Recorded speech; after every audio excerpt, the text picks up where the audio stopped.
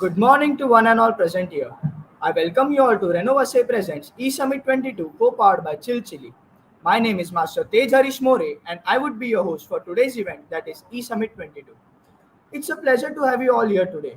On this special day, we are gonna meet a very special personality, Mr. Ninad Chhaya, an experienced personality who talks about gaming, metaverse, innovation, virtual reality, and augmented reality.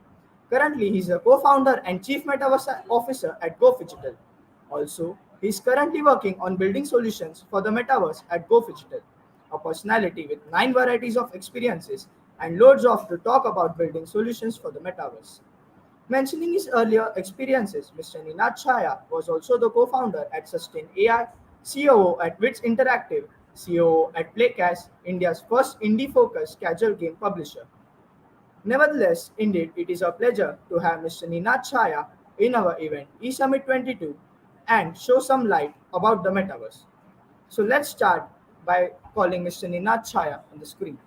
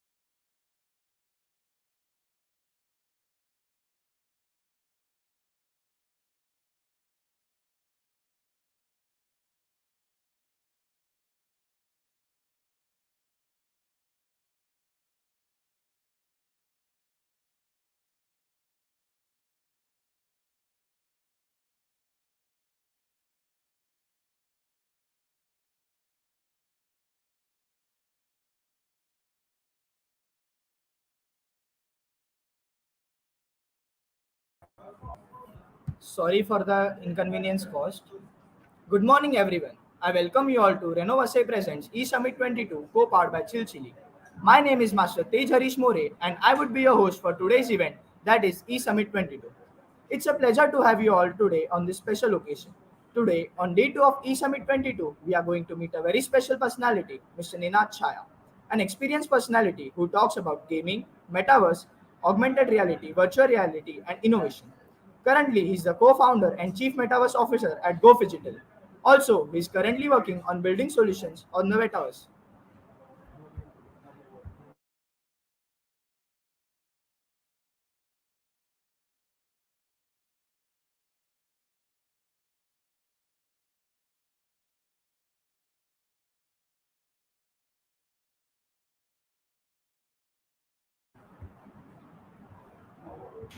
A personality with nine varieties of experiences and loads to talk about building solutions for the metaverse.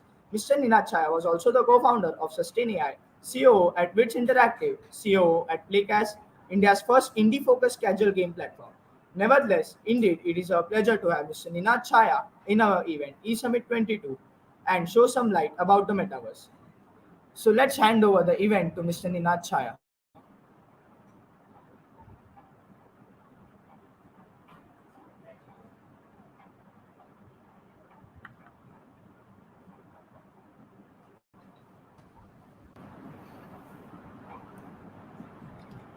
Good morning, everyone, and thank you, Tej, for the introduction. Yes, it's a pleasure to have you here, sir. Likewise, it's my pleasure to be a part of this event. So can we begin with some questions regarding the metaverse? Absolutely. And I think the way to do this interaction is the metaverse is all about being immersed in the experience and being interactive, right? So rather than me just keeping on talking about it, it would be good if you can start with the questions, and anyone in the audience also, if at any point they have any questions, I can kind of answer those as we go along, because it's a wide topic, it's a varied topic. Everybody has their own interpretation of the metaverse. So I think it's a good way to kind of go about it. So yeah, we can definitely start with the conversation. Yes, sir. So first of all, sir, I would like to ask you a question. What is exactly the metaverse? Like most of the audience are curious to know about the metaverse. So many of the people don't know what exactly metaverse Right, is. So could right. you explain a bit So on that? absolutely, absolutely. So if you look at the word metaverse, right? If you break it down, meta is a term or a word which signifies beyond, and verse is the shortened form of the word universe. So anything which is beyond the current physical universe that we live in is the metaverse, right? So in a very early primary way, we already are experiencing the metaverse in a different manner.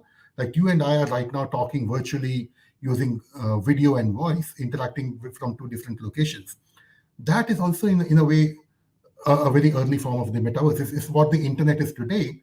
The metaverse, the ideal vision of the way the word metaverse is going to be an immersive, interactive form of the internet where people can socialize with each other, people can converse with each other, trade with each other, interact and uh, perform community functions with each other, but in a much more immersive environment where you are a digital avatar rather than just a rectangular video screen on a two-dimensional flat rectangle screen.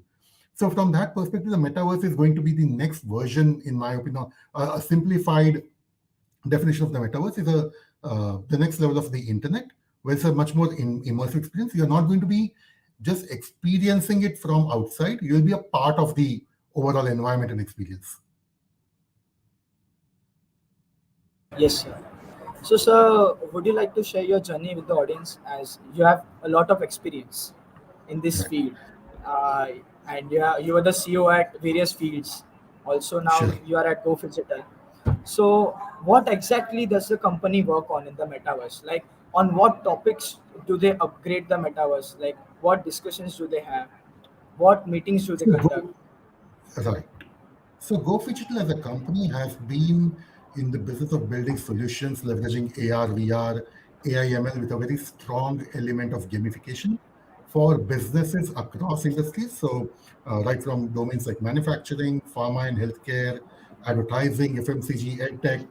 Over the past 5.5 years, we have worked with clients like the Mahindra Group, like PNG, uh, like Total Quads, like Ipca Pharmaceuticals, uh, advertising agencies, all these guys to create immersive experiences which can help them on use cases like creating training programs, launching a product in the market, creating marketing activations for their brands, for their stakeholders.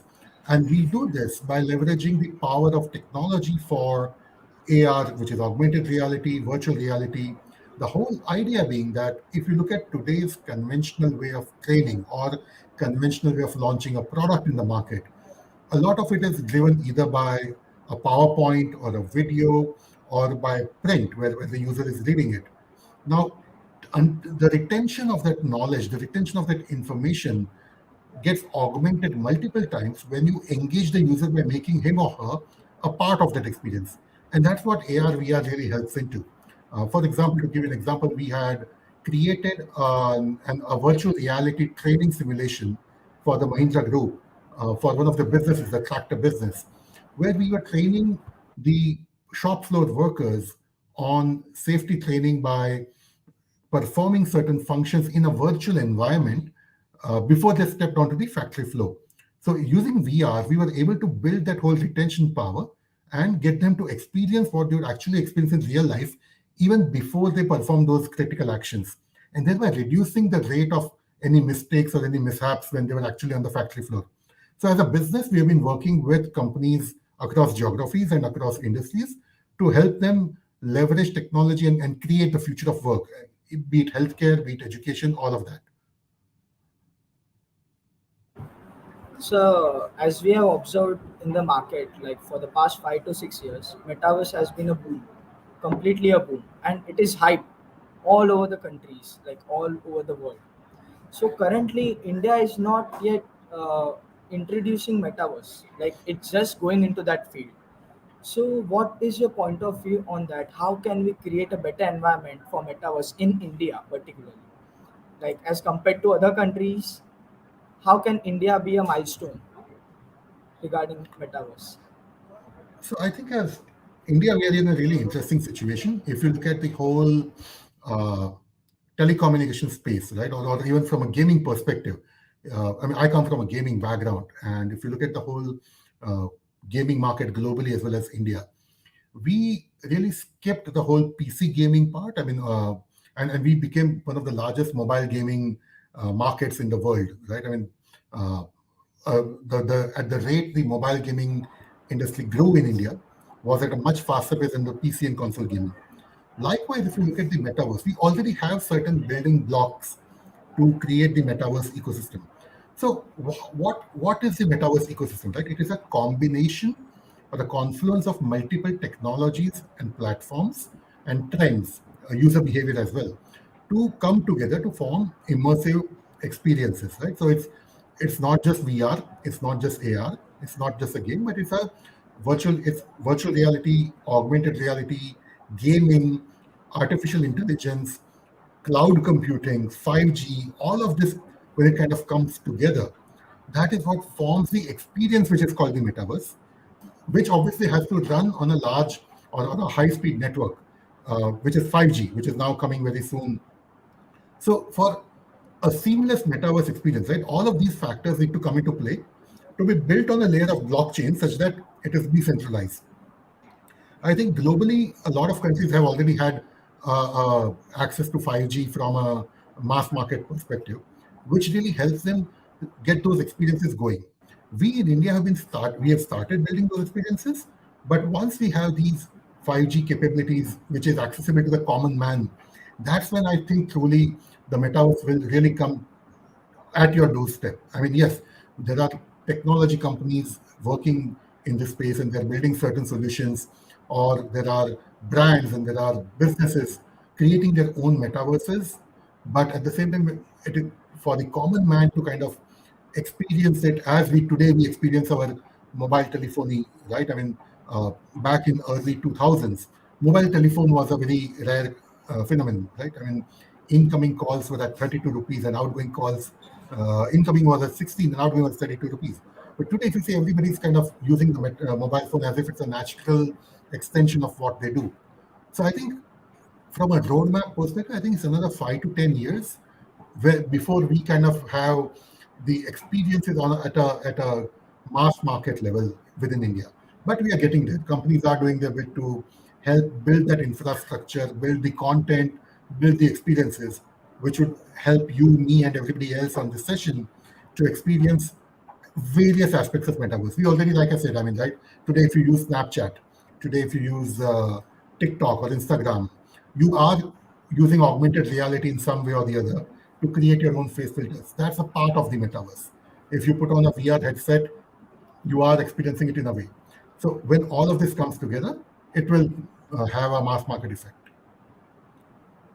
So, sir, what exactly will the metaverse look like? As you explained, like Snapchat has its own Bitmojis, which is indirectly related to the metaverse.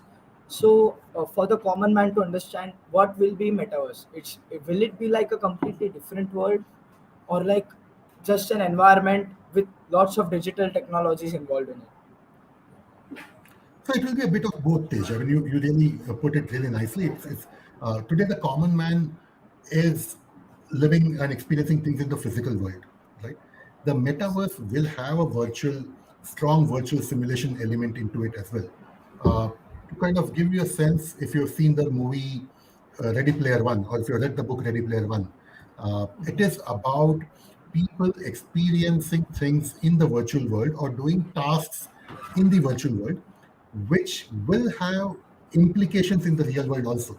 So you and I could be attending a rock concert in a metaverse, but wearing our own headsets, right? So rather than you kind of coming to an event physically, you can be anywhere in Yes. the world. And for example, today you are in your college and I'm traveling, but at the same time we are talking on a video feed. Now in the metaverse, it's going to be your digital avatar or your hologram standing in front of me and we interacting with each other. Metaverse will also have aspects like haptic touch, right? You will have haptic gloves which you can touch something in the virtual world and you can feel it when you're picking it up, right? Or you can feel when you're playing a game today. And I'm guessing you guys do play games both in college and outside college Yes, sir. on your LAN, right? And so when you're playing something like a Call of Yes. Duty, today you are just using your keyboard to shoot the enemy or to run around. And when you get hit, it's just that your screen goes red. But with haptic feedback, when you put on a haptic feedback vest and you're playing a game in the metaverse, you will actually feel the impact when you're hit, or you will feel that when you're running, you will feel the environment change around you. So it is going to be a combination of physical and digital, the virtual world. And the virtual world also is not just going to be a 3D environment, but again, like I mentioned earlier, AR, VR, all of this coming together.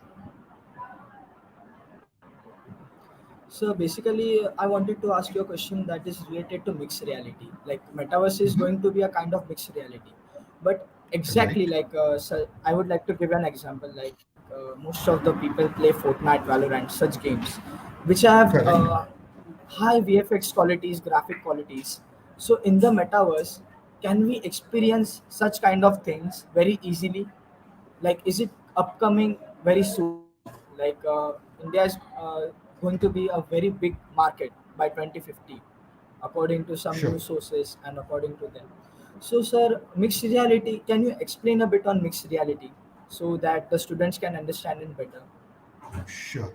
So let me kind of draw analogies, and you initially had asked how I got into this field or how I got interested into the whole Yes. gaming and metaverse thing, right? So as I was growing up as a kid, apart from my academics, one of the major influences which I had while growing up was comic books, was science fiction books, was movies, was cartoons, was games, right? And a lot of my even today, a lot of my ideas and inspirations come from such experiences. So, to explain what is augmented reality, right? And yes, while I did give the example of Snapchat and Instagram, or what is mixed reality for that matter.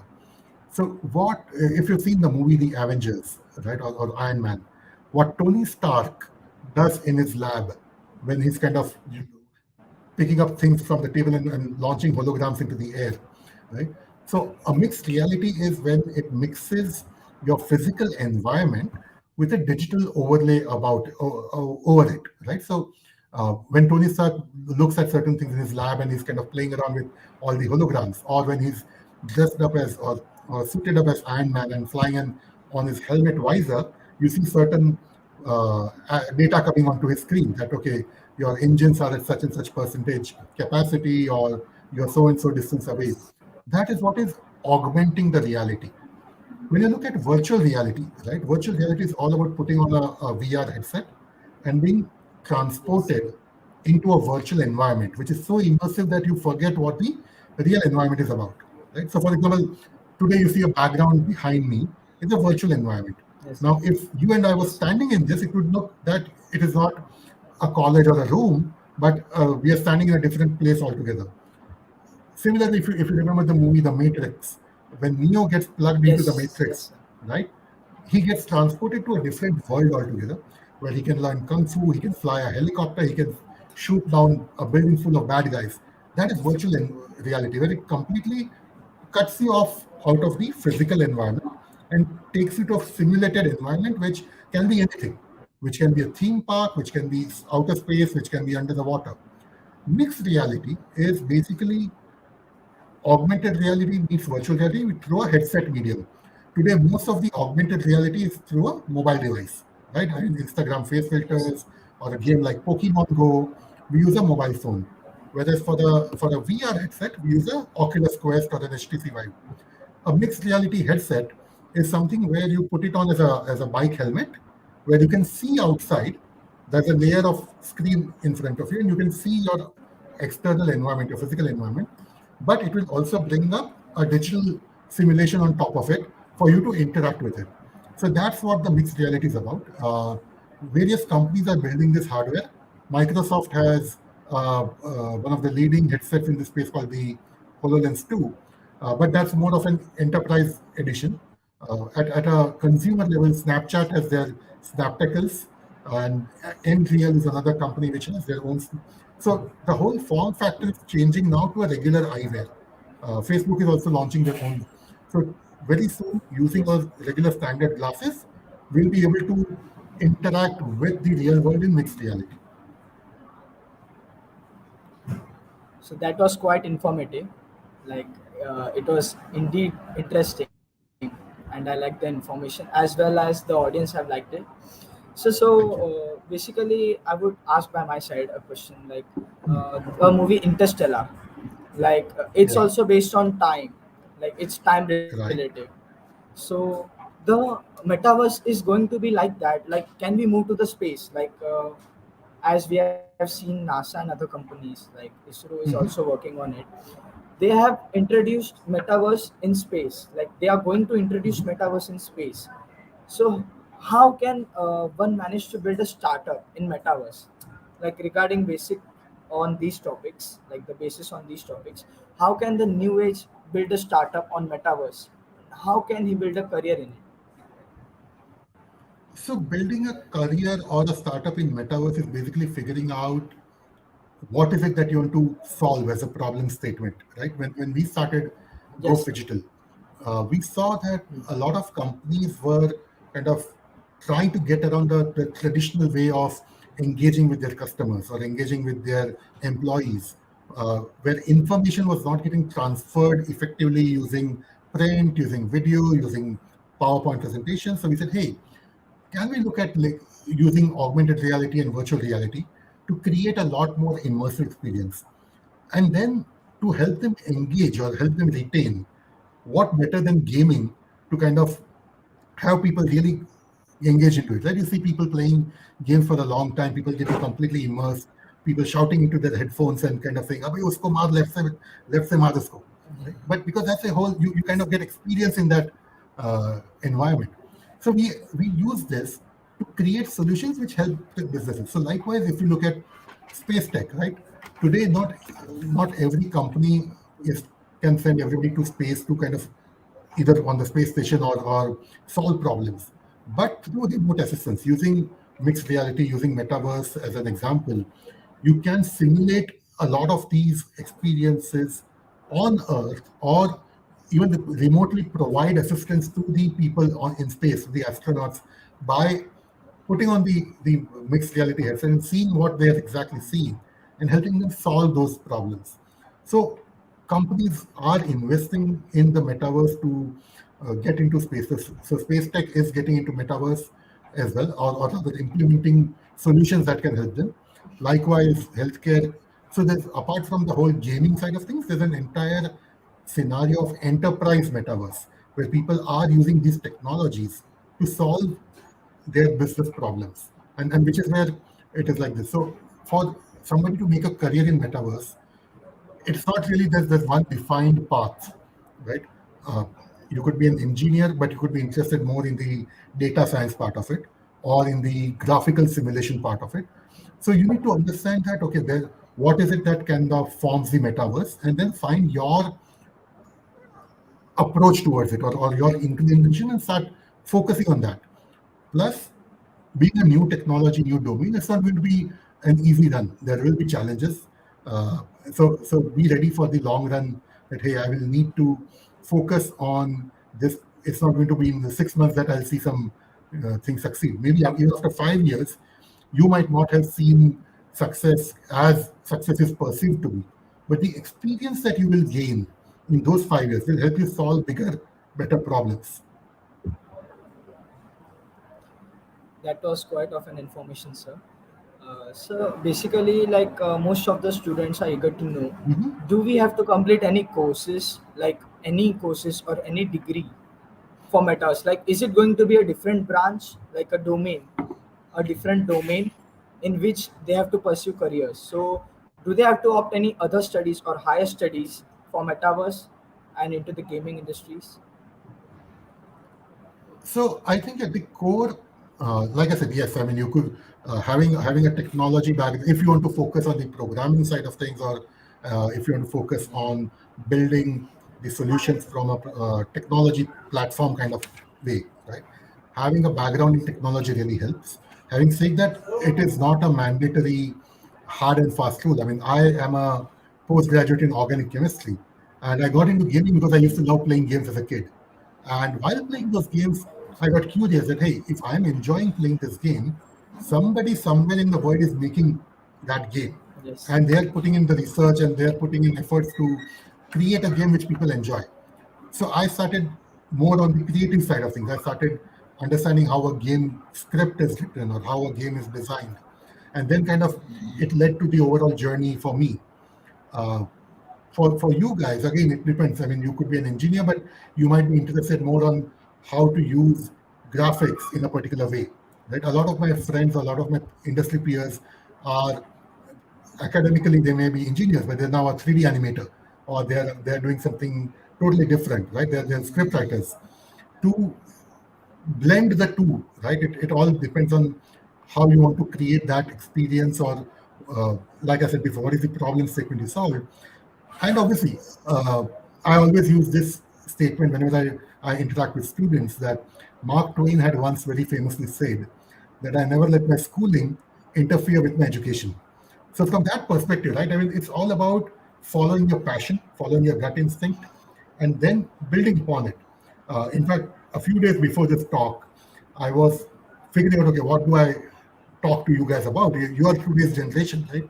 And I started listening to talks given by various industry leaders. And one of the talk which stood out for me is this graduation convocation speech which Steve Jobs gave at Stanford, and where he was kind of talking Yes. to uh, all the graduating people about the three stories of his life and how they all connected the dots, right? I mean, so for example, he was adopted as a child, and uh, his parents were not college graduates, but at the same time, went on to join one of the top colleges.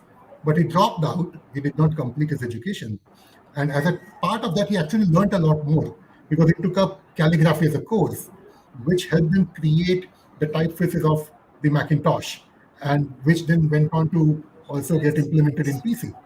So it is not just following one particular side of things to uh, build out the experiences. It is you as a person also have multiple facets, right? In college, you might be an academic student. On the field, you might be a cricket player or a football player. But as a person, all of this comes together to make what you are. Likewise with the metaverse. It is not just that, oh, if I do a course in C++, I can get into the metaverse. Or if do a course into data analytics, I can get into. It is going to be a combination of all of that. You need to start somewhere, yes. And as a starting point, you should see where your strong point is and then build upon that.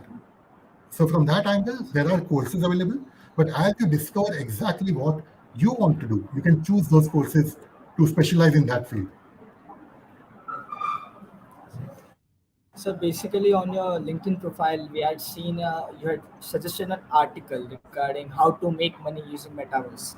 So Right. can you bit explain it about how to make big amounts of money? Like most of the people are passionate about metaverse; they are not interested in money making as such. But Sure. those people who focus on making money on metaverse. So what's your point of view on that with regards to making money on metaverse? So there are various other ways also to make money, right? I mean, why just the metaverse? I mean, that article was Yes. interesting because, yes, today everybody's talking about how to make money anywhere, right? So because it's a new trend, people are kind of saying uh, there are various ways. So the metaverse is all about the creator economy, right? You could actually today, as an artist or as a person, you could launch a digital asset into the metaverse, put it on the NFT marketplace, and trade using cryptocurrency, right, on a layer of blockchain. But not every NFT today is a multi-million dollar NFT. No, it is like the movie business or the stock market. Right? Not every share out there today is a blue chip share. Right? There will be shares which you buy but which may tank, or there may be shares which you miss out on investing in, but they may rise. So from that perspective, if you look at getting into a specific domain just to make money, I'm not saying it's right or wrong, but maybe it is the approach can be different in that sense. There are ways to make money. So it is the whole play to earn economy. So you could be playing a blockchain game, and you could make your own skins and your digital avatars, and you could have them kind of sell it on the marketplace, right? Or you could create an art asset or a video clip, upload it on the marketplace, and if people buy it, you could make money out of that. So there are ways to make money, but is metaverse the only way to make money? Not really. I mean, there are various aspects of generating wealth. Metaverse is a way to make experiences, to create experiences, which, if liked by everybody else, will automatically help you make money. So, talking about your company Go Digital, like currently Mhm. what they are working on currently, like it's a new company, like it's a curiosity for the people to know about your company, and metaverse is also such a topic which is curious to know about. Right. So, can you share some light about your company to the audience? Sure. So, like I said, we work with Go Digital is a company or a startup focused on the metaverse and Web3, right? We build solutions that will help businesses get into the metaverse. So it could be as simple as somebody wants to create a virtual replica of their organization onto a metaverse platform like Decentraland, right? Uh, and then from that perspective, you kind of have that going up in terms of uh, building a simulation or those kind of things. So we work with these businesses to build these solutions that businesses can use. It could be creating a virtual office.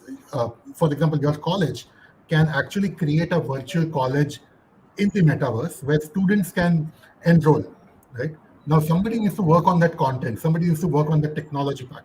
That's where Go Digital as a company comes in. We have the team to build those simulations out and then take it forward. So your next batch of academic admissions could actually happen in the metaverse. Already companies globally are using the metaverse to hire employees. So for example, you apply for a company in the US, and Yes. you can't travel there remotely. Now earlier there could be Zoom calls and those kind of things, but now with the metaverse, you could actually have a simulation where you could log on to their virtual office and meet everybody else as a digital avatar. Going forward, these digital avatars will also evolve into becoming holograms. So we are also doing that. We are using holograms for customer engagement and those kind of things. So using AIML, using AR, VR, holographic displays, we are creating solutions that work for training simulations, that work for marketing promotions, that work for employee onboarding, all of that, with gaming as a part of it. That was quite interesting, sir. It's going to be a very good platform as per your point of view, and at what Go Digital is working on. So, as a student, if I want to enroll in Go Digital and I'm Right. interested in the metaverse, so how could you or your company's HR hire me? On what basis exactly do they hire people? And what are the benefits that me or any of the audience would get with respect to Go Digital's marketing policies and regarding the metaverse? What all expectations do, does Go Digital keep with us? So at Go Digital, we have this strong belief and mantra that hire for attitude, train for skill. Because we understand, right, that you can't Yes. come having learned everything before you join us. You could be a fresh out of college student, or you could even be an experienced person from a different domain. But from that perspective, it is not, especially in a domain like metaverse where everything is changing rapidly, it is not possible for everybody to come fully prepared. So our approach is simple: hire for attitude, train for skill. Having said that, you need to have that hunger to learn, right? We have people who come from a background as diverse as event management, but are now helping us build solutions in the metaverse because they bring aboard their experience about the metaverse or of organizing physical events, and which kind of translates Yes. into building virtual events. So from that perspective, it is a good thing. As a student, when you come on board, what we expect is keep an open mind and be ready to learn. We have the people, we have the team to teach you, right? And kind of go about and understand, and then help you groom your skills, which will kind of take you to the next level in your professional journey with us. But as long as you keep an open mind, we can teach you. You may join as a programmer, but while you are in Go Digital and you say, "Oh, you know what? I am I'm good at programming, but I want to explore the art aspect of creating 3D simulations." Sure, I mean we are open to give you a chance, and if you excel in that, we can take you over there as well. So now we will take some questions from the audience, like on the Sure, YouTube section. sure. There are few questions. Now I will ask it in a few minutes, sir. Okay. Let me check what are the questions.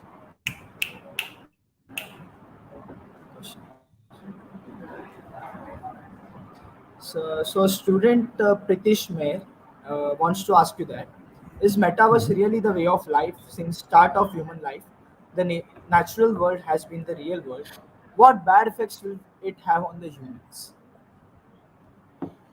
Very interesting question, Pritish. Is metaverse really the way of life? I would say metaverse is not the only way of life, right? Life evolves. We as humans have evolved from living in caves to using digital platforms like YouTube and these video chats as a natural way to interact, right? A man used to earlier communicate using gestures and sign languages. Then they started writing on clay tablets. Then came paper. Then came telecommunication, and now we are looking at video conferencing. So and it is not that the natural way of life has stopped. We still meet people in real life. We still interact with people in real life. Uh, In-person communication is also very important. What the metaverse or the concept of metaverse does is it helps bring the distance that communication, suppose, like I said, right? I mean, if you're in two different geographies, just a voice may not always suffice.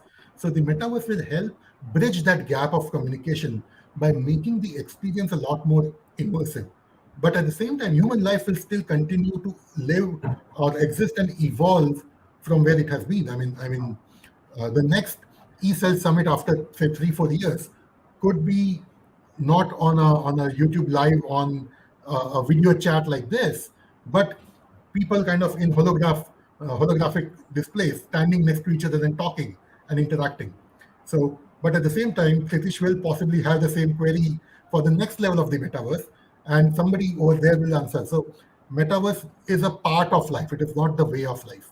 And just like mobile phones are a part of life, or television is a part of life for us, but entertainment is not just limited to telephones or televisions. So it's going to be coexistence of technology and that. But at the same time, anything in excess is bad. So to answer the second part of the question, uh, you have to do it in moderation and not lose touch with reality. So Harsh, I see that is Harsh is asking, do you believe that Yes, sir. metaverse should be open source? Absolutely. I think the whole philosophy, the whole concept of the metaverse is that it should not be controlled by a few leading players in the market. It has to have access. Everybody has to have access to it, and that's the beauty of it. Today, somebody sitting in an East European country can launch something which can be consumed by somebody in the West Coast or in Australia, and vice versa. So, if it and that can only happen if it is open source and not controlled. So, it definitely should be open source. Yes. So now we'll move on to the next question, sir. Sure.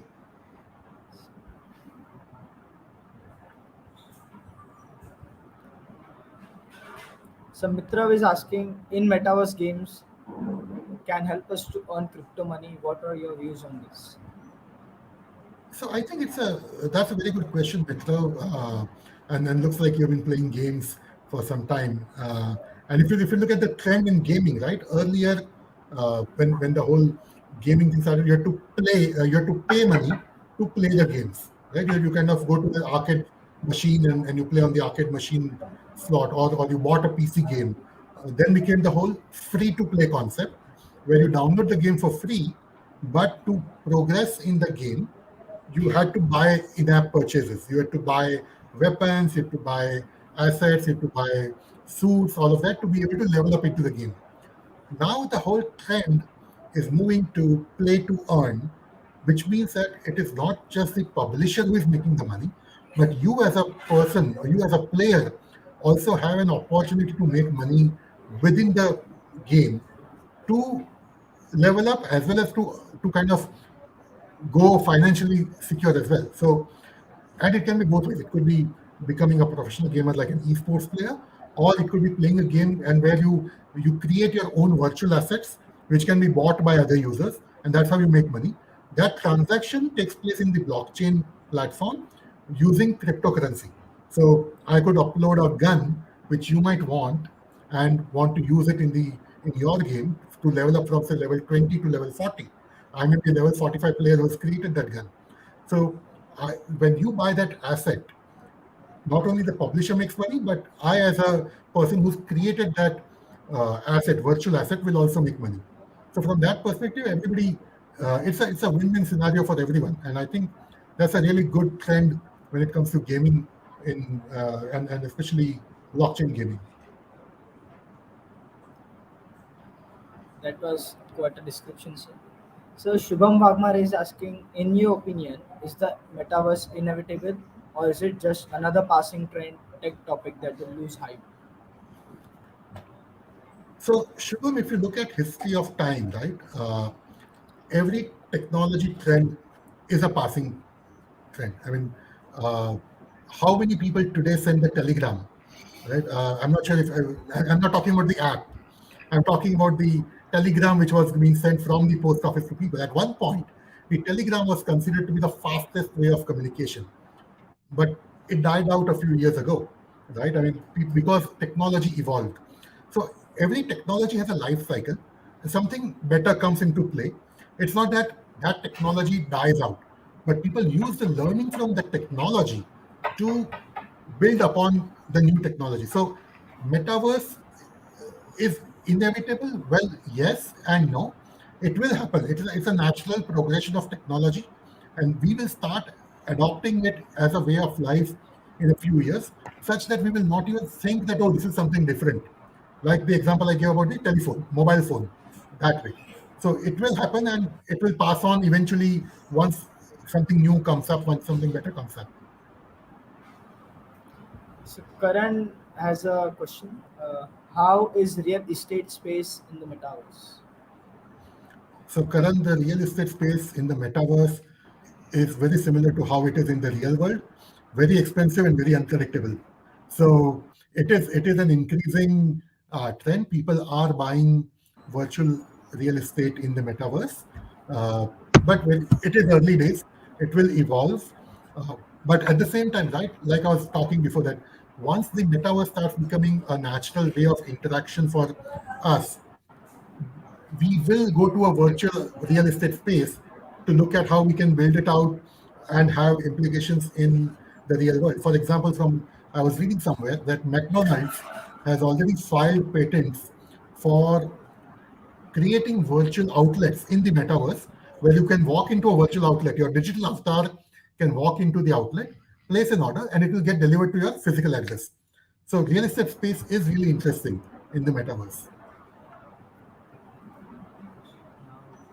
So now moving on to the last question from the YouTube section.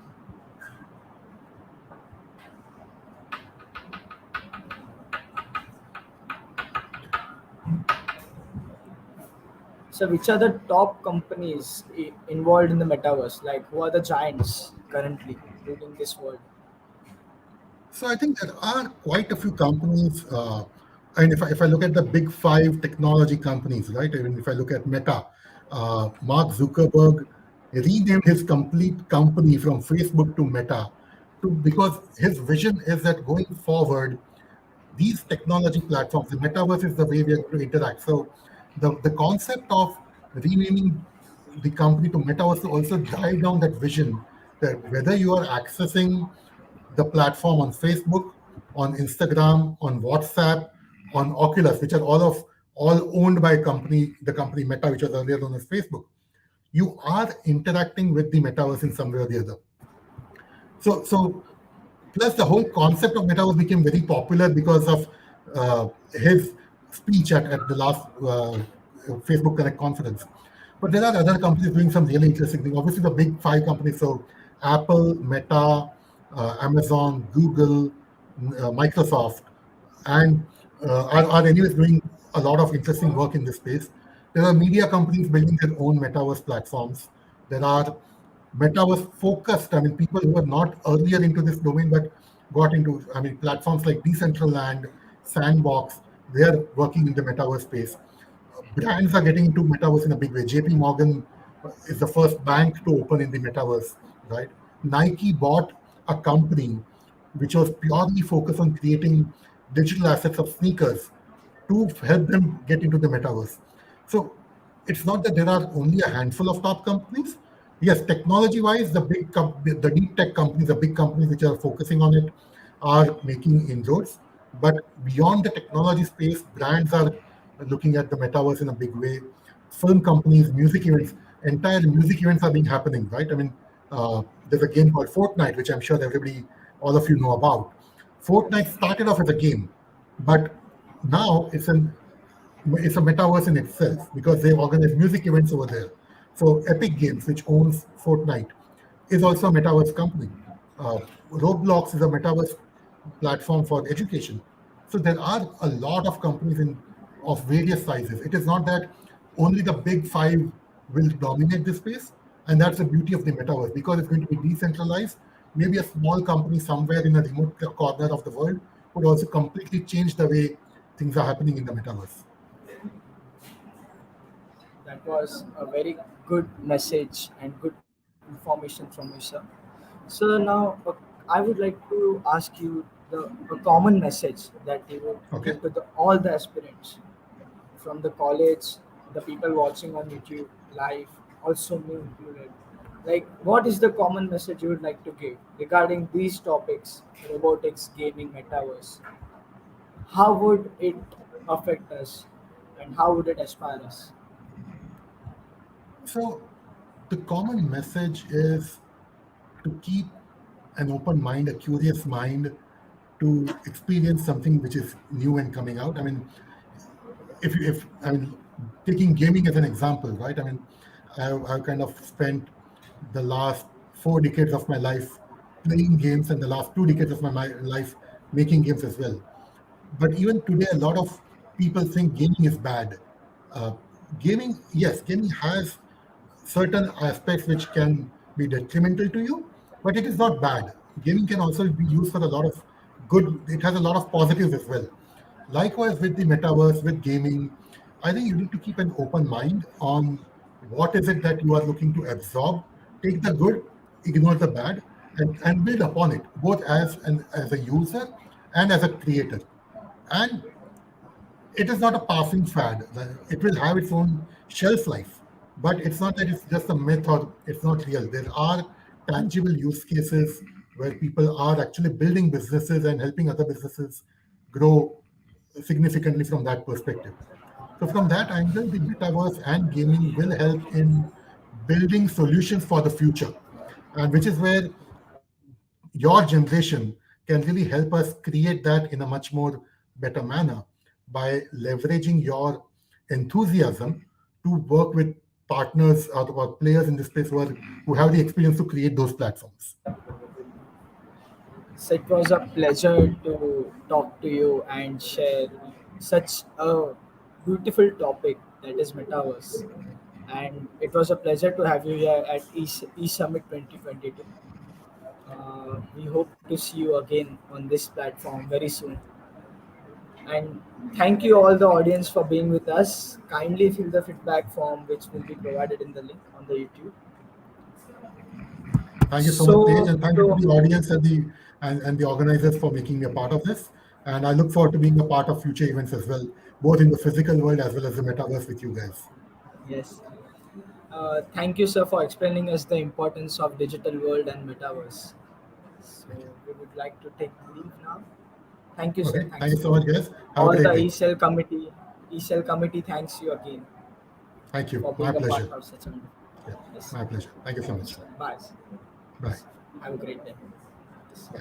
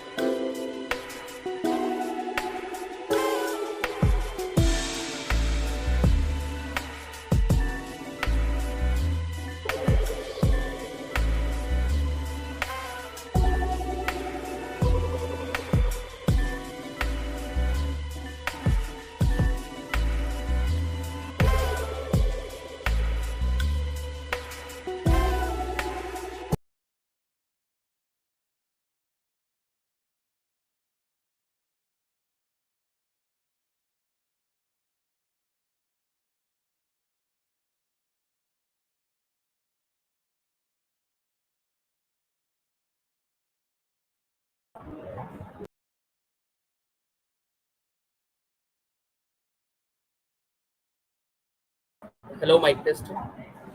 Hello,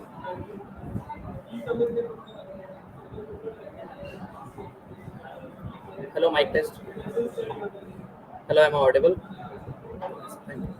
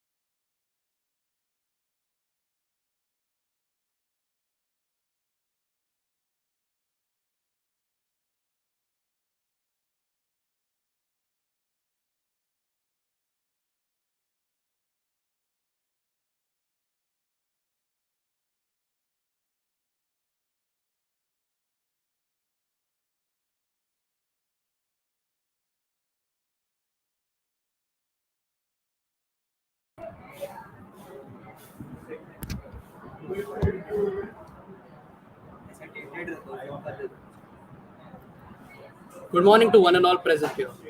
Welcome to Reno Vasai Presents E-Summit 22, co-powered by Chili Chill. It's an honor to honor this beautiful audience present here. I am Master Vedant Gadikauka, a member of eCell, and I'll be your host for the upcoming session. Today we have with us Mr. Abdul Sabwala, founder of founder and CEO of Holo Shiksha and founder and chief executive officer of Holo Abdul, the world's most futuristic and patent-protected holographic interactive technology and virtual 3D toolbox invented at Holo Abdul and Holo Shiksha, a multi-award-winning futuristic technology venture with a vision to revolutionize the way humans experience technology. He has received some significant awards and recognitions such as Forbes India Great CEO nominee, Google India Tech Star winner, and top 10 Indian finalist for Global Student Entrepreneur Award at Entrepreneur Organization, national finalist Eureka IIT Bombay, and international business plan competition. Without taking much of your time, I would like Sir Abdul Sabwala to take over and start with today's session.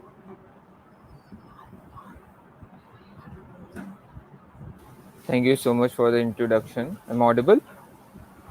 Yes, sir. Great. So, I will just share my screen.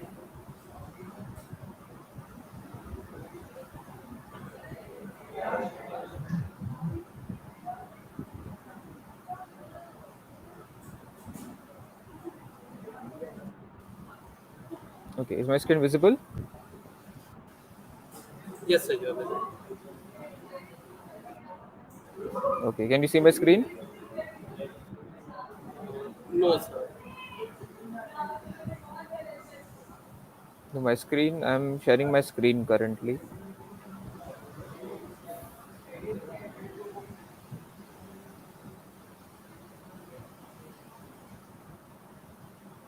Sir, your screen Okay, is let me not visible reshare. actually.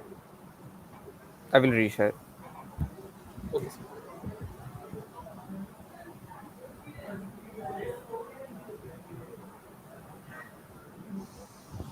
Sir, can you please share your PPT with us? So we will present it on the screen. Sure. So, I just shared.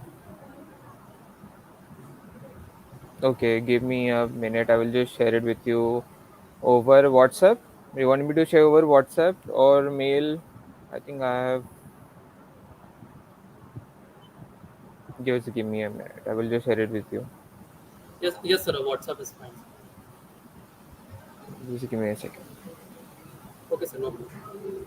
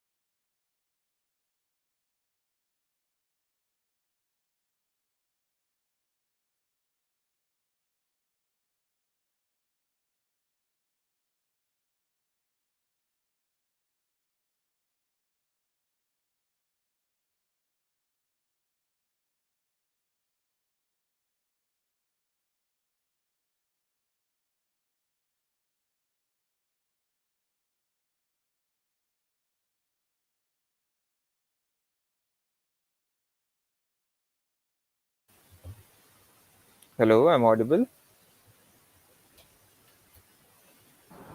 Yes, sir, you're audible. Okay, great. So I think yeah. Great. Thank you so much, everyone, for inviting me for taking this lecture, and I hope you all are doing great and safe.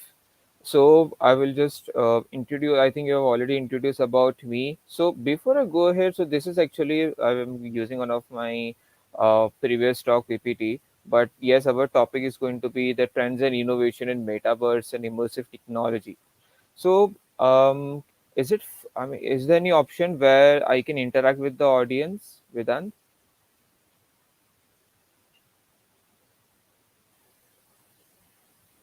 I want to Yeah, interact on with the the audience YouTube. as well. So So I we can want get the audience. questions from the audience through the live chat also.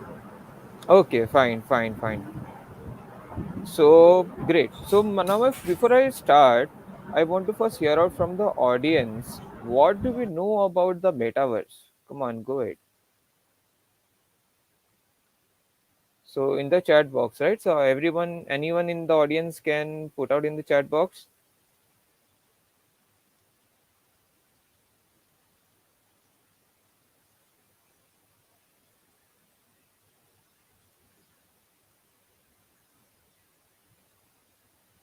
Yes. What do you guys know about metaverse? What do you guys know about immersive technology?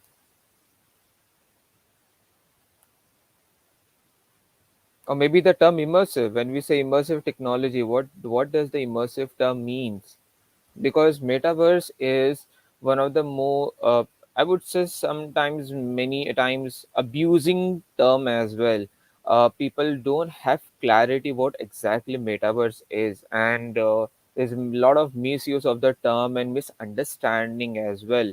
Like some even think metaverse only about NFTs and a blockchain, something it's a 3D virtual world, something it's just the meta company. So what exactly it is metaverse? So let's have an okay. So someone is answering the comment section. Metaverse maybe is a digital universe. Okay. Someone Prabhat is answering like augmented reality. Mm, okay. And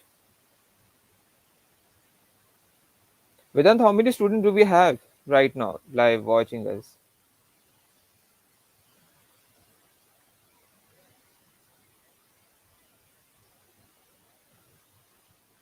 So can you please repeat? Actually, there was a connection issue. Okay. So how many students do we have live?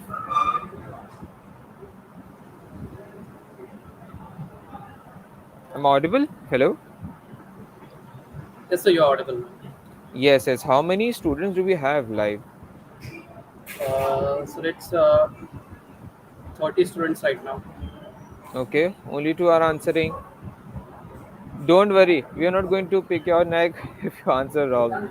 So be frank, be open. Don't worry about asking any stupid question or stupid answer. It is the stupidity which always gives us really good results. So don't worry about that.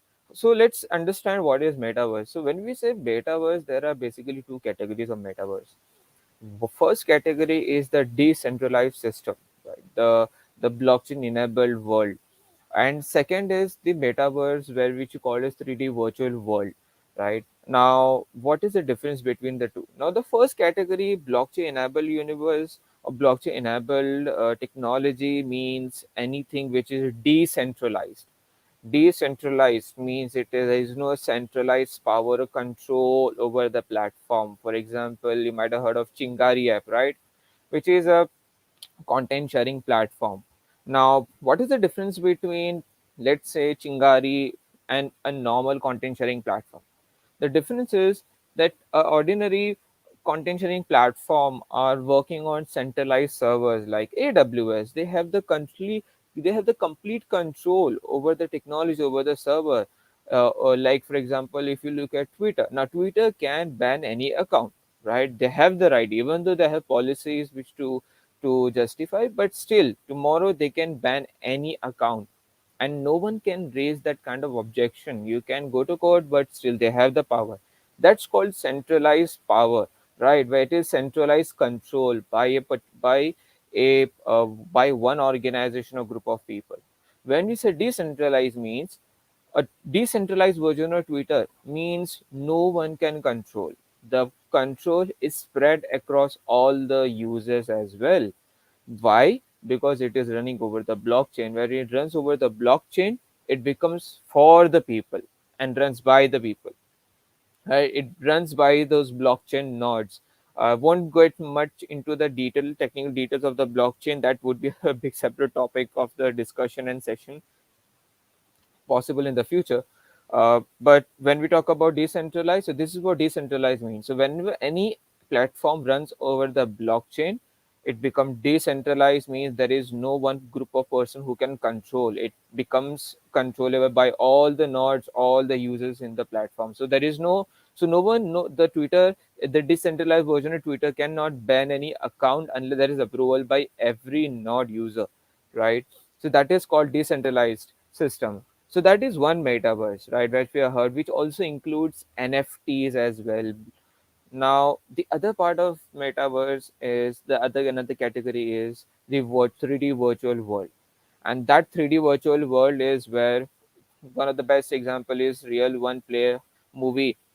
And if you look at that movie, or let's say you might have heard of this Meta rename, Facebook renamed the chain into Meta. The reason is because now they want to make a 3D virtual world, a kind of a multiverse, right? A multiverse, just like games, where we can talk to each other, collaborate, but in a 3D virtual format.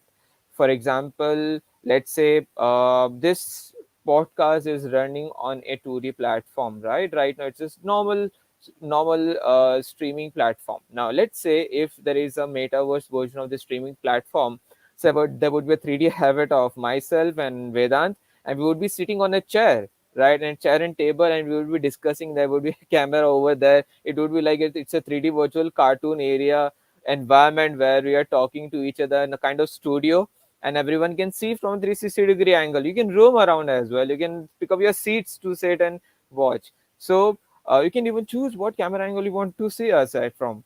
So that is the metaverse version, a 3D virtual world where people can interact, collaborate, talk to each other, meet, etc. So there are so many possibilities. You can one of the good use cases is that, let's say, if you want to visit somewhere but you can't physically, you can virtually, right, through immersive technology. So the medium to enter this virtual world is, there is a medium, and then it requires a technology medium, and that technology medium is nothing but immersive technology. So immersive technology is nothing but, again, it is nothing but a technology medium to enter the 3D virtual environment. Right now, what are the examples of immersive technology? Let's have a look at that as well. So there are some comments. Metaverse is like Second Life, but in virtual reality and with more sophisticated technology in use for security. A kind of, you can say that could be one of the version. But this, the broader category is the, as I mentioned. But yeah, it is possible there would be 3D virtual world running over blockchain as well, or maybe I would say partial blockchain and partial centralized. So there is a term called as partially decentralized, where partial of the system is over blockchain, partially it runs over centralized systems like AWS, and it's controlled by the organization, partial control. Someone in my metaverse is world that exists on internet. Yes, you can say that as well. So metaverse is meant to run over internet because it's meant for collaboration with each other over the internet. Yes. And I think I've 2 years back I used to take a lot of talks in immersive technology. So I've been taking talks since last 5 years. So I used to mention this one thing, that this is the new dot-com bubble. Like internet was the dot-com bubble back then. This is the new dot-com bubble, right? That is immersive technology. Metaverse is just one aspect of it. So yeah. So someone has mentioned, yes, sir, I have seen metaverse in games itself as I've interacted with many people there. True. Like one of the example of metaverse is, so we are actually already living in metaverse, right? We're already living in that world. For example, uh, PUBG, right? Majority of the students over here might be playing PUBG or might have played PUBG. So when you play PUBG, what is it actually? There is a arena where 100 players come, collab, they play together, fight, and not only that, but you can also buy clothes, right? With using real money or in-game credits. Many of the people use real money for that, right? And you can buy clothes, you can buy so much equipment, you can do so much stuff, right? It's a world, a multiverse in itself. You have your ranking system. Based on your ranking system, you have your own status, right? People living in PUBG, you have your own names, your fake identity maybe as well, your second phase. So it's a complete new world, right?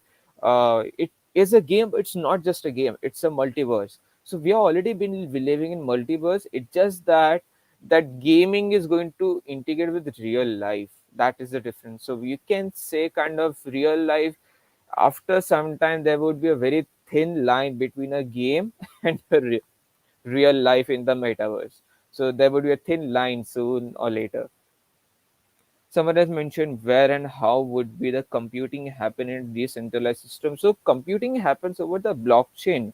So all these blockchain, there are blockchain servers on all these blockchain run over blockchain nodes. So for example, let's say there are 30 students over a live, right? Let's say if I launch a new blockchain platform like say Ethereum, a new version of Ethereum. Now all you 30 students are my now initial users and promoters, and you all share your computing power to run the blockchain. So you all are 30 nodes. Each one of you is a node because you're providing computing power.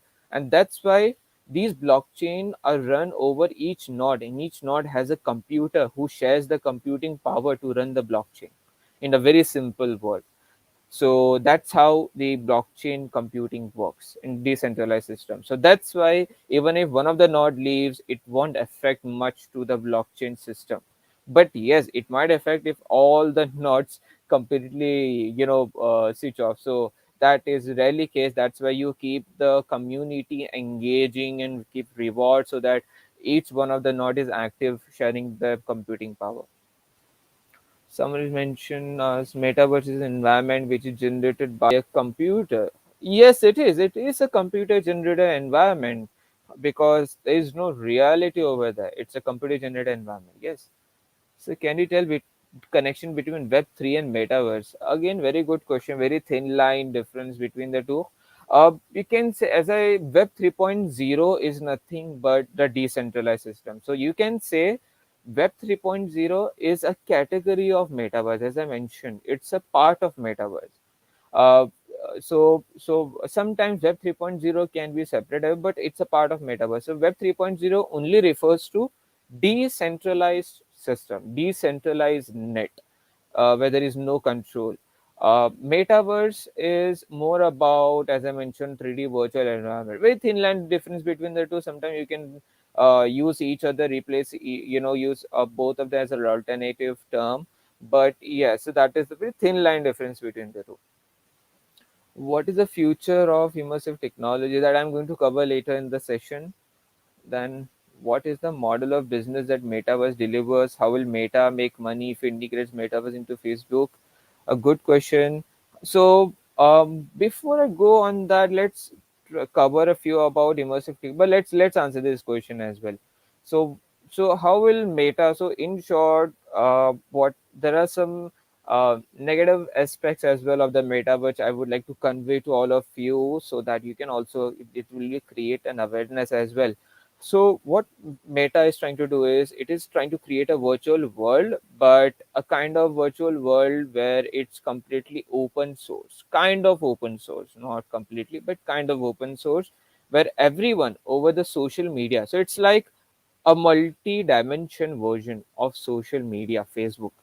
So in Facebook, you make friends, you talk to each other, you share with each other, you do a lot of stuff. Imagine a button in the Facebook where and a virtual world. So when you enter the meta into the meta world, the same Facebook would be in a virtual environment where you can find your friend over there, you can meet, you can play games, you can play outdoor games over there as well. Immersive technology would be a medium to do that. You can do lots of stuff, you can play around, you can fight so many things over there. So not only that, but one of the how Meta would also make money is because in this metaverse, people would be even buying clothes and using real money, buying virtual clothes. All these many brands are going to coming on the metaverse. Why? Because everyone is going to buy things in the metaverse.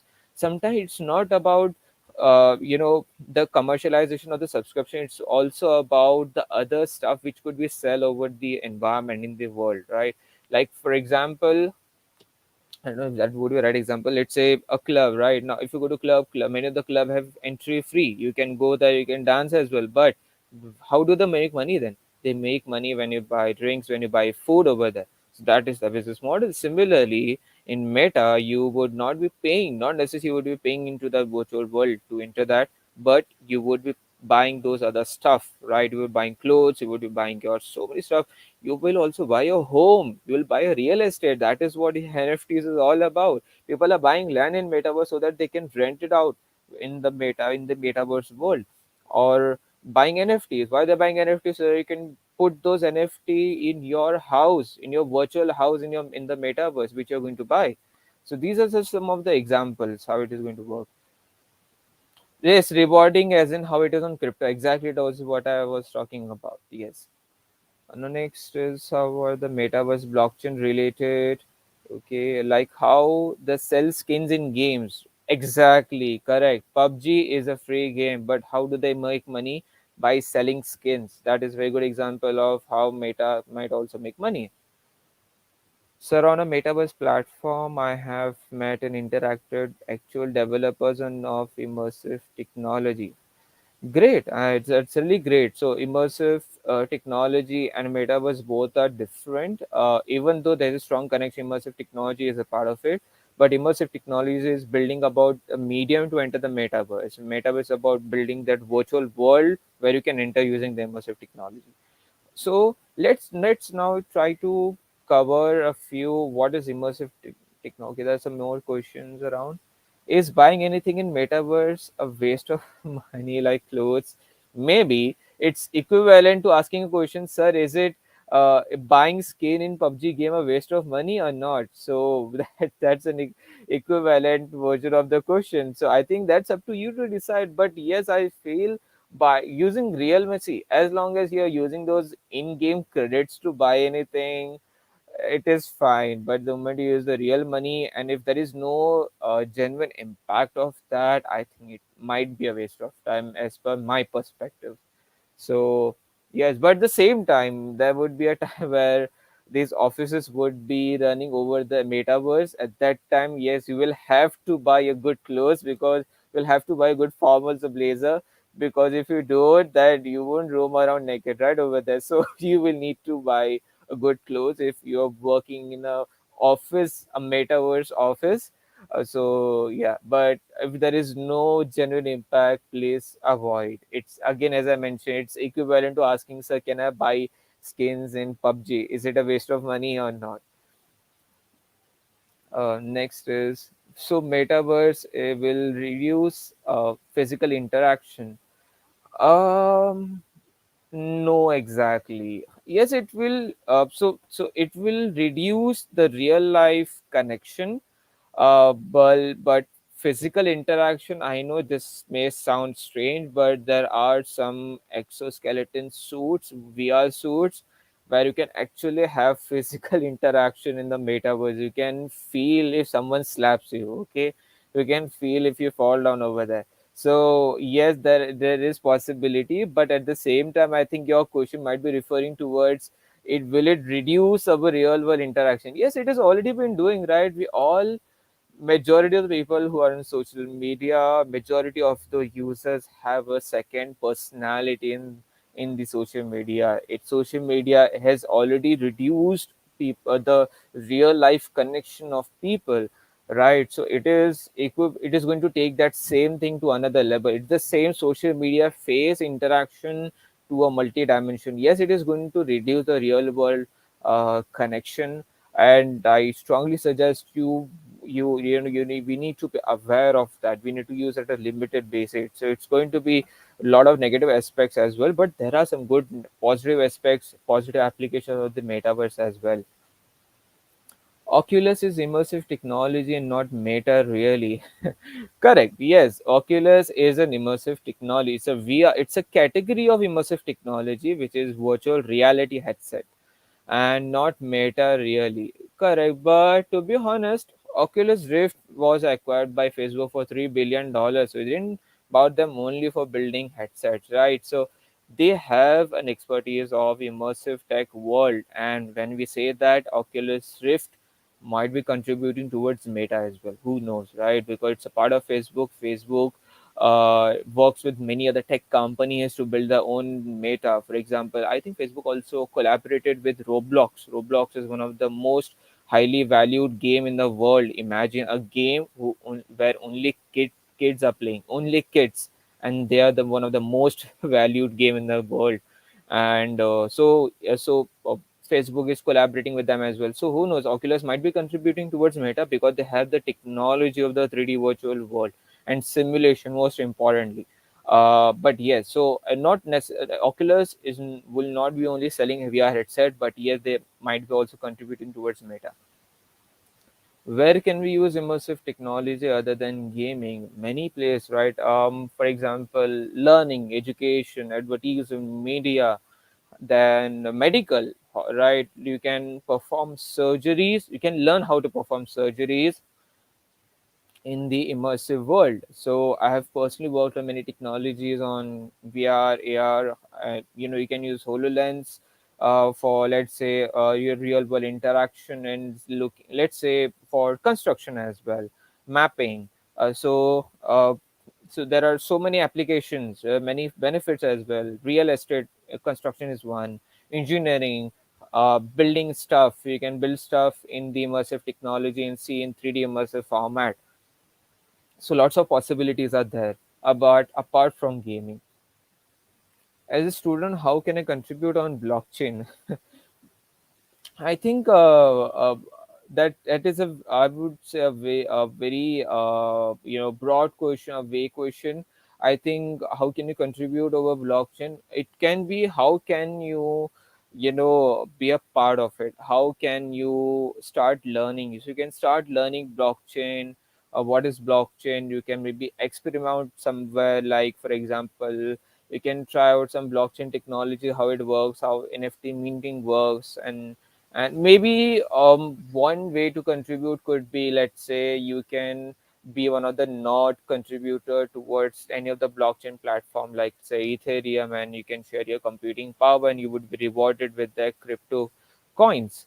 So that could be one of the way, but that is just an option. That is just one of the possibilities. So there are many ways you can contribute. You can learn, you can see the development side, and also you can, there are many other courses like blockchain analyst as well. But you guys are engineering students, I would more focus here around the technical terms rather than that. But at the same time, I want you to open up, see from other multiple perspectives of marketing business as well, because as engineering student, one of the biggest mistake we do is we just focus on being too technical and losing out other important perspectives.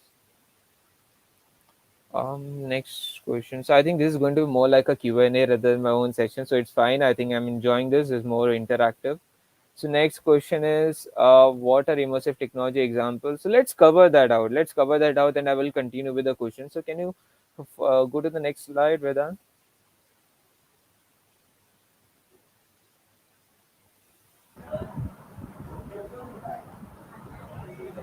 Yes, sir. Wait a minute.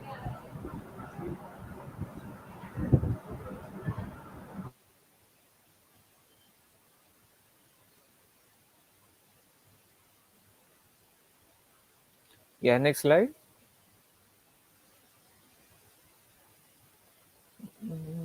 Okay, go next slide.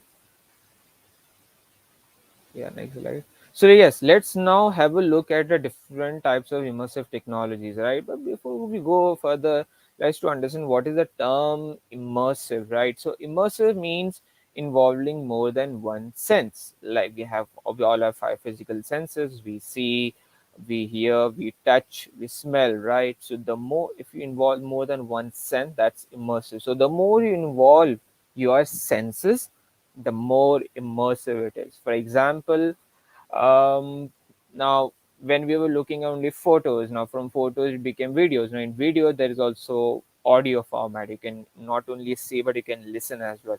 So you can say video was also an early version of immersive experience, kind of. Then after video, then now immersive technology, where you can also include your physical senses. You can simulate as well, so its interactivity is high compared to video. So that is the most fundamental definition of immersive technology. And technology involves more than one sense, and helps you access the virtual world, most importantly. So let's try to understand different types of immersive technology. So Vedant, can you please play the first clip, the virtual reality? So what is virtual reality, VR? So virtual reality is nothing but a technology which helps you enter the virtual world, but by disconnecting from the real world. Can you? Yes, I think it's being clear. Yes. So this is the example of Oculus Rift and HTC Vive are the examples of it, where you can enter the virtual world, but you disconnect from the real world because you use a headset, right? So that is the main fundamental definition of virtual reality. Now, next, can you play the next clip of augmented reality? Now, what is augmented reality?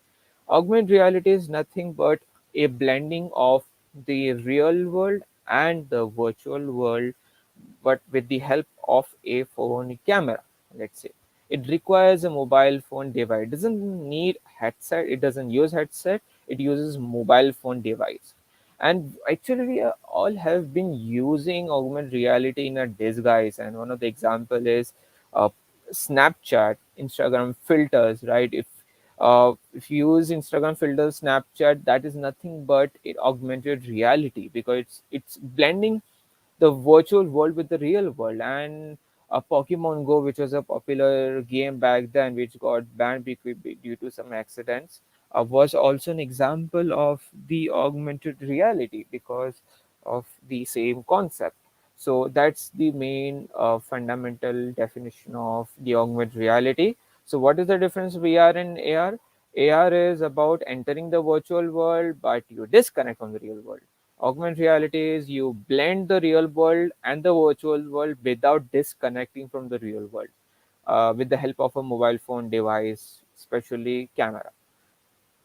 Can you play the next video? Now, the third one is mixed reality, sometimes also called as extended reality, right? Now, what is extended reality? Extended reality, why it is called extended reality? Because it's an extended version of augmented reality. So when we say mixed reality means again blending of real world and the virtual world, but with the help of a headset. So when you use a headset, it looks as in you don't need to use a camera to see the virtual world. You can see around everywhere, right? So it's more convenient, more immersive. And that's why it's called mixed reality, because you don't need a camera device. You can actually have a real life as it is really over there. So, what is the difference between augmented reality and XR? XR is nothing but an extended version of augmented reality, but uses headset. One of the best example of extended reality or mixed reality is Microsoft HoloLens or um, Google Magic Leap, and there are many more augmented reality glasses coming up, right? So these are the examples. So now go next. Now to let's go towards the next. Can you go to the next slide? Yes, sir.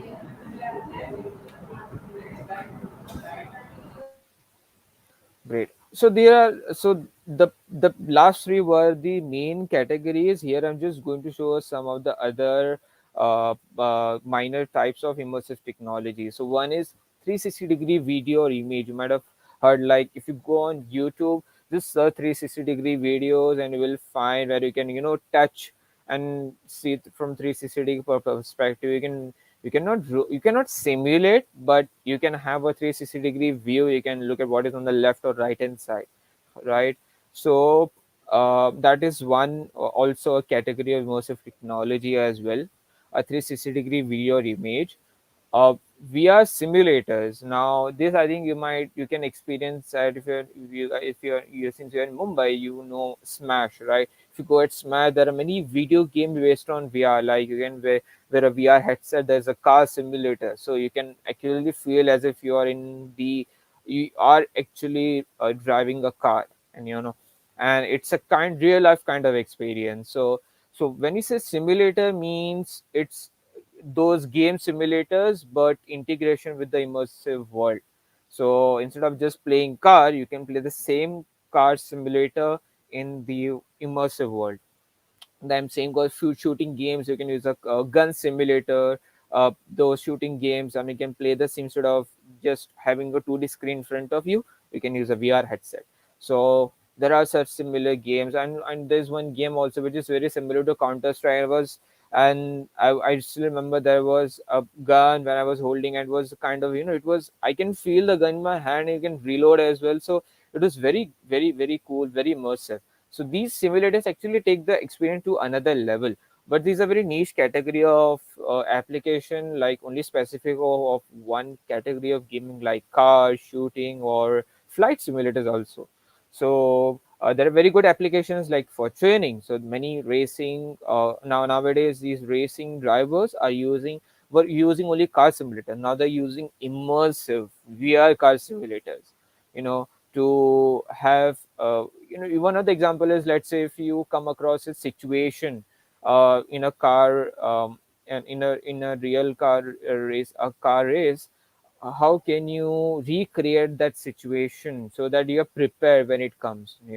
For example, if you fear anything, but when you face it, when you practice, then it becomes easier to tackle. So these are the kind of applications where it helps you to be prepared for many situations. It is also used for many health safety training, and many like emerging training, like fire safety as well. So how would you prepare, right, before you face a tackle a real fire accident? You can actually face that in immersive world, so that you make a habit of tackling in the real life. So these are view simulators, and I think students can also work around this as well. So this is where IoT comes in. Okay, now I do promote this a lot. I strongly recommend you guys can also experiment this out. Okay, I don't know how you access to resources you might be having, but you can also give it a try over IoT for these VR simulators. You can try out any simulator and try to integrate with Immersive Tech using Unity or Unreal Engine. You can try out. So that is the fifth one. Now, the last but not the least, VR suit or exoskeleton. This is what I was talking about, where you can wear a suit, and these are sometimes also called as haptic feedback suits, haptic suits. So when I say haptic, means you can feel the virtual world sense in your real world. That means if you wear this suit, and if you are playing a Counter Strike VR version, and someone shoots you at the back, you can feel it. If someone punch you, you can feel it. So that is, you can, whatever happens in the virtual world, you can actually sense it. Obviously you won't bleed. It's just in haptic feedback, but yes, you can have that physical interaction in the virtual world using these VR exoskeleton suits. So these are called haptic technology, to convey. So yeah. So I think here we have covered different types of immersive technology. You have a very good idea what are different types. The lot where you can cover so many things, but now let's go back to the question. Okay, so what are immersive technology examples? So I think I conveyed a few of the examples in immersive technology. The six of them, right? These are types of immersive technology, not examples. So example would be, let's say, in VR, Oculus Rift and HTC Vive. Then on augmented reality, Lenscard is also one good example. Lenscard, Snapchat, Instagram, Pokemon Go, XR, HoloLens, Magic Leap, then 360-degree video or image. This is something common. You can find it over YouTube as well. You need a 360-degree camera scanner for that. VR simulators like VR car simulators, flight simulators. You can find it over the internet. You can even play these. You can try it out over Smash. So there are many Smash in Mumbai. You can visit any of them where they have a VR game. Then VR suit exoskeleton. One of the example is the Tesla. Not referring to the Tesla car company, but there is another company called as Tesla Suit where they make VR exoskeleton. We can just check them out. Very amazing, very cool stuff, and very high tech, super high tech. So these are examples which I conveyed. Now going to the, you can keep the screen share on. That is fine. Now let's go to the next question. Um, okay, is meta technology like in player ready? One practical, yes. It is a version of uh, Ready Player One. Player One kind of science fiction in reality. It's a version, you can say, not exactly same, but yes, you can say sooner or later you will see this Ready Player One as a real, no longer a science fiction. It would become a complete full scale reality. uh, Next question. Online shopping, maybe yes. Already many brands have started betting on metaverse. They're making their own virtual stores, virtual shopping experience. So at our company also we have built. So just to introduce, so we have also made our own. Because we are a deep tech company, means deep technology. Deep technology company means you build a next version, next revolutionary technology over compared to what is existing. And so that is what we are doing. And we have built two new technologies at Holo Shiksha and Holo Abdul. One is the virtual 3 toolbox, which is more of an immersive technology. We are experience, but without headset. So we have built in headset free VR technology. Then we have also built one more, which is going to be upcoming holographic tech as well, which we are working on. So we are also working in education, medical, advertisement space as well. So yes, shopping is going to be one of the big thing. Um, Next, open source is always a good way to contribute. Yes, it is. Open source is not always the good way, but is a good way to contribute. So many technologies actually they need centralized control over the same. There are at the same time some technology need open source, like Android requires being open source. So yes, there are some applications and it should align with the value proposition of those businesses as well. Next is, yes, I have seen doctors doing heart surgery with VR heads in a drama series. Yes, but that might be in drama series, but it is currently in reality. So actually, there are many hospitals who are using immersive tech for surgery as well. So that is no longer just a fiction. It is happening in reality. Why is the metaverse such a revolutionary concept? Because it is the 21st century dot-com bubble. It is the next dot-com bubble. That's why it's a revolutionary concept. It takes the whole interaction, everything to another level. It opens up a completely new market, and it takes those possibilities to another level. It actually reduces the limitation of a human potential and accessibility. uh, because, and one of the driving force is the pandemic act act act as a catalyst. And because of the pandemic, it has given rise, because immersive technology has been there for last 5 to 7 years. And when I used to promote, people don't even know what is the difference between VR and AR. Imagine what people didn't know even the difference. And when I talk about people, that means not students, I'm talking about organizations. Because I've been giving, advising multiple organizations around the world, especially in US and India, on immersive technology. It was a very very rarely aware topic. And but why it has not become such a rise? Because of the pandemic. Because now people are facing the pain point of accessibility and to another part of the world to meet each other as if it's a physical, but can't, right? So metaverse, we can say, pandemic has actually given rise to many, give birth to multiple pain points, which has which is acting as a driving force for taking metaverse to another level. But it's a revolutionary concept because of one is Web 3.0. People are fed up of become a victim of centralized governance. So Web 3.0 is going to take that governance and spread across, making it decentralized. So that is one way, and this 3D virtual world, as I mentioned. I have used, someone is asking, I have used mixed reality for making my 3D renders from Blender 3D to show them in actual world. Yes, that's great. You can use Blender. Uh, you need to have at least basic hands-on on any animation software like Blender, and so that you can easily use it, operate for basic functionalities regarding immersive technology. You can also try it Unity as well, or any other platform.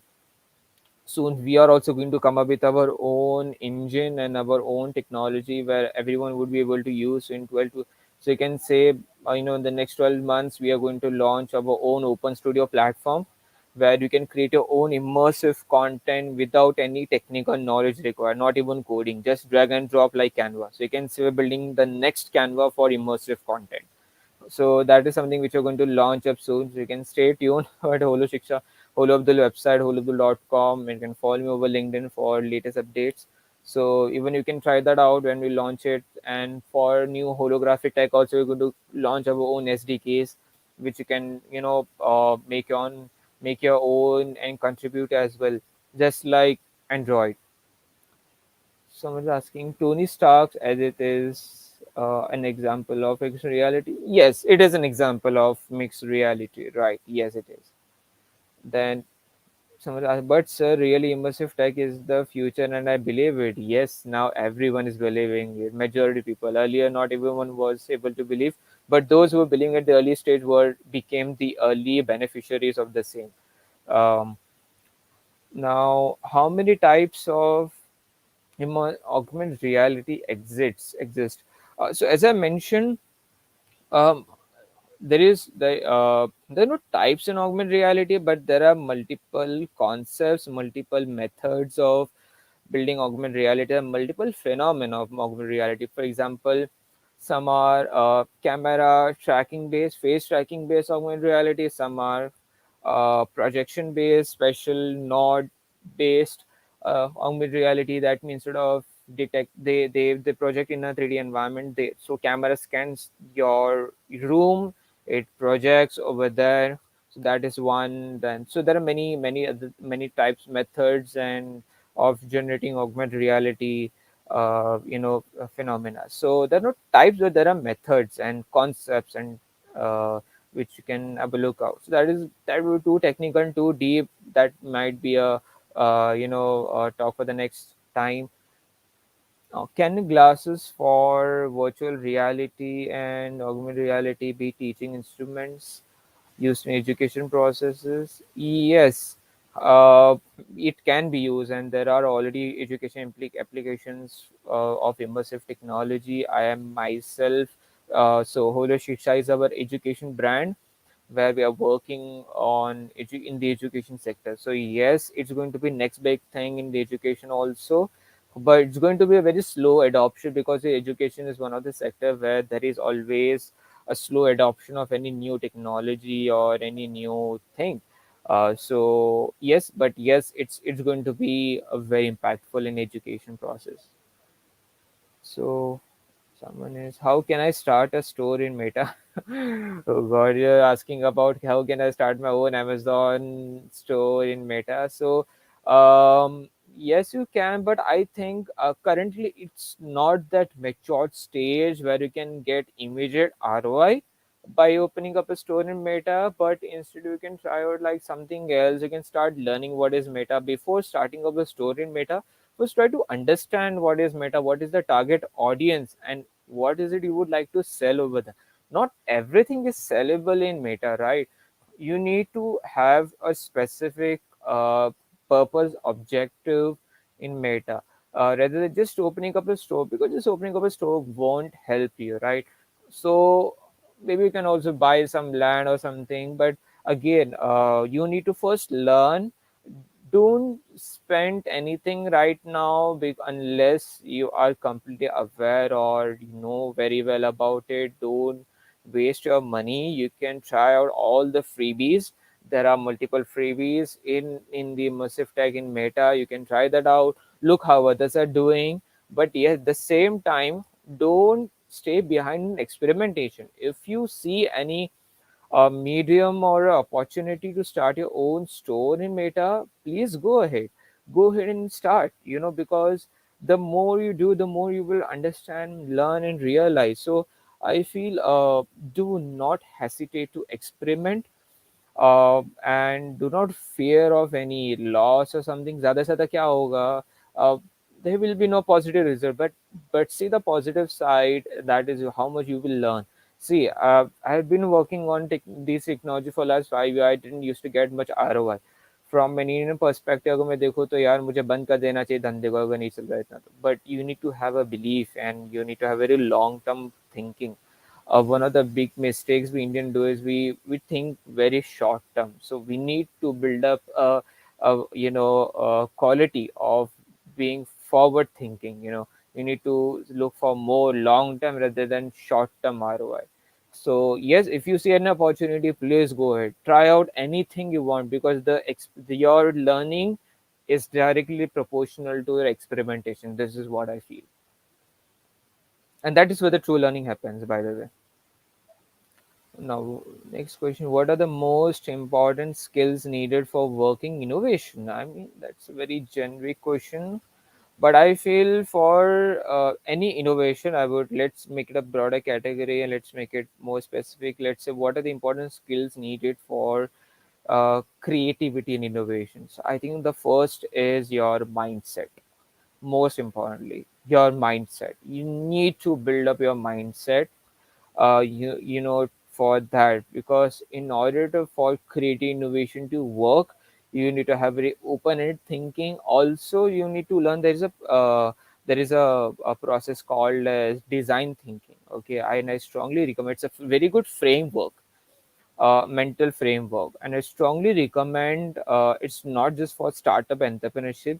Design thinking is going to be part of almost everything, right? So for creative innovation, I do recommend. I've myself taken a lot of talks on design thinking, business model innovation. Strongly recommend go on this YouTube. Will find a lot of a series of workshops, but go for authenticate ones, you know, by reputed organization. So I think you will benefit a lot on that. So design thinking, learn design thinking. That will help you set up a framework for creativity and innovation in the right direction.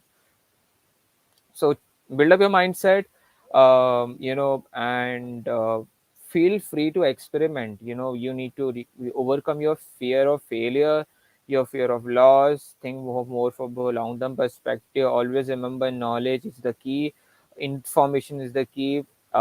Today's companies are $1 trillion companies only on information, only on knowledge, information, data has surpassed the value of even oil, right? So when we say data, not necessarily our information.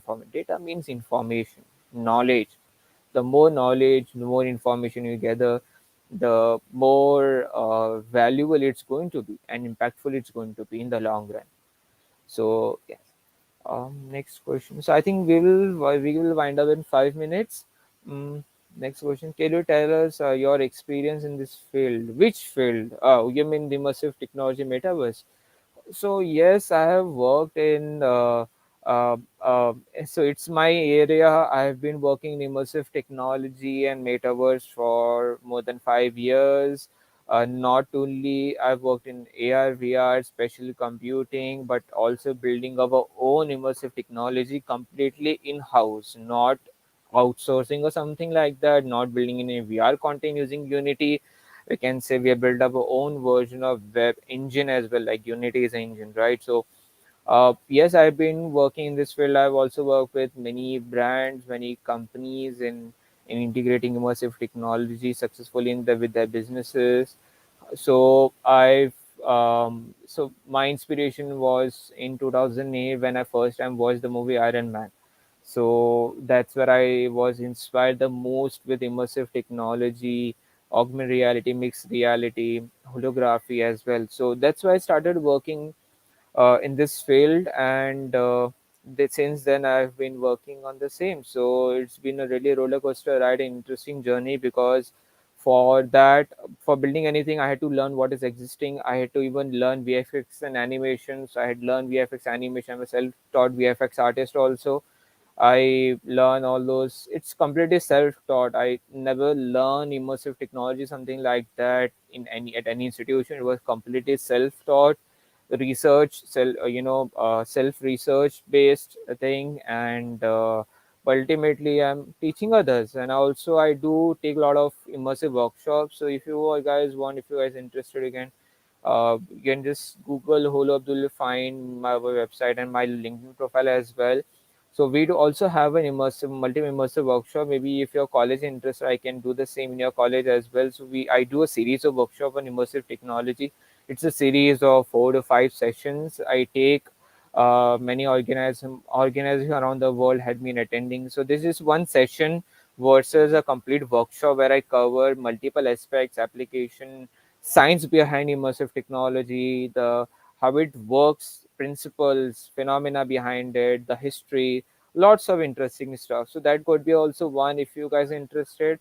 Maybe I can conduct one specially for your institute, maybe in collaboration with the ECEL or something. We can look up that as well if you guys are interested. So yeah, so I think that's my experience in the same. So yeah. So I think any other question if you have, please feel free to comment, drop, or Vedant. How about you? I think you have been silent. If you would like to share your thoughts, please share your thoughts. And yeah, please go ahead. So actually, I've been reading about these topics and metaverse, but actually, I find it really interesting. But I don't have any particular thoughts about it, as I don't have much knowledge about it. But what about all that is said now, I think I'll read about it more. Hmm.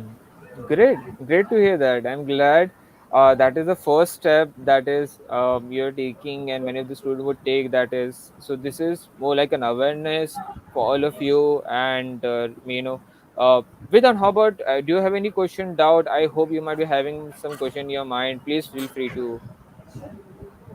Uh, So I had a question that when the metaverse is introduced in India, so how Hmm. are we going to manage the load? Because it will be introduced to all the common man, so everyone can Mm-hmm. access it. So how is the load Right. going to be managed? Because population in India is like the condition. So how is going to be that? So see, when it comes to Meta, the Facebook chain Meta, they already having billions of users on Facebook, and they are handling the load. For Facebook, that is never a problem, because when we say the load, these problem is okay, is occurred with Indian technologies, to be honest, but doesn't happen with the international Silicon Valley technology, because they have a very big physical server. They have a specific facility where they have a servers for that, handling that. But yes, at the same time, I would say the more problem is going to be the accessibility problem rather than the load problem. How will the Indian population have access to this Meta, right? That would be the main challenge compared to the load. So I think that is going to be the challenge which the the company is going to work upon, and that is where they are also working upon how they can make this Meta, more accessible, which will require less net, less technical specification on your existing device. And I think the rise of 4G and 5G is a contributing factor for that, because imagine, see, there was a time where we were not able to load up image. I mean, महीने का हमें 100 MB मिलता था. I was so happy on that. महीने का 1 GB मिलता था. I was like, wow, we have so much to load in your Nokia phone, right? But today 1 GB per day is also less. I mean, it takes a few hours to just finish the data is finished. So I think the rise of this 4G has has provided accessibility to internet really well, and it is also going to contribute a lot towards the immersive technology as well. But yes, the main challenge, that's why I think we are also working on the same. See, uh, I know that headset is not going to be headset based, is not going to be accessible for everyone. It's not even convenient to use. If you use headset, VR headset, it has 100 plus negative health effects as well sometimes. So we are building our own immersive technology, which is going to be headset free. So you can have that similar VR experience without headset. So and runs over the internet. No need of even downloading any software or app. So we are going to launch. I think that will help the Indian population have access to the via immersive technology and virtual world. But when it comes to Meta, I think Meta, they are pretty smart enough. They have all the resource. They know all the challenges. They will work out anyhow to make it convenient for for Indians. And to be honest, the most important challenge for Indians is not about load or even accessibility. It's about acceptance and adoption. So that is the biggest challenge. The adoption is going to be the slowest in India, because of multiple factors, where awareness is one of the key. So that is going to be the main biggest challenge, so and I think talks like this maybe help that overcome the challenge at a slight small steps. So yes, so that is going to be the main challenge in India. Yes. Sir, we would like to conclude as the time limit is running out, sir. So, thank you, sir, for joining us today. And Welcome. Isal is very thankful to have you here. And we would like to invite you again to So thank you so everyone. much for inviting me. Thank you so much for having me, and all the best. And if you have any question, please, I'm active on LinkedIn. You can ask any question, doubt. If you need any help or guidance, feel free. And yeah, thank you so much. All the best. Yes, please, Vedant, go ahead. Please conclude. Yes, sir. Everyone who is joined on the YouTube, please fill the feedback form. The link will be provided in the description. And thank you, sir, for joining and enlightening us with your words. You're welcome. Thank you so much for having me.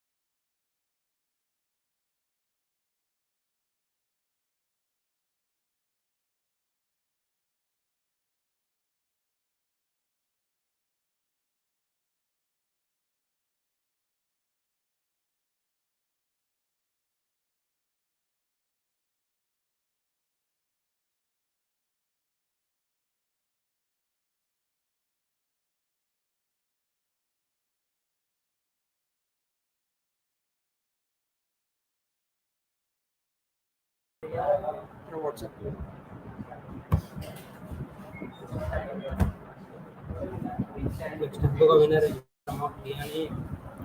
A very good afternoon to everyone. Welcome to Reynolds Present E-Summit 22, powered by Chill Chill. I'm Aditya Joshi. अरे आवाज हाँ top ये tone पे रख ये tone पे रख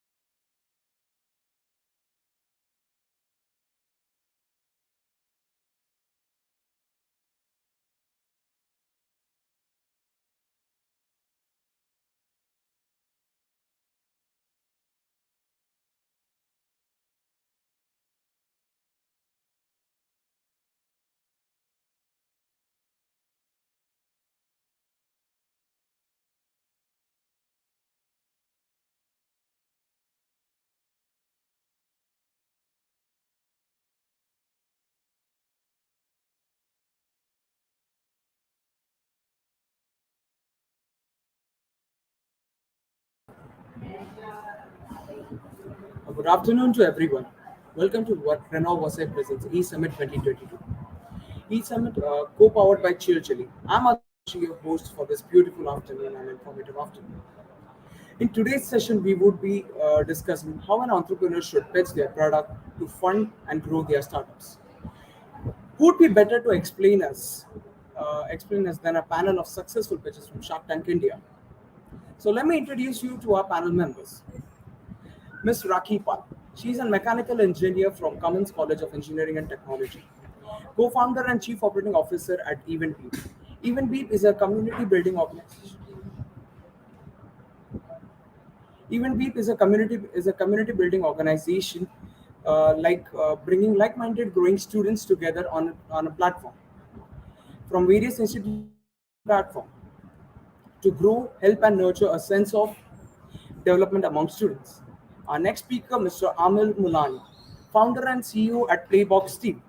Numerous streaming applications and subscriptions might cause havoc in your wallet as well as your devices. Bringing a solution, Mr. Mulani brought all the subscription and content along with the live broadcasting under one application and one roof, helping us to reduce the stress and bringing us some mental peace. Mr. Mulani. Lastly, Mr. Pratik Gadia. He he has graduated in Masters of Science Innovation under Innovation and Entrepreneurship from the prestige University of Warwick, England. Founder and CEO of Yarn Bazaar. Yarn Bazaar is a holistic B2B yarn marketplace, helping and enabling textile companies to buy and sell yarn on a more efficient system, enabling businesses to reduce their procurement cost, meanwhile enabling the sellers to increase their reach and expand their margins. A very good afternoon to all the panelists over here.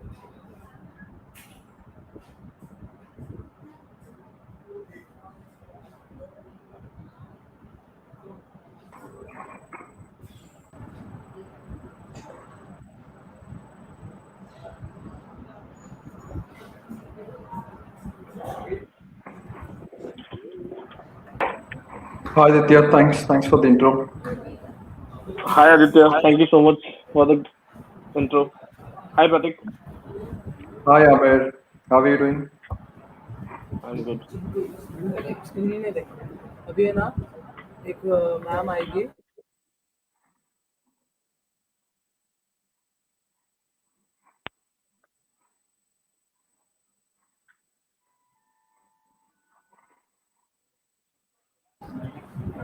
One of our panelists are facing some network issues and are delayed, so we'll be continuing our session.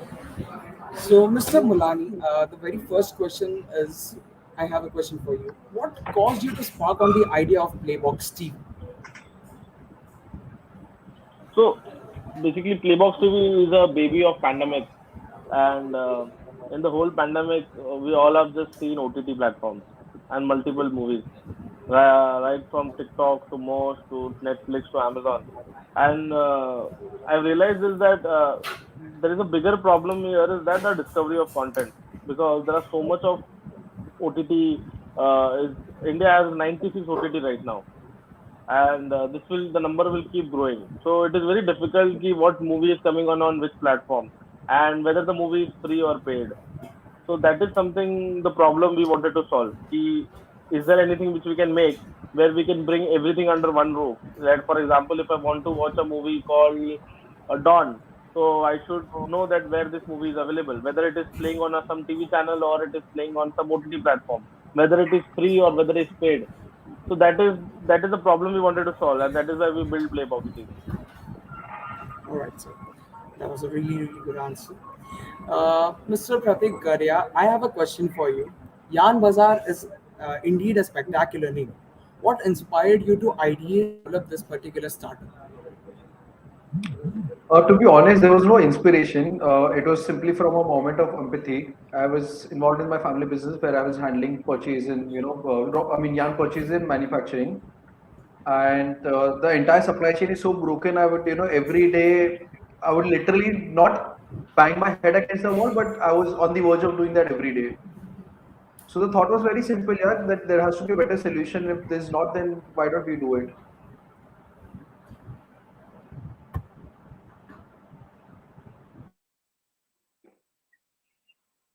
It is a story of every entrepreneur. We don't plan things. We just end up on certain things. Correct. I mean, be your first consumer, no? Be your first customer. Yeah.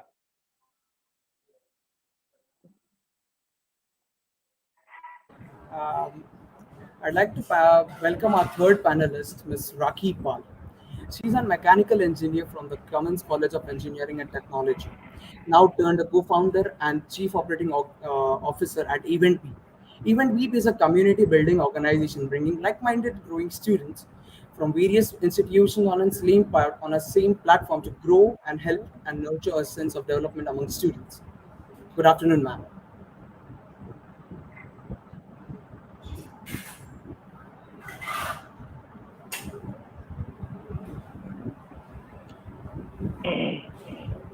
Good afternoon, everyone. And I am really sorry. I just completed one of my events that was from my own college, Cummins College. So, it took time because it was my college. I was back to my campus after 2 years. And thankfully, I could make time to come back and, yeah, attend the event. So, thank you so much, team, for calling me here. And, yeah, excited for this panel discussion. Pleasure. Thank you. Thank you, Aditya. Hi, How's the Pratik. feeling, Hi. Rakhi? Nostalgic?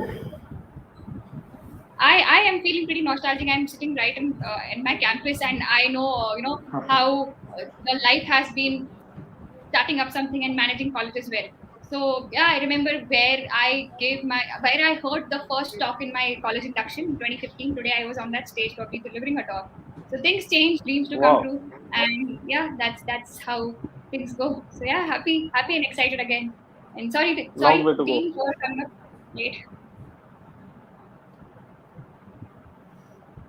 Great. So, Ms. Raki, ma'am, I have a question for you. How would you describe your journey at Event Deep and how deep of an impact it has made on you as an entrepreneur? Okay, so to quickly put in my journey at Eventbeat, my journey has been full of learning and learning with people.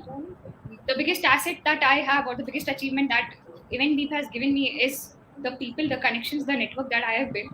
I never thought that I'll be a person who will be in touch with so many people today whom I never even thought of, that I'll be confident enough to go out there and talk to the people here. So I would say, yeah, my journey at Eventdeep has been full of learnings, and I would say enormous amount of failures. I've seen a lot of failures, and that's where today, whenever I step at any stage or whenever I have any crowd listening to me, I more of share them my failure stories because I want to shorten the curve for them, make them realize, oh, the mistakes that I did, they don't do it because for them it's very hard right now in this era today to move as fast as possible because everyone's doing it, and the only thing that's going to make us different is the pace and the speed of with which we execute basically. So yeah, this has been my journey, and what I've learned is with event beep, I would say is it's hard to retain uh, the way it's hard to retain probably users to your product or your service, the way it's hard to retain customers to your platform. Similarly, it's hard to retain people in your team as well. Building team is very important. Team is one of the biggest assets that you can have in your company. So people think raising money is the hardest part, but I've realized building a class, first class team is the hardest part in any company. So that's one of the biggest learning I've had from event. Yeah.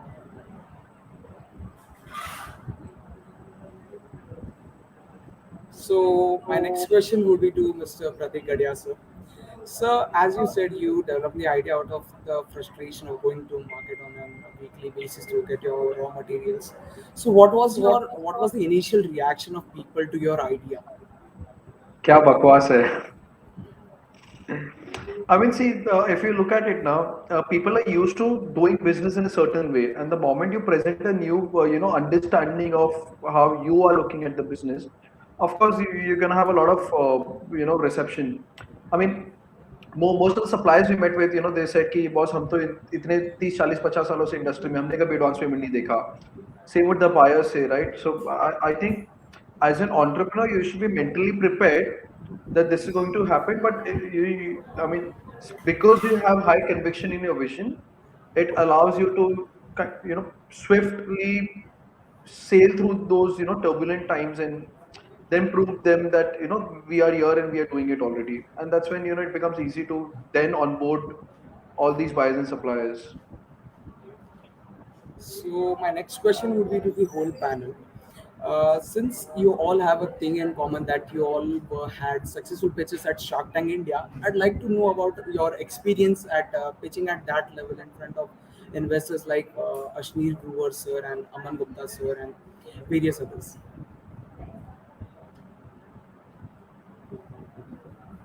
I think we should start with Rakhi. She had Yeah, a very yeah, very good experience there. yeah. Okay, so thanks, Pratik, for giving me this first opportunity to speak about it because I think, yeah, the experience has been really good. Although I'll share my honest experience, we were called to we were called for the shoot. I would say 5 days prior to our TV round day, studio round day. So I was talking to a lot of startups. I was talking to a lot of founders, and I knew that heavy level of roasting is going to happen as well. And we thought, yeah, but learning as well comes in. I would say, you will be roasted about your business because end of the day, you are the one who should be knowing pretty well about what you're building. And if you don't know it, obviously anyone will roast you. So that's common. So we were scared as well at the same time. But although we were expecting this roasting to happen because we knew that we were kids, and somewhere the metrics that we come up with, heavy metrics, everything, and we knew obviously we just a startup, we're building up things and things might go wrong as well. We were prepared for everything, and we were like, jo hoga, we're going to be honest, we're going to be upfront, and whatever comes in we'll take it because this is going to be one lifetime opportunity, we don't want to miss out. That bhi milegi to pyar se लेंगे. So, and we were prepared. Again, we've been pitching up to the lot of investors, but Shark Tank pitch and the other investor pitch was very different. So, Shark Tank pitch was like live and right there within this 40-60 minute time slot, they had to decide on will they be putting money on us or not. Oh, whereas the founders not even knowing about us, they don't know where are we from. They have not seen our LinkedIn profiles, anything, no networks, no touch, anywhere. So yeah, it was a very different experience.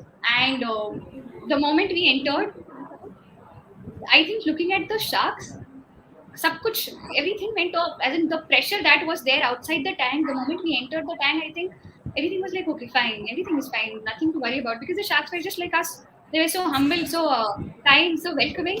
So वो pressure चला गया था. But still the thing was there, कि what's going to happen next. But it was very exciting. It felt like how much more time can we be with them, because the moment we had to say bye, I was like, no, let's stay more, let's learn more, because I remember the 90 minutes time that we spent inside the tank. That was one of the best times, one of the most valuable times, because what you see on TV is just a 10-minute, or rather the 10% part of the whole record that we had in front of the sharks. So, so many insights, so much value, so much of idea about how to deal with, or rather even they're ready to share their networks, connect us with other startups and everything. A lot of things happened, and I think what we thought was entirely different on what happened right in front of the whole audience. And yeah, it was one of the moments where we realized that this is it. I mean, this is what we really wanted. So it was one of the best moments, because even talking to them, even after connecting to Ashneer and Piyush after the tank episode, I would say the time that we spent with both of them was so much value added. It just felt like, how can we spend more time with them? Because every time what they say, what they talk about makes so much sense, or it's so much crisp and clear that we never thought about it. So yeah, this was one of the best times that we had. And yeah, Shark Tank was a very great experience, I would say. Yeah, I agree with Rakhi. I think, Experience. yeah, I I think, think the Shark Tank was not just the shoot, it's the start of a journey. And I mean, a lot of us may have raised, larger amount of money at a much higher valuation, maybe outside, but the kind of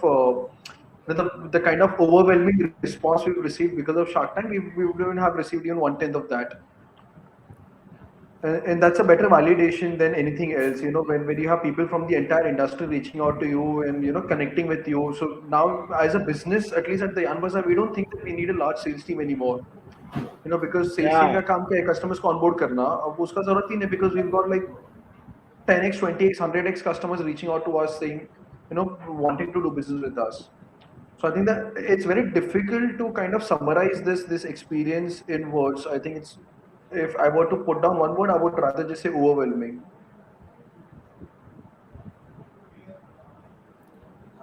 Amir, sir, would you describe about Yeah, your experience? my experience was very emotional about this because for me, I've been watching Shark Tank US for a longer period of time. So for me, it's like I just saw a poster and I just let's apply it. क्या होगा देखा जाएगा. And I think the journey is a bit similar to everybody. Uh, and I think Rakhi has covered 90% of it. How does it feel? How does it not feel? But the most important thing is that, which you rightly said, is that in the first 3-4 minutes before entering the tank, it is where you feel that what will happen, what will happen, what will happen. And once you enter it, you forget everything. And uh, the most importantly, as Pratik rightly said, is that the response we get after the time is overwhelming. Like we have grown 100x after Shark Tank. We are a direct to consumer B2B platform. For us, downloads are the most important thing. Our downloads have rose like anything. Our subscriber base has rose like anything.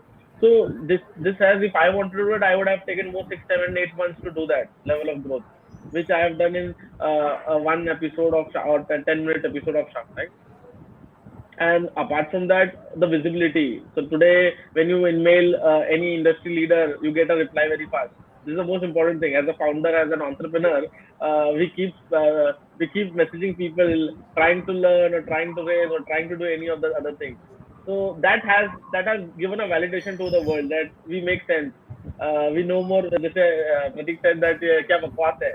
So क्या बकवास है is a very important thing in entrepreneurship because that is how it started from. So so that validation we have received, that people are trying to listen out, at least they give it a chance. वो पहले नहीं होता था. So that is something Shark Tank has given this.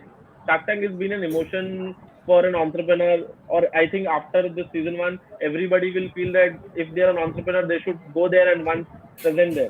So we were very lucky to do that. And when it comes to Shark, again, it is a very great experience, great knowledge, understanding deep down. So those guys are very so they don't need an hour to speak. They will just speak in 2 to 5 minutes what we are trying to, and they understand the feeling of an entrepreneur. So I think it was a great experience. It's a lot to learn from there, and we'll cherish these memories for the rest of our life. Those 90 minutes. So my next question would be to the whole panel. According to the panel, what are the core components of a successful pitch? It's very the core components according to me will be very simple, is that what is the problem, what is the solution you want to give, and what is the market size, and how you are going to make a mark on that market size. So I think that is a very clear understanding. And the last and the most important thing is that how soon you will be profitable, what is the revenue opportunities, what are current revenue models, what is the futuristic revenue opportunities can be created out of this business. So I think as an entrepreneur in pitch, you should be very crisp and clear, and you have to long term deep down approach. कि sir आज 10 रुपए बना रहे हैं, कल शायद इससे 100 रुपए बन सकता है. That is the hope we should always have as an entrepreneur. I want to have a direct answer to that because I didn't prepare for the pitch. I just went there कि चलो देख के आते क्या होता है. I would rather say just know your business. That's it. I think that's the most important thing. You know your business, you're ready for any questions. नहीं, he's saying the generically कि आप एक pitch कैसे बनाते हो. हाँ, but that's what I'm saying. I didn't prepare a pitch. I mean I didn't prepare कि ये सवाल होएगा तो क्या जवाब देंगे and all that. I mean as long as you know your business, you're ready for anything, right? Even for the pitch. Pitch क्या है, आप अपना business ही बता रहे हो. It's like an elevator pitch, right? So it has to be very concise. It has to Bit natural. Yeah, keep it natural, right? So again, like agreeing to Pratik and Amit both, I would say it's about your business.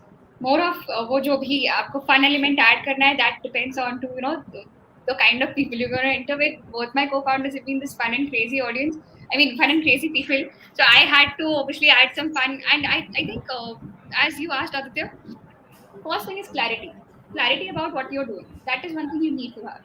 And on the other side, we knew that the audience that India has is this fun and the audience that they need is this entertainment, and that's where they'll remember your pitch. So we tried this. We thought of trying this in the audition round where me and Saurabh, we were trying, will we be able to make people happy, smile through our pitch. So that they emotionally connect to the pitch, and then they remember us for a longer time, and that's why they remember the product as well. So again, whenever we pitch to the investors, the serious investors, as I said, pitching to an investor and pitching at the Shark Tank episode are the two different things. So when we pitch to the investors, we scared, we don't add these fun elements, jokes, and all there. But when it was Shark Tank, we did add a lot of fun. There were so many dialogues and everything that we did cut. At the episode, like it was just 2 minutes 30 seconds time slot that we had to pitch. Our pitch was like 5 minutes with a lot of fun acting and everything. We had to actually get down a lot of things. Although everyone liked it, but people said, "Dude, you have less time, you can't do it." But there are two different ways. If you're planning to pitch to an investor, maybe directly outside Shark Tank India, you have to be clear, confident, knowing your numbers, knowing what you're exactly trying to solve. I think you need to be very confident about your solution. But when if it's about a platform like Shark Tank India, you have to connect with the audience. You're actually pitching not only to the investors but to the whole nation, and you have to have those emotional moments, or rather some punchlines where you can connect to the audience. So that is very important. So that's how, if you see our Amitabh Bachchan act, and there were so many dialogues and all, that were cut, obviously. But that was something that actually had got us this huge love from the audience, saying that यार तुमने वो जो अमिताभ बच्चन वाला act किया वो किसका idea था, बहुत अच्छा था. So yeah, that's where people remember us. So that was our intention end of the day. So that's how you should know who's your audience and pitch it that way. I would say the first thing is clarity, and the second thing is know your audience and pitch it.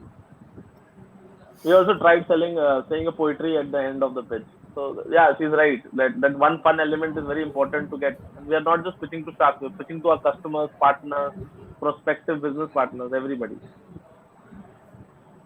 Okay. So, does the panel believe that the very first pitch actually affects the fate of the product and the organization? Like, what sort of impact does the first pitch makes? I didn't get you. Suppose like you actually ideate a product and you are actually pitching first time to a group of friends. So how do you actually make them understand what your vision was? I think it is very simple. We should do POC before we give all into everything. It's just that make a minimum viable product and try to talk to people. Try to talk to your first 100 customers, and those responses are very important.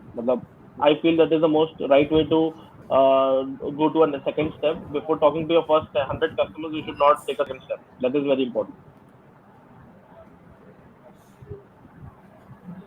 I think, as you mentioned, Aditya, about first pitch, I would say be so bad at your first pitch that it comes with I would say a lot of criticism. Let criticism come into the table. Unless people criticize you, you don't even know where you're going wrong, and that's how even mostly every founder has it. When investors know that you are someone who's starting up, it's just 1 month or 2 months, they themselves will come up with the criticism wala angle, and that's very much important. And if a founder hasn't been criticized yet, he won't know what steps to take next. So he's not a founder. Exactly. Then he's not a founder. Then he's might be a good salesperson. But yeah, you have to take it a lot of criticism. The first pitch comes with that, and that is something you'll never forget, and that will take you places.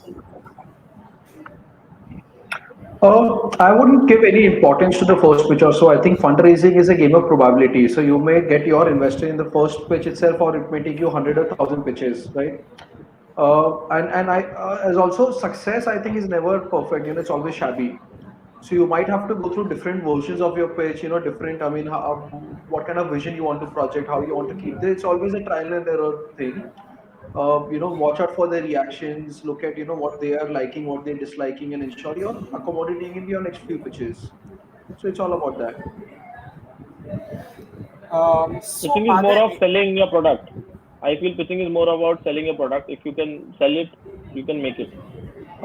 Maybe I think personally, I think it's about selling your vision Yeah, because your business model will change. I mean, a lot of things are expected to change. What's not gonna change is your vision. तो आपका vision achieve करने के लिए आपका model A रहेगा, B रहेगा, go to market strategy क्या रहेगा, doesn't matter as long as it's in line with the vision. true. So, are there any insights or a point that panel would like to suggest to a rookie pitcher, to make a difference into funding rounds? Can you repeat?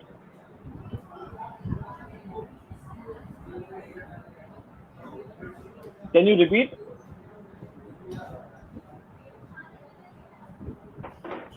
Aditya, yeah. Should If you I? could repeat, I think we didn't get the question. Yeah. Are there any insights or points that the panel would like to suggest to a to make a difference into funding rounds? Okay, so any insights that we would like to give the suggestions to make a difference in the funding round? Mm, Again, I think the answer remains the same. What happens is our colleges and academics get us used to this lot of theory, lot of research, n number of slides, and when you go to pitching, investors don't have time. They don't even have time to probably listen to what exactly your solution is. They want to initially understand the product, initially understand probably your problem statement, and also understand how much knowledge do you have about the market. If you know the market, I think then is, and that's where investors, they'll tell you, okay, fine, email it to me, or we'll talk about this later, or lot of things that will come to you through the investors. But if you want to actually ask the right questions, or if you want the investors to ask you the right questions, I think you need to be pretty clear on what you're trying to tell them, what you're trying to deliver them. So yeah, I would say, cut down the number of slides, or more of try to probably if you giving a demo of your product, try to give a demo of your product in a very unique way that the investor remembers you. So you have to add something unique to your pitch, and don't put a lot of numbers, words, a lot of jargons on your templates or pitches, because end of the day nobody's reading it. Nobody cares about it. Everyone cares about is the clarity you have about your product, your service, your business, your understanding about the market, and what kind of team what type of talent, tech talent, sorry, what type of team talent you come up with. So I think these three are the things that really matter a lot. You should take care of. I feel that rather whenever you meet an investor, you should be more have a discussion in a very generic way rather than pitching him through presentations and Excel and all of that. Because she rightly said that investors in Taiwan, investors are very clearly about that what exactly your vision is, what is the problem statement, what is the solution you provide, and where do you stand in the industry, what is your expertise. And so that is the most important thing. So it is similar to what pitch is, but always the documentation should happen on email. And when you meet an investor, it should be just a friendly talk. I think that only we can help make them understand what exactly we want to become and we want to create in the long run. I can share a couple of insights that I've heard from the ecosystem. एक तो ये है कि lot of people try to keep it very personal. I mean, not generic. And what I mean by that is if you know the kind of investments that the investor has done, play upon that and show them a relation with your company and how they should or why they should invest in your company also. The another thing could be know the flavor of the market, and a lot of companies I know, a lot of startups have done this. If the flavor of the market is say AI or ML, or if it's say hyper local or XYZ, if you try to bring that flavor, you're always playing upon the the factor of FOMO. This is the flavor going on, and with the next big thing there. So it has helped a lot of startups raise money by playing on that flavor. So you can always look at a couple of these signs in the market and work on that. It's like So, keywords. Mr. Kind of. But you should be sure when you want to raise money. That is the most important thing. Are you ready for it or not? Because nowadays people feel that the thought and idea, the next time they want to raise money, no, that is not something you should do. Because 90% you will lose out on better investors in that period. Did you approach at the wrong time to everybody and then get no for it, and then you feel that now it's the right time and I want to, that is becomes a problem. So you should be sure whether when and what time you should go to raise money. So I would clearly agree with Amir. It's so you know someone told me Lakshmi आ रही है कभी मना नहीं करते. जब भी पैसा आ रहा है ले लो. Never say no in startups. So सामने से आया तो ले लो. हाँ सामने से आए तो ले लो क्योंकि जब ढूंढने जाओगे तो फिर बहुत मुश्किल होगा. So again I think you should know better than you want to raise. Because then you will regret. तभी आ रहा था तभी ले लेना चाहिए था because we did that. But yeah, it is like you should actually know when you want to raise. You should have this roadmap of 2-3 years when you have projections set right. Now you're going to need money. So yeah, I think that's one of the cases. Okay, so my next question is to Amir Bolani sir. Sir, how competitive is the market under your domain currently? My market is highly competitive, brother. So now you see, I'll tell you, India is the country which has 12 industries, 12 movie industries. Bollywood है, Tollywood है, Bhojpuri industry है, तो Kannada industry है. दूसरा चीज है India में हमें पहले से एक आदत है, we are very used to about watching television since our childhood and we all are fans of superstars. So we are fan of Salman Khan, Shah Rukh Khan. So we are a very fan-oriented country, and so movies are something which is very close to our heart. So competition तो is very हर धंधे में competition है. It is not something which I will tell you that only my business has competition. Yes, we need to figure out कि if it is a market, and in that market, what is your spot? That is very important thing, because market is very big. India is 135 crores. Why do you feel Google, Amazon, Facebook, everybody is doing business in India, and are people going and working in their companies? So because India has a market for everything. So I feel that competition is huge in our industry also. But as a founder, we should know that this is my space. This is where I'm going to play my role and make money out of it. So you should not worry about competition. Customers are the most important thing. How do you solve तुम्हारे space में तुम्हारे customers कितने खुश है वो important होता है at the end of the day. Because rest all is a very big thing. Because आप $50 billion की इंडस्ट्री बोल लो, $100 billion की इंडस्ट्री बोल लो, वो नहीं हो, वो तो इंडस्ट्री तो 135 करोड़ लोगों की है.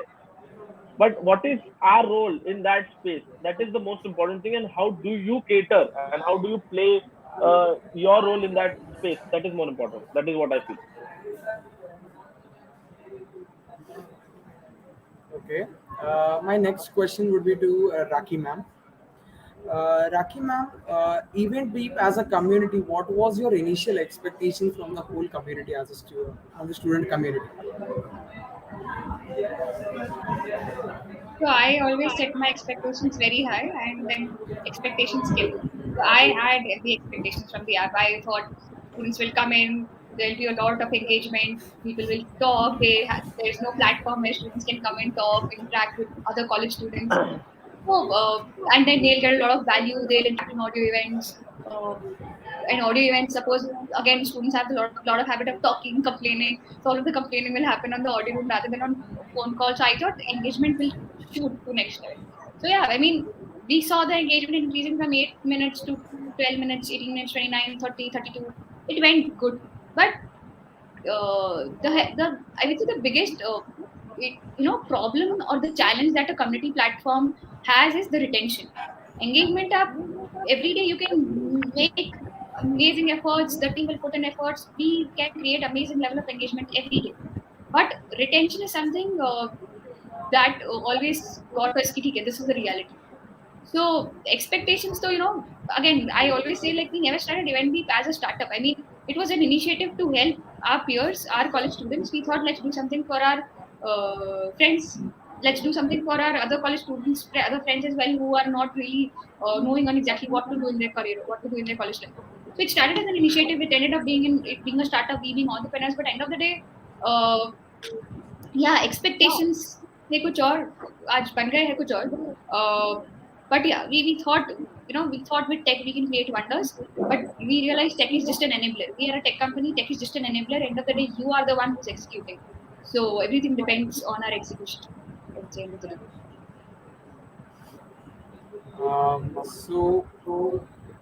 My last question is to Amir Mulani sir.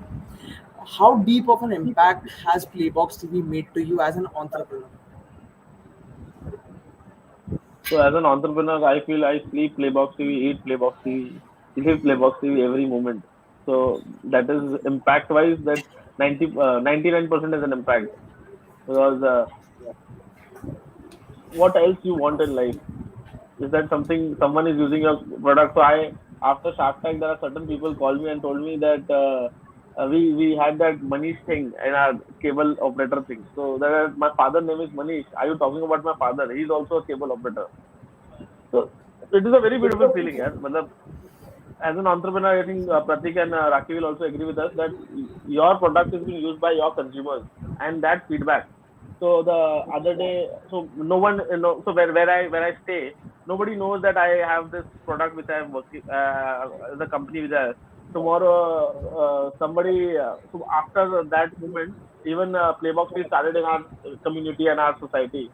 So everyone come to know, yeah, with this Playbox TV has been. So my father got recognized. So everyone, this is that entrepreneurship is all about how customers react to you. How so कभी कभी बहुत गाली भी देते हैं. So we our ratings came down also. Something, so customer is very blunt. Either you are right, so they will praise you. If there is something wrong, they will also make sure that you make it right very fast. So for me, as an impact, a larger impact which I want to create, or I am for me is high, but what I want to create for the whole ecosystem and the whole India is that we in the future Playbox TV will be the platform where content creators and content lovers, we want to bridge a gap between them and bring them on one platform. That is the whole idea of Playbox TV. So anybody like you who's creating content can come on the platform and sell their content. So it can be an individual content creator, or or Pratik making content for himself, or you making content for yourself, and you can come and create your community. That is what Playbox 2 is all about. So yes, the impact is larger. Pratik sir, I have a question for you. How should one tackle the question asked during a pitch? How should one tackle a question asked to yourself? Uh, Again, I mean, see, if you know your business now, you may not be prepared, or you may be faced with a question that you've not been. I mean, you wouldn't have imagined कि ऐसा कुछ question आएगा. But if you know your business, you can answer it well. But in case you don't have answer, at least what I do is I would rather tell them that, boss, we've not thought about this, but we will figure it out, and that's what we are best at doing. To be honest, because it's very easy for someone to understand So कि boss आप probably उनको लोग audience बना may रहे हो. have so probably audience may have some questions. We are gonna take that. Some YouTube questions. I'm just accessing those. Sure.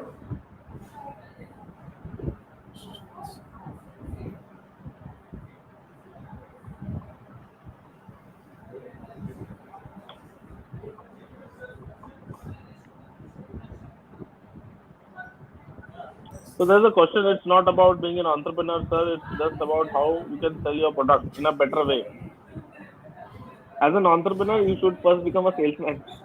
If you cannot sell your product better than you, then I think you need to learn things, because you should be the best spokesperson in your team. Sure.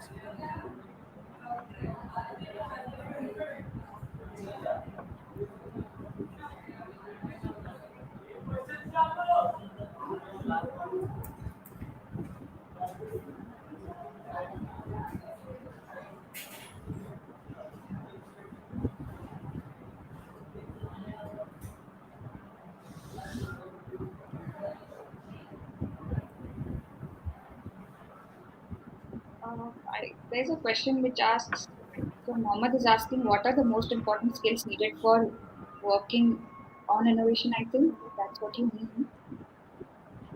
I would say, Mohammed, innovation is some will come when you observe your surroundings, when you observe your environment, when you observe your customers whom you're building for. So suppose today I'm building something for students, I need to observe them as much as I can to build something for them, or let my creativity come out, or innovate something for them, because yeah, innovation is something that that it's not actually an idea. That innovation is also something. It's an execution.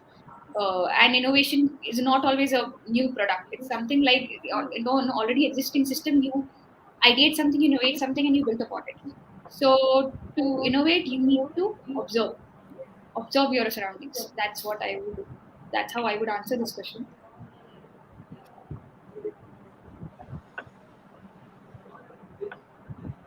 Okay, Mukesh ji, जैसे आपने मुझे कहा है राखी जी, what was your family's reaction after Shark Tank pitch? I mean, we often got this question, Mukesh, and mostly what happens is, again, to answer this question, more of I would say, women are said what they should do, what they should not, and probably what my parents said, every other parent would have said, because every parent wants their parents to wants their kids to live a good lifestyle. No parents want कि उनका बच्चा जो है struggle करे, धक्के खाए, and again for women, obviously every parent is going to be much more concerned about. So probably if my parents said that this is not for girls, because they could see according to their perspective that girls are not there much into this field. If today you see some sport being played majority by men, mostly you will think that this sport is not for women, I think. So that's what every parent had their perspective, and that's what I heard. So I realized, okay, fine, if it's not for women, or if it's something that women are not supposed to do, let's try doing it. Because unless I do it, all the other women out there I actually don't hold the trophy. All the other women out there don't even know where the trophy is and how to hold it and how to think beyond that trophy. So somebody has to go open the avenue for other girls to try it out. So if somebody is saying today that it's not for girls, some or the other girl will have to go and try that sport to actually open the gate for all other girls out there. So they were right on their part, but mostly it was my choice. I decided pretty early on in my life that whatever career I get into, it's gonna be my choice. When computer science was a safe space for women, I took mechanical engineering because it was not done majorly by women. And again, I belong to a women's college where I had a strength of 90 women engineers in my batch, where only in other co-ed colleges you find mechanical engineers, women, female engineers. That's how I would say choosing the unconventional path was actually choosing my career, having my own choice there. So yeah, they were right on their perspective because they perceived it that way, and I was probably making my own choices. But end of the day, what happened was, end of the day, every parent is proud, no matter what. End of the day, you come back home. So my thing was the hard way. The hard way is not always the right way. Always come back home. The roti you get at home, nobody else is going to give you that mother's love. End of the day. So yeah, at the end of the day, we were proud because that's how it's all about you telling them that yeah, it was a hard way, but end of the day, I did it, and I'm still doing it, and I've not done it. I have not nailed it. This entrepreneur's journey is never ending. You can never call yourself successful, or you can never say that you're done. You'll never be done. Every day you will be struggling to nail that work-life balance or coming into the work-life balance. Every day some other person will complain that you can't give time to me, but yeah, obviously you'll never be able to. It's hard. It's hard. You live for people. You're an entrepreneur. Entrepreneur's life is not less than a soldier. You're here to serve the country. You're here to serve your customers. So yeah. It's because entrepreneurs are obsessed with their own product. That is why. Right. The right truth is this only, because we are really highly obsessed with people. We just think about our product every day. How will I make an impact to people? That's it. And again, the next question that comes by Shruti is pitching in Shark Tank different than pitching in front of a normal investor?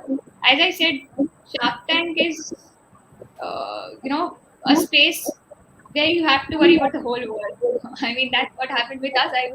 I would agree. But I mean, I think Pratik and Amrit also might have been thinking about the same thing. More while pitching in Shark Tank, we were more of thinking कि अगर TV पे आ गए तो पूरी दुनिया देखेगी ये pitch. अब क्या? बट हम जब शार्क टैंक को अब जब नॉर्मल इन्वेस्टर्स को पिच करते हैं तो वी नो कि हाँ ठीक है जो भी गालियाँ वगैरह पड़ने वाली है हम तक ही रहेगी किसी तक जाएगी नहीं. But also from I an investor's point of view, now I think it's different from a space that the investors have absolutely no idea who's coming in, what do they do, what their company is about.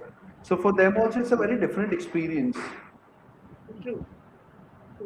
Like, yeah, I totally agree with Raki and Pratik. And the other question is how you all are motivated. So, being an entrepreneur, first thing you should know how to motivate yourself and your team, because you guys live in future, and whenever you becoming thinking of building a product, you should always see young people, and because these are the people who are going to use your product in the long run and understand your market. And motivation is very simple. You should be motivated. You should have mentors in your life. You should get inspired with certain people in life. You should follow certain people in life in terms of what they are doing, what kind of value they are creating. So eventually, you will always be motivated. And motivation, being an entrepreneurship, you should always be motivated, and you should always motivate your team too, because then only because you are the one who's driving the bus. So that is the most important thing. Either in the lower part in life, either at the weakest part in the company, there are a lot of phases in life where we feel very weak. So entrepreneurship has a lot of mood swings. One day they are very high on energy, the other day they are very low on energy. But you keep has to have that smile on your face and keep motivate your team that no, nothing, nothing happened, and let's move further towards our vision. OTT can replace cinema in future. Obviously, cinema is an experience, guys. Cinema is something where we want with our loved ones to go on Friday night and watch a new movie. So I never say that cinema can be replaced by anything in this country or in the world. Yeah, OTT will obviously make a mark to a certain extent, because the guys who have lesser time and so जैसे पहले हम हर Friday जाने वाले लोग हैं, so those people will still go to Friday movies. But if you watch movie for a content, जैसे Narcos है या स्क्विड गेम्स है, नेटफ्लिक्स ने what kind of content we watch, so in that sense, obviously OTT will always be the first preference. But if you want an experience, you will always go for a recliner seat with a popcorn with your loved one in the cinema. Always that is like a picnic. So no, that is not something will ever happen. It cannot be replaced.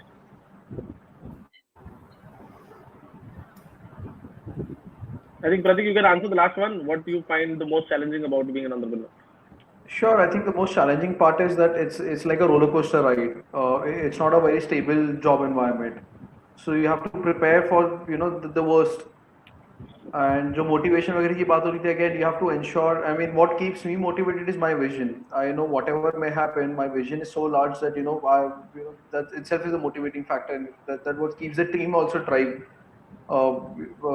Their drive is also aligned to the vision. Uh, Besides the roller coaster ride, I mean, what we mean by that is, like Raki said earlier, you have to build a great team. You have to ensure funding at the right time. So it's not singular. It's not linear. I mean, there are so many factors that constitute sort of the challenging part of it. हो सकता है 10 चीज अच्छी चल रही है, एक चीज में कुछ प्रॉब्लम हो गया, again it's a breakdown for you. I think it's again as rightly said Pratik. I also feel that before being an entrepreneur and before finding the right product for yourself, we all must have gone through a 3 years, 4 years of figuring out process, because entrepreneurship is not happened day one and the day two you found a bigger company. It always belongs within ourselves that you still figuring out what exactly I'm trying to build. Is it going to be a market fit or not? So yeah, challenges are बहुत है, but if you crack it, you will make it.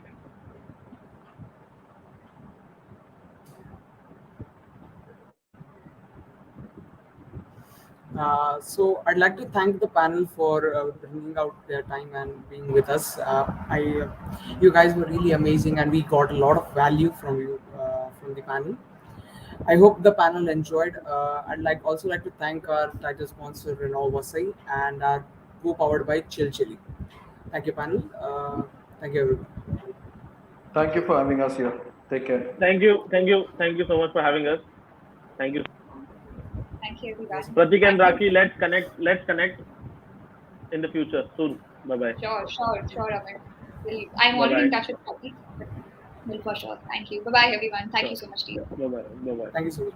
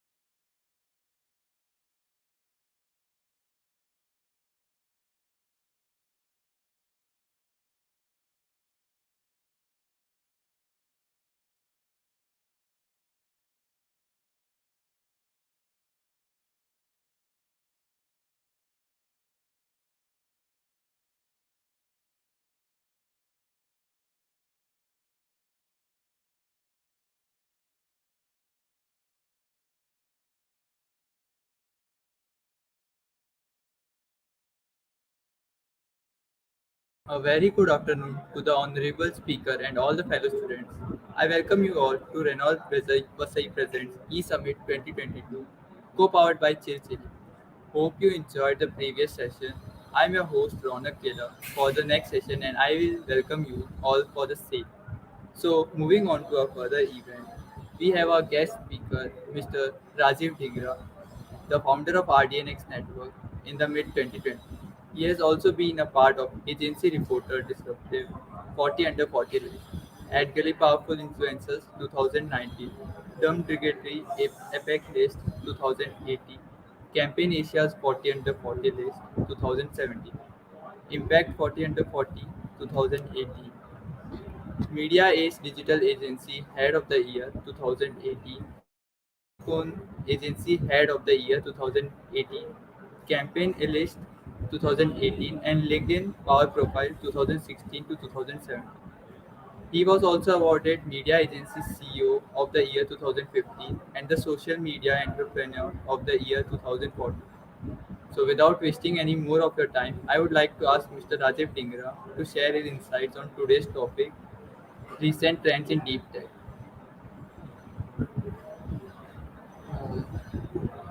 Hello, sir.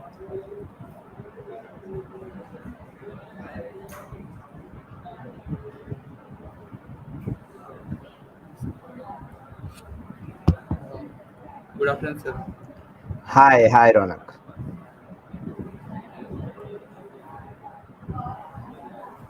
Hello, can you hear me? Hello. Yes, sir. I can hear you. Great. Uh, I believe I had discussed with your team earlier. They wanted me to talk about my entrepreneurial journey, as that would be more interesting for the students. Uh, Sir, your voice has been breaking. Network connection is poor. can you hear me now? Yes, sir, but it's getting stuck in between. 1 second.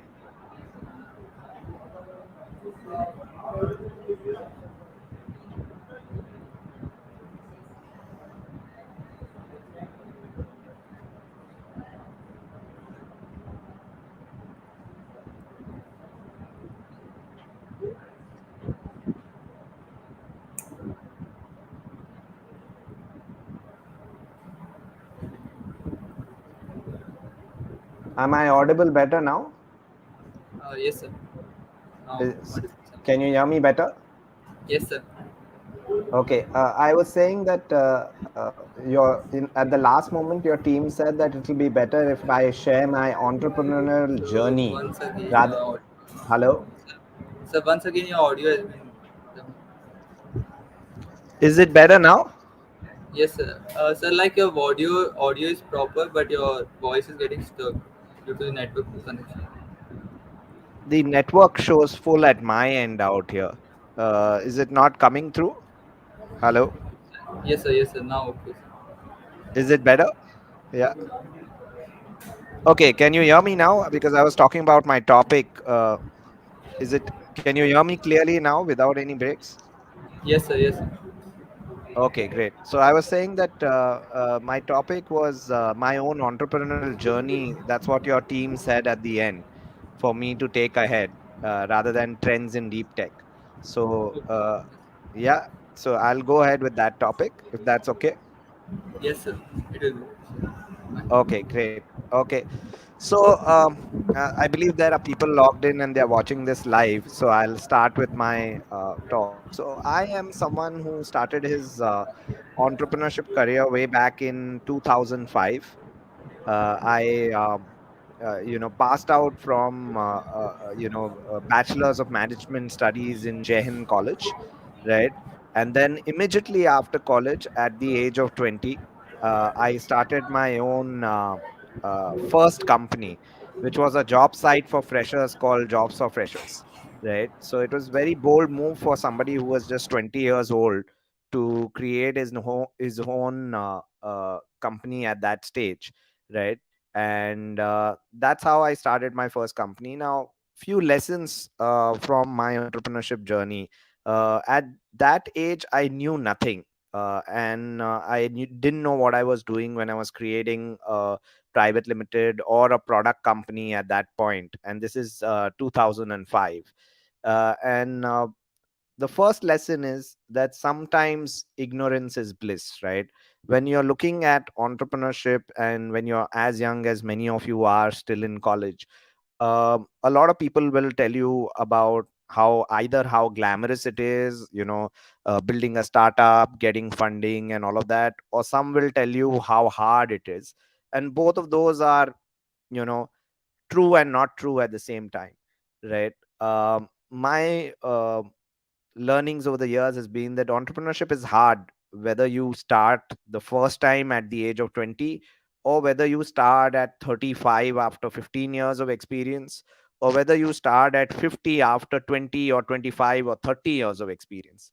Anytime you start to build anything from scratch, it is hard. It is not easy. It's like, you may have been a chef for 30 years, but if you have to make a new recipe, it will take all your attention, all your attentiveness, because you've never done it before. And even if you have done a similar startup before, you won't have the exact same people, the market wouldn't have been the same, the learnings that you had would be 10 years dated. So it's never ever going to be the same if you start up. So I started my first company when I was 20. And whichever age you will start, it's going to be extremely difficult. It's going to challenge you because you will not know how to build what you are trying to build. So my recommendation is start as early as you can, so that you can make the mistakes, so that you can learn whatever you want to, and also start when you have some kind of financial backup, right? And when I mean financial backup, uh, you know if you don't need food, clothing, shelter, and your parents provide you that right now and can do so for the next 5 years, maybe it's the right time for you to start up and see how you fare as an entrepreneur, right?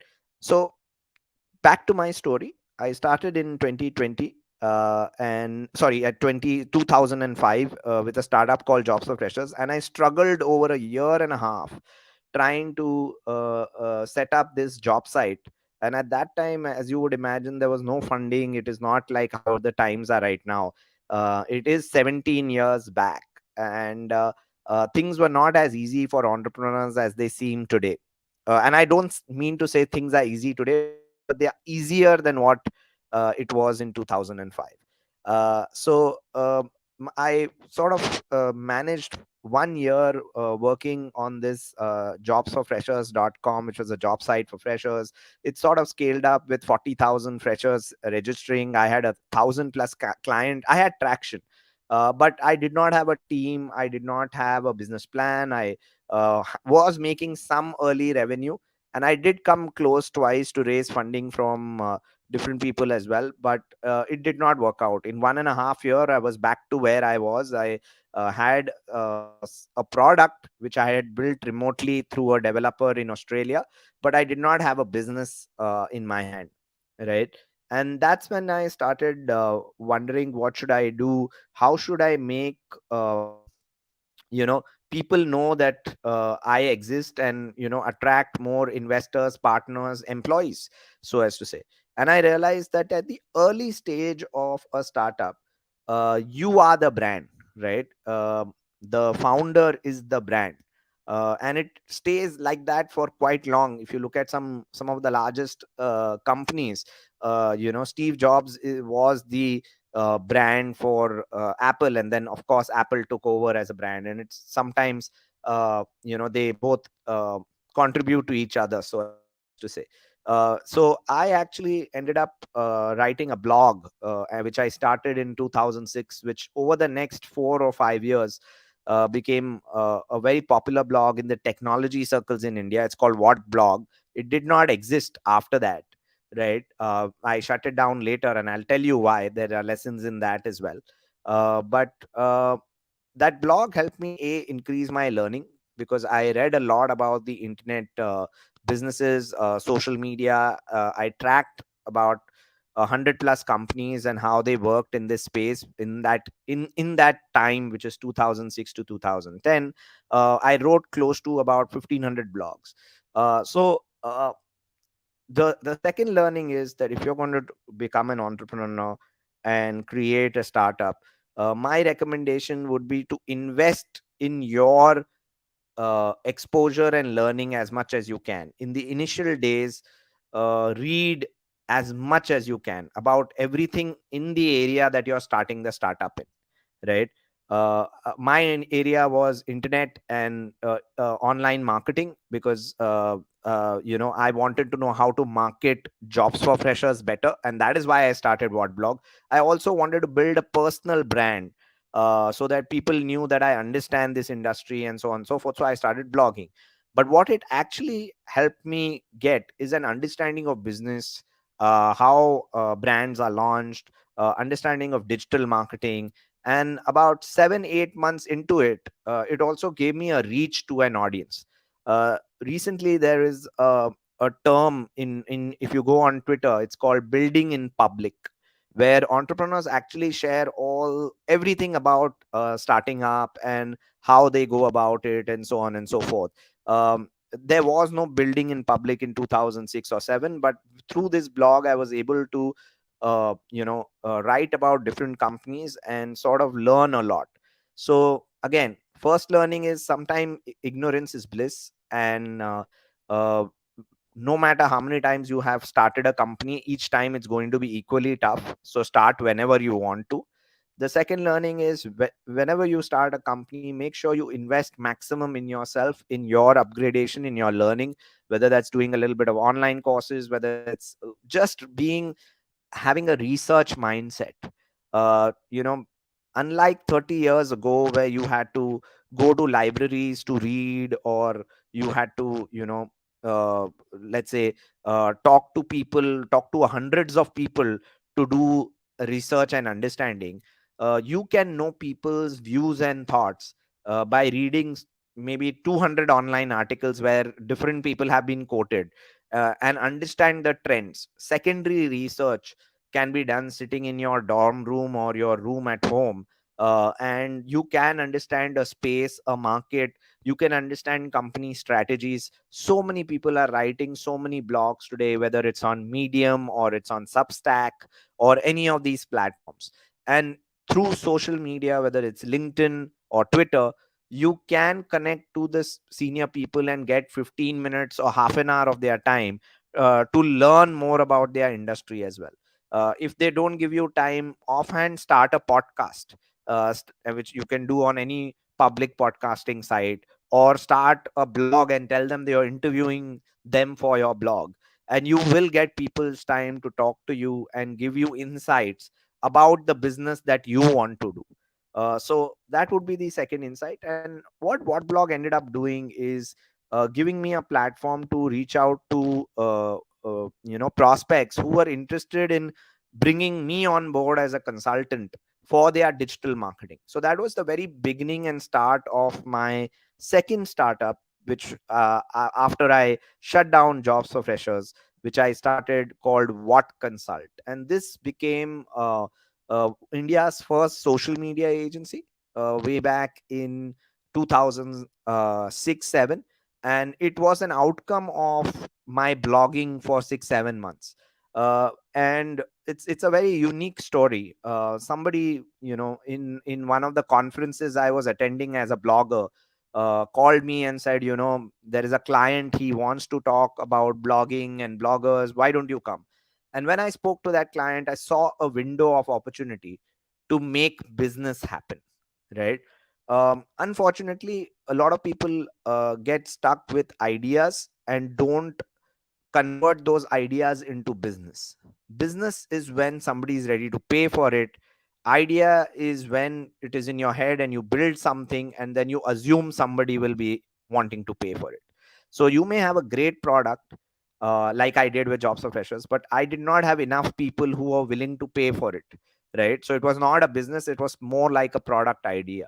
The moment more and more people are willing to pay for your idea, it turns into a business.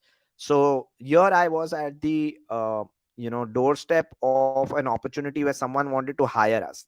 The second learning is, uh, a lot of people only associate starting a startup with starting a product startup these days, right? When you are this young, what's more important than building a product is learning how to run a business, right? Because building a product of different kind, those skill sets you can hire in the market, but you can't be hiring someone who knows how to run business. Because if you hire someone who knows how to run business, then that person, why would he join your business? Until unless you are a very very very sharp techie like Larry Page or Sergey Brin, and you have created the world's first search engine like Google. So if you, until unless you created a product like that, and even they had to bring on Eric Schmidt as the CEO in the early days. They needed a business guy to help them. They were two techies, right? So the point is, if you are starting your first startup, my second learning would be, don't discriminate between whether it's a services business or a product business. Because any business where you have clients, where you are trying to convince clients to pay you for either a service or a product, is going to challenge you, and it's going to uh, make you learn the ropes of how to build a company. And building a company is hard work, whether it's a services company or it's a products company. In fact, India's largest market cap company is a services company, TCS, right? Or even if you were to take all the service based entrepreneurs, Cognizant and others, these are massive companies. Infosys, massive service based companies. And of course, now there are multiple product companies from India, whether that's Zoho, that's Freshdesk, there's Zerodha. These are really big names, so as to say, right? Um, so as I started What Consult, which became India's first social media agency way back in 2007, I of course ramped up very fast. 1.5 year, I had a 15-20 member team. We were working with a lot of agencies and direct clients as well, right? But there was a challenge, right? I was still, what, 22, 23 years old at that point in time, and I had never run business before, right? And I did not know what I was doing. I had no idea what cash flow was. I had no idea what you know recurring revenue is, and so on and so forth. Today there's a lot more information about this on the web, and you have terms like MRR and ARR, which is monthly revenue run rate or annual revenue run rate. But at that time, there was not that much awareness as it is today, right? And I learned a lesson the hard way. Just like you have seen the pandemic disrupt so many startups plans over the last 2 years. In 2008, there was a event that happened, which was called the Lehman Brothers crash, right? And this event essentially was an event which meant that for the last 2 years, no clients were paying their agencies and no agencies were paying their vendors. And I got the rudest shock, after 2007, starting What Consult, which was India's first social media agency. In 2008 October, I realized we were out of cash, right? And for 3 to 4 months, we had no monies coming in from clients. And I had to lay off the 12, 13, 15 member team that I had hired.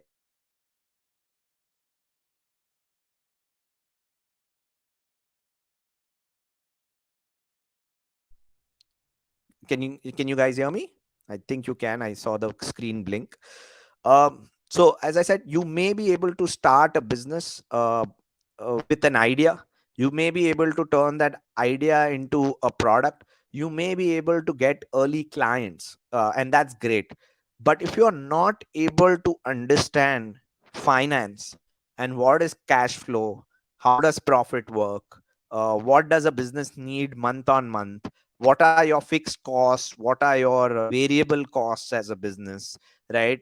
How many resources you need to service every client or customer, And in product businesses, these resources are server resources, engineering resources, and so on and so forth.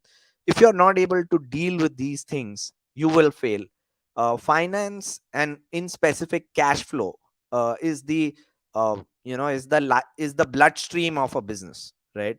It's like if your blood stops, you die. Same way in a business, if cash flow stops, you die. And that is why funding, or venture funding, or angel funding is celebrated in the startup community, because that means they have now cash flow to survive, right? To invest into their business, and survive yet another day. It's actually the celebration of survival and not success. That is what venture capital and angel funding, that is what startups are rejoicing about. uh, Anyways, having said that, and I'm just gonna see, okay. So that was 2008. So what did I do, right? I had to shut down 15-member team. I was back to myself. I had just one client left, because a lot of clients had stopped their work as well. I made some changes, right? Based on this cash flow and these learning, I only went after direct clients. I never went after any agency's business. Why? Because agencies is second hand revenue, right? They get money, then only they can pay you, while clients are making money from their business, and not by uh, taking your service and reselling it to somebody else, right? So as a social media agency, I only went to direct clients. And second, instead of taking projects, I said no to all projects. I only took retainer based work. Retainer based work is recurring revenue. Recurring revenue is far more predictable than project, right? Which is why, if you see SaaS companies today, they incentivize customers to sign up for a yearly plan. You have a month on month subscription plan, SaaS. Why? Because if you have month on month subscription, which you can lock in, you can predict your revenue. 10 clients, your revenue will be X. 20 clients, your revenue will be Y. And honestly, whatever you see in the market, all these businesses look very interesting, but they all follow the same financial principles, right? Recurring revenue that is confirmed is gold in every business, right? Doesn't matter whether it's a service business or or a product business, so as to say. Okay. So this was a second learning. And what did I do? I again needed to generate cash. And because of the Lehman Brothers crash, and you can Google Lehman Brothers, it happened in 2008. I had to pivot and change my business model. While my social media agency was on, I started doing events under the blog that I had run, and did these, sort of summits, and did these mixers or whatever, and charge sponsorship for that. I did this for hardly 4 months to generate cash again, so that I can rehire some of the employees, or hire new employees, and start pitching for businesses as well, because there was no business available for 6 months, right? Like how in the pandemic suddenly 3-4 months people would have suggest stopped giving some startups business. The same thing happened in 2008 for 4 to 5 months, right? And those 4 to 5 months I pivoted to make cash to survive. So the the third lesson would be, so the first lesson, as I mentioned, was ignorance is bliss. You can start up at any time. Every time you start up is going to be equally tough. Second, lesson was that invest in yourself. Make sure that you learn as much as you can, read as much as you can, have a researcher's mindset, right? And the third lesson was finance. Learn finance, because once you build a product, once you get early customers, you need to understand recurring revenue, profit loss, cash flow, for you to be able to scale your business, right? So those are the three lessons so far. And within that third lesson is, there is never any shame in doing things that help your business survive, right? For example, if you are a product company and you're not getting funding from other investors, there is no shame in trying to do services to finance your product company. You may find something as a a new revenue stream, so as to say, right? And many companies out there have done this. I don't know how many of you all have learned about the story of Slack, but Slack, which was acquired by Salesforce, Slack for billions of dollars. Slack was an internal tool for a company or a product company that was doing something else. It was not, it had just built in Slack internally for them to communicate. Their main product startup failed, and just to survive they sort of packaged Slack and started selling it, right? So that it was a survival act that made Slack into a billion-dollar company, right? So that would be the third lesson. So after I did all these events, I collected a little bit of cash and I started rehiring. This time I went very methodical about it. I made sure I only took retainer clients. I made sure I closed clients first before hiring too many people, right? And all of this sounds simple, but in the rush of growth and business, every entrepreneur makes mistakes. It's easy to get carried away, right? So starting 2009, we grew every year close to 100%. In the first year we were 25 people, the next year we were 50, in the next year we were 100, and by 2015 I had a 150 people team. And what helped me scale was sound financial understanding of business, how to make simple things work, right? And I can share some of these insights that I used, right? um, I always made sure my retainer revenue equal to my people cost, right? Um because even if all the other project work, all the cream and cheese on top, all the other uh, different kind of businesses, because we became a full service digital agency from 2010 to 2015, right?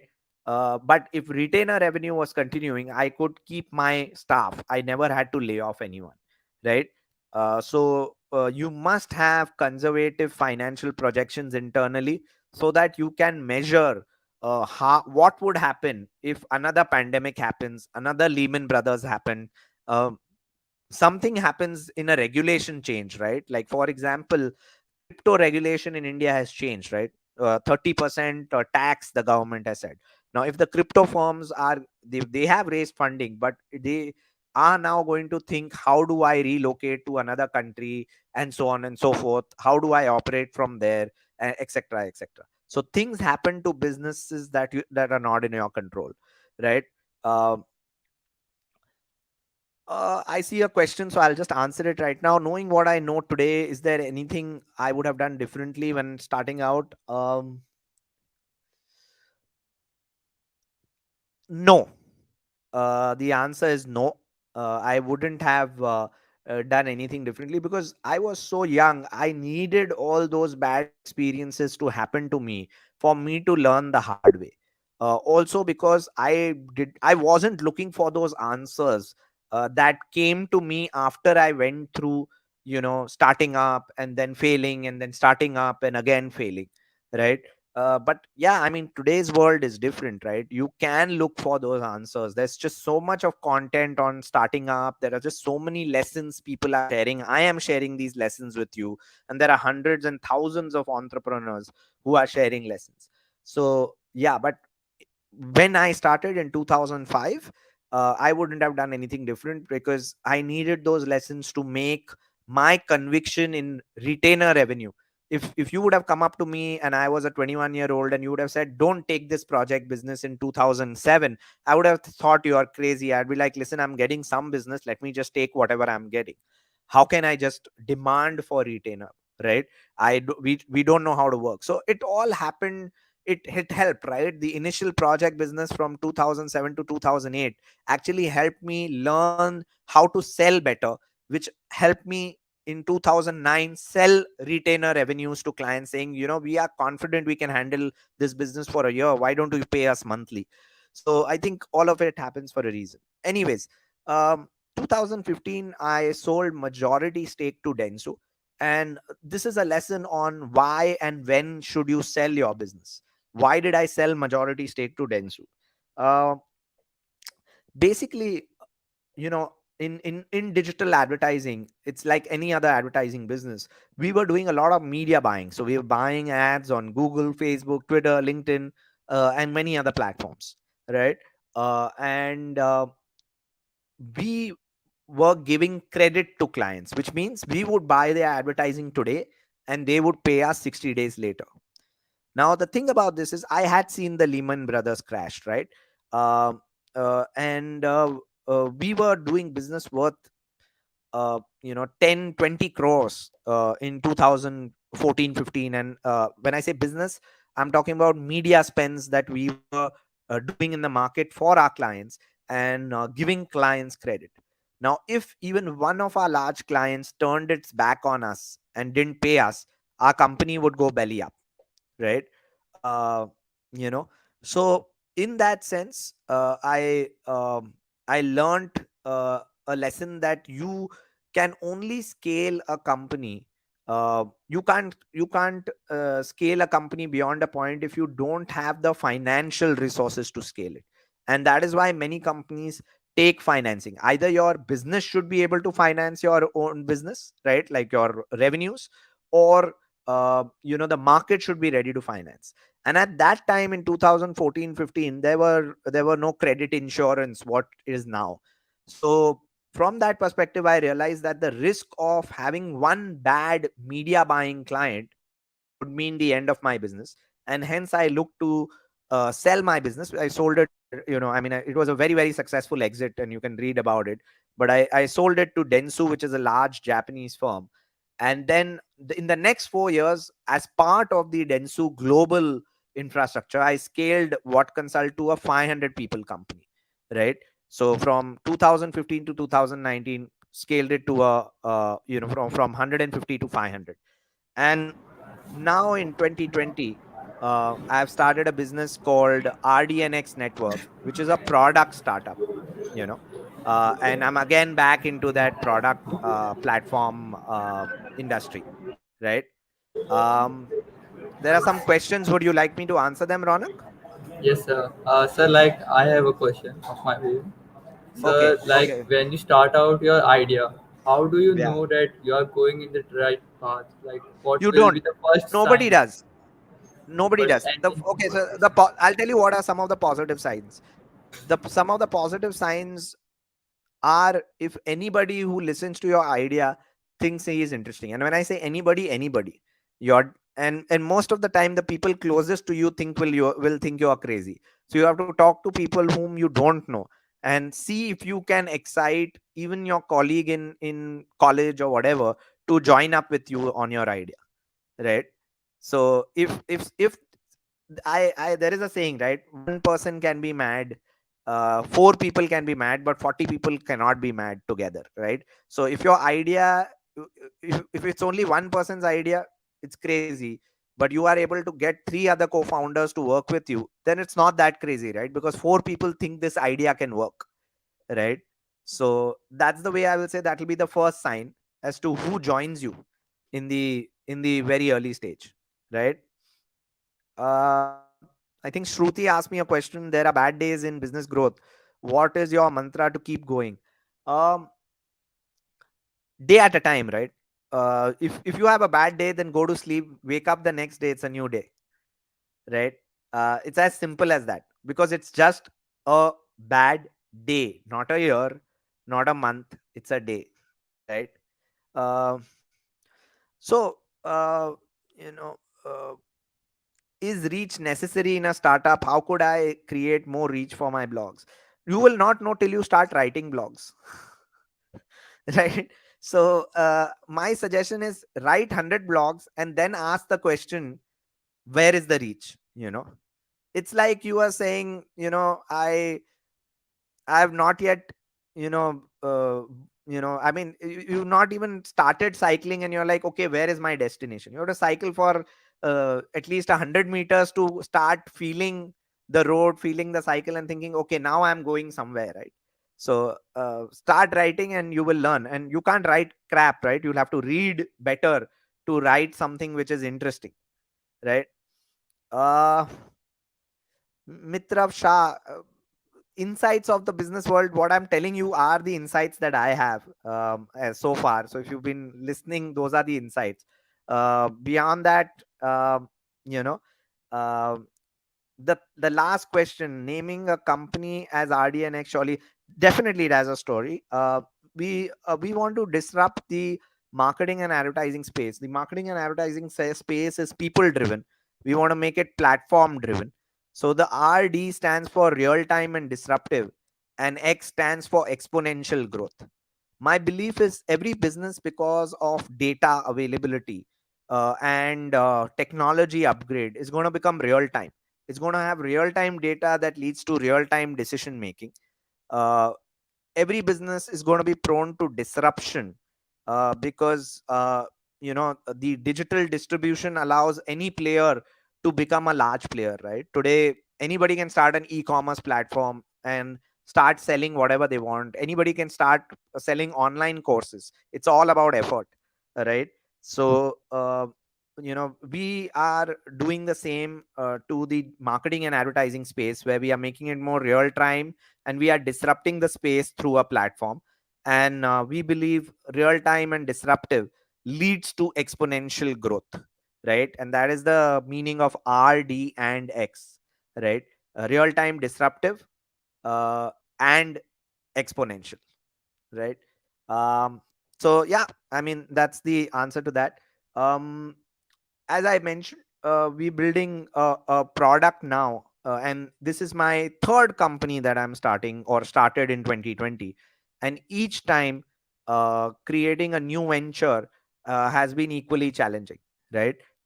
And now we are 40 people. We have 30 people in engineering, and we have people from every sort of institute.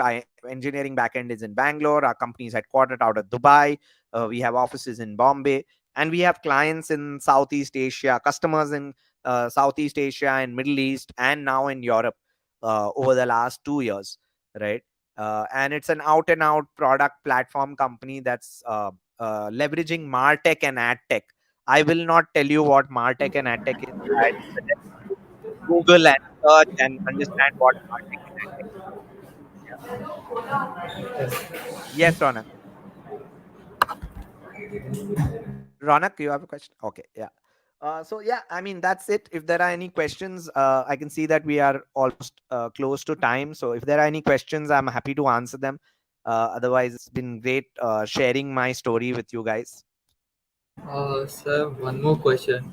Like, how was your experience when you first approached a sponsor for your company or investor, Yeah. maybe? So my experience, my learning from that was that we think what we are doing or selling is very interesting, right? But we are not able to articulate it for others to see what we see, right? So my recommendation to people is that you know uh, please look at your own business from the other person's eyes. If you are looking for someone else to invest in your business, think, if you had to invest in your business, what are the 4 5 things you would need for you to put more money? You had that money. So putting yourself in somebody else's shoes is very important when you're asking for funding from external parties, right? Um, the business world 10 years back was very, very different. Currently, there's more noise and more glamour than there's actual business. I think real business has not changed over the last 10 years. You still need to grind and get clients. You still need to work to build good products. There is equal amount of hard work. I think what has changed is people's perspective and patience. People think you can be an overnight success. There have been a few successes in the startup domain which in 2 years built and scaled and sold their companies. So that sort of gives a wrong message that everybody can do that.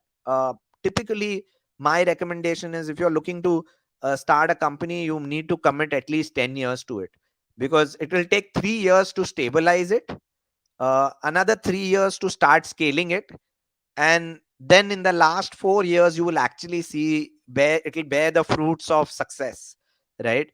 And this is the average time for any business. The fastest company earlier, not in the recent times, but one of the fastest companies to start and list on the stock exchange was Mindtree, which took 8 years. Even if you take the Zomatos of the world or others of the world, they took time. Now, of course, a lot of people talk about Sachin Bansal's company, which started in 2018, and in 4 years now is going for an IPO, which is Navy. But you do realize Sachin Bansal exited with $1 billion to build Navy, right? When you have that kind of cash and capital at your disposal, you can compress time. What takes 8 years, you can do in four. But when you don't have cash and capital, the average time is 8 to 12 years that it takes for any kind of business to be built and scaled up, right? um I think there's another question: how are you thinking to scale RDnX network? So uh clearly, I think there are two kinds of growth in product business. One is sales driven growth, where you do demos with enterprises and try and sell your product to enterprises. So you know that's a sales driven growth. The other is product led growth.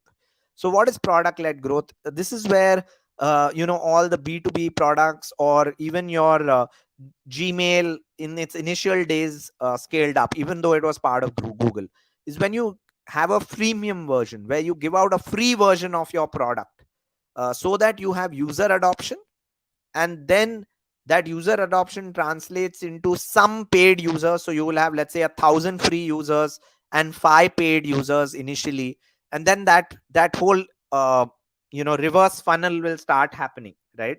The funnel will start happening. You'll have 5,000. If your product is really good, you'll have 5,000 free users and 50 paid users. So for RDnX, our platform is called rebid.co. If anybody wants to check it out, can check it out. It's a marketing and advertising automation platform, right? rebid.co, right? And we are driving both sales led growth with large enterprises and product led growth through our platform. So we have a free version, a sign up available, and we have a lot of other features available for paid users who directly come to our website and sign up as well, right? So that's the way we are looking to scale the business. I mean, we are hoping in the next 2 years we will be having, currently we are about 45 people based out of India, but we are looking to have business in Southeast Asia, in Middle East, and in US.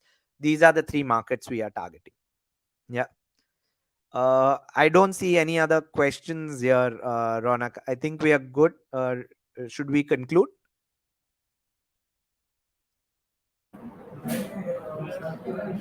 So thank you for your insights on this and Thank you. about. So, Thank you so much. Yeah. Thank you for having me, and I had a great time. And all the best to the students, right? sir, And one more my question. yes, Sir, one more question. I'll quickly answer. Shruti, there is never, you never feel success. You only feel uh, contentment, right? Uh, what is success, right? If you say you earn $1 million, is that success? $1 billion, is that success? There are some entrepreneurs who are at $100 billion. Success is if you set out to achieve on a mission. You wanted to build something, right? You wanted to electrify all cars on the road. Has Tesla been able to do that yet? No, it's a very huge company, but it's not been able to electrify all the cars. So it's not yet successful, right? So success is very relative. How do you measure it? It's dependent on you, right? All right, I think that's my time. Thank you guys, and thanks Ronak and your team. Yep. Thank you, sir. Thank you so Thank you. much. Thank you. Bye bye.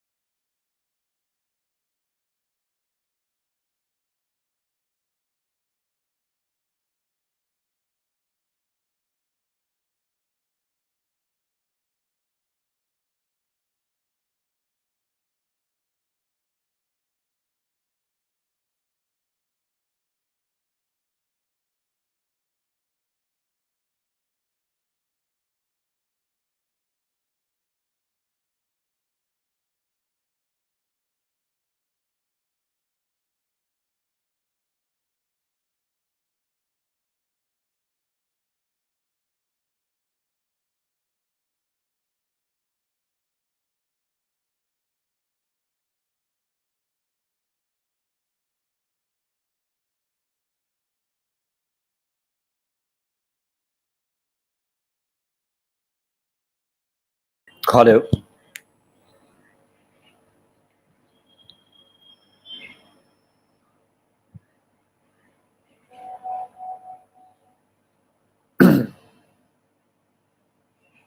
Hello.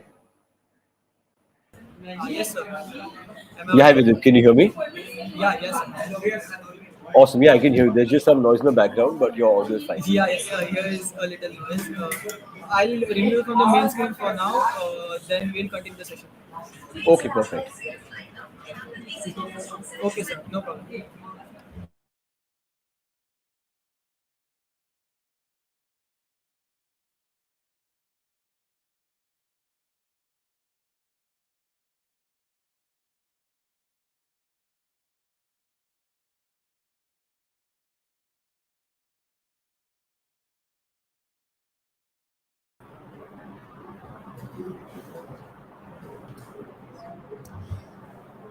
Good afternoon, everyone present over here. Welcome to Renovasi Presents eSummit 2022, co-powered by Chill Chili. I am Mitra Shah, a member of eSet and a student at VSet. Today with me is none other than the co-founder of our favorite shopping app, Soulstore, Mr. Soulstore. Today with me, Mr. Harsh Lal is present. Mr. Harsh Lal has headed licensing of 150 plus partnership in pop culture, sports, and entertainment, having 9 plus year of experience in customer acquisition, negotiation, and building stores for sale. Mr. Harsh Lal co-founded Soulstore in 2013. Soulstore is India's one of the first brand to bring licensed merchandise in India. Soulstore is the largest fan merchandise destination with licensing of Warner Brothers, Disney, IPL teams, WWE, and many more. So, without testing any more of your patience, I would like to ask Mr. Harsh Lal to share his knowledge on today's topic, customer acquisition and business growth, and to share his startup journey. Hi, Mitra. Over to you, sir. Yeah, awesome. Hi, Mitra. Hi, everyone. It's great to be here. It still feels a little funny giving a talk to college students because I was one myself not too long ago. But yeah, I think super excited to chat with everyone and share some insights from our journey over the last 9 years. It's been very interesting. Lots of interesting insights, ups and downs, difficult moments, lots of highlights as well. So yeah, I think it's been a fun journey, and I hope I can clarify some of your doubts, some of the questions that you guys would have on how to take this next phase of your career. Right? Should I start my own organization? Should I take up a job? Should I take an internship?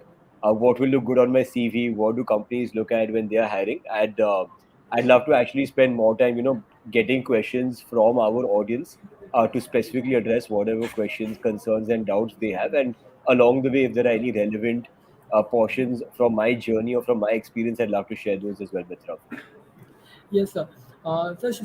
Can you tell us about your startup journey first? Like, what was your startup journey?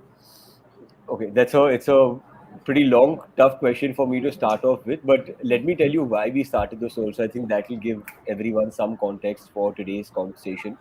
So there were two main reasons we decided to start the soul. So four of us.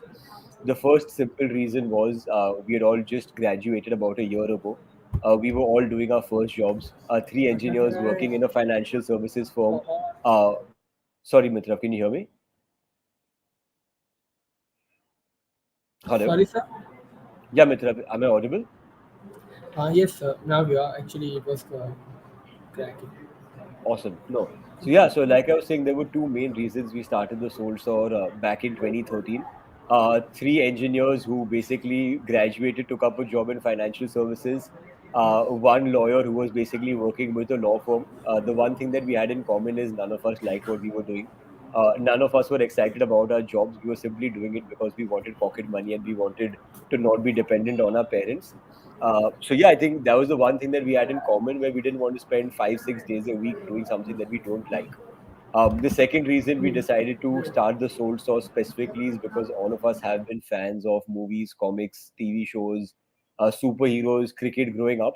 And we realized that as fans, there weren't too many options available for us to buy in terms of merchandise. You were either compromising on the quality by buying a fake product in the country, for 200, 300 rupees, where if you got lucky, the t shirt will last you for a couple of months. If you get unlucky, then within the first wash itself, the color starts coming out, or you end up spending a bomb when you ask one of your cousins from somewhere else to come and get the t-shirt for you, right? And both of these didn't seem like optimal options for fans.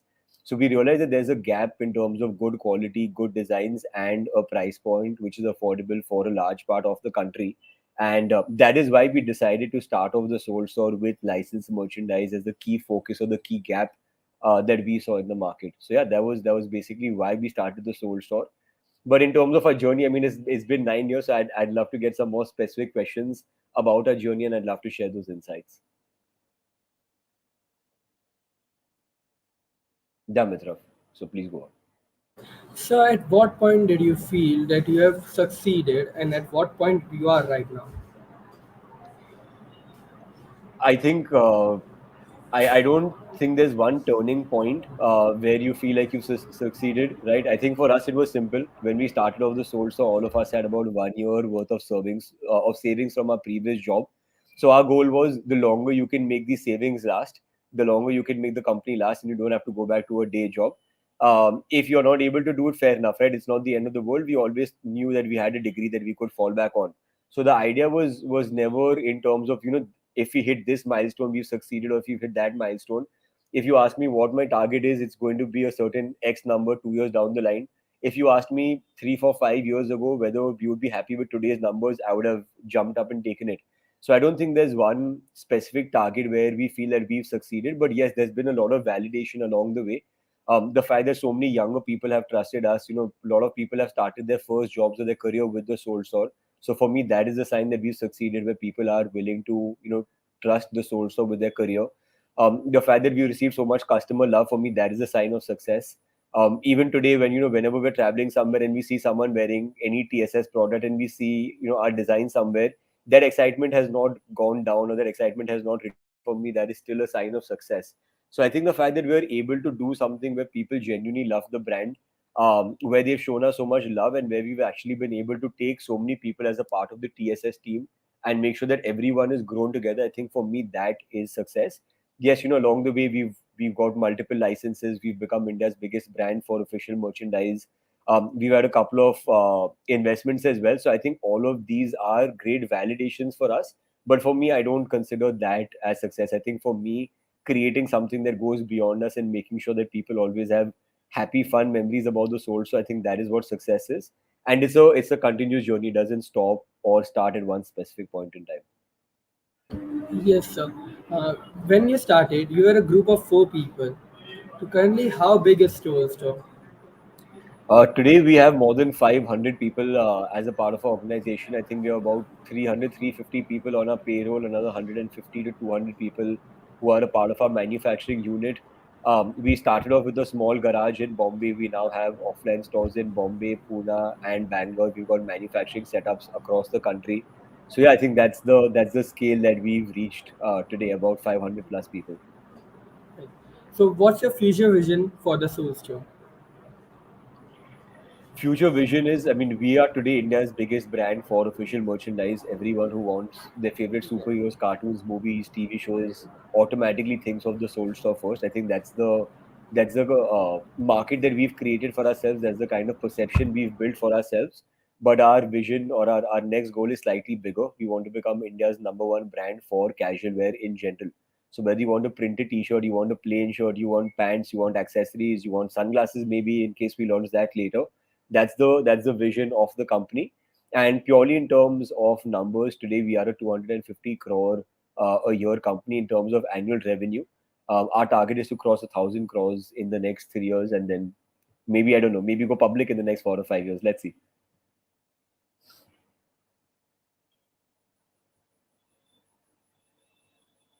Yeah, Mitra.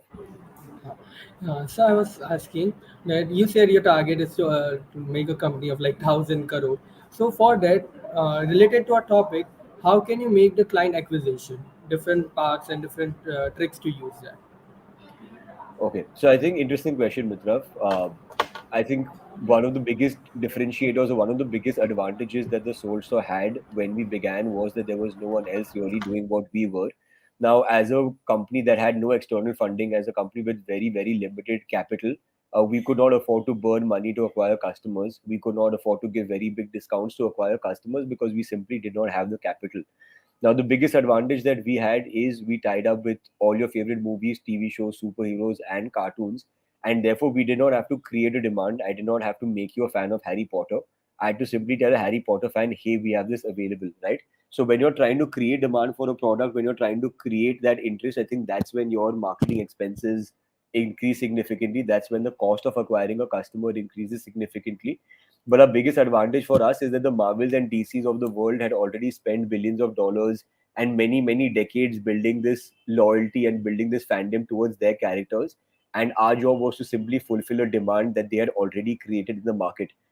That's something that actually helped us bring down our marketing costs significantly. That's what actually helped us grow and grow profitably over the last 9 years.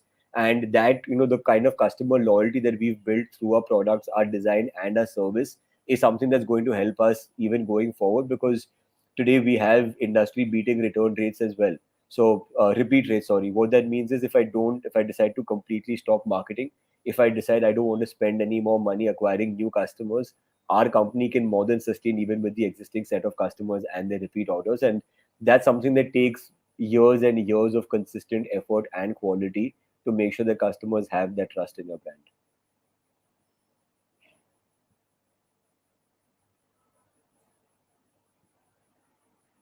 You're on mute, Mitra. Yes, sir. We we all know the basic meaning of customer acquisition, but it's just a textbook meaning.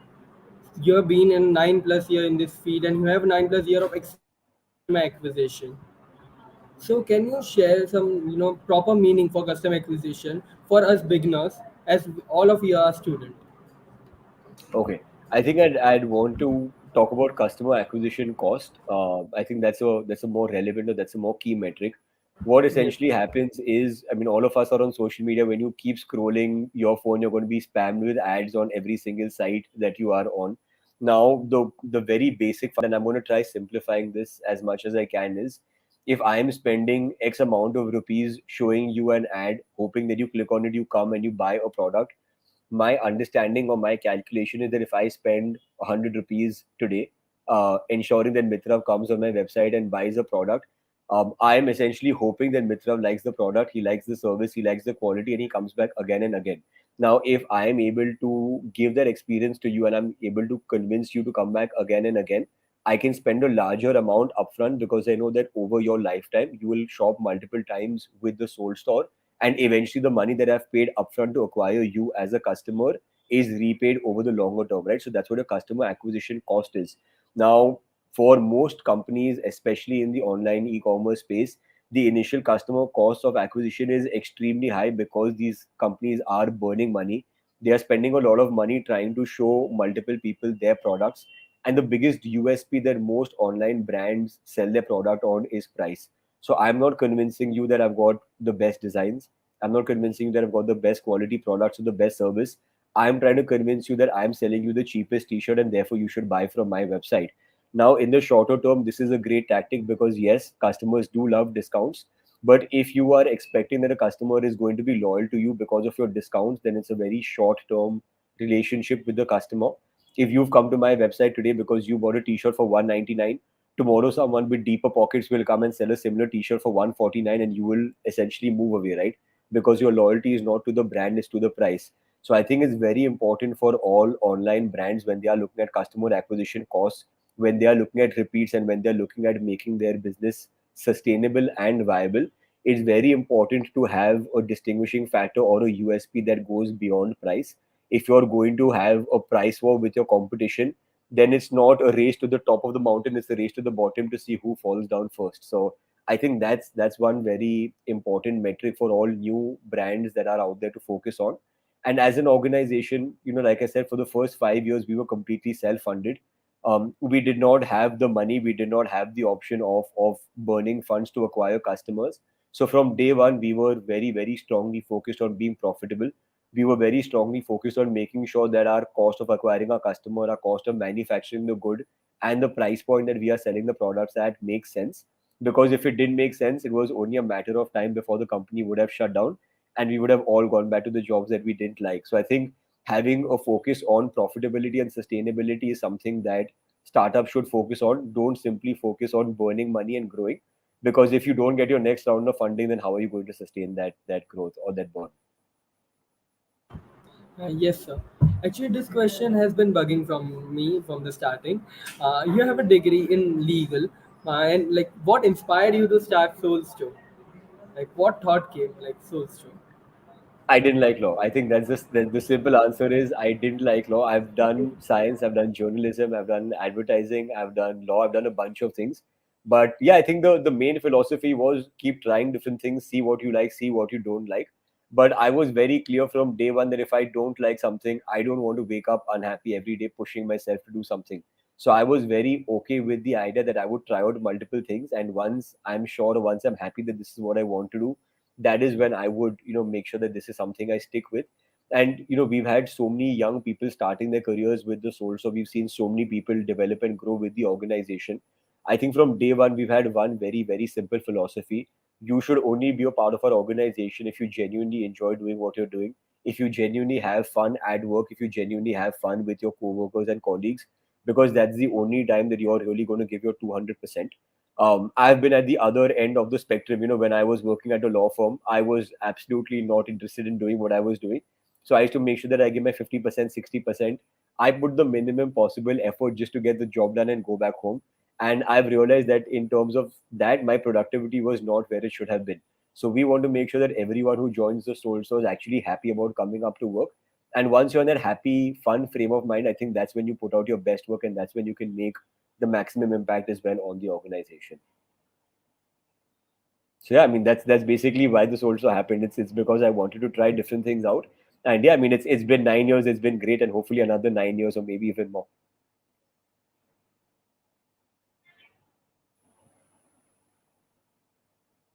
Yeah, Mitra.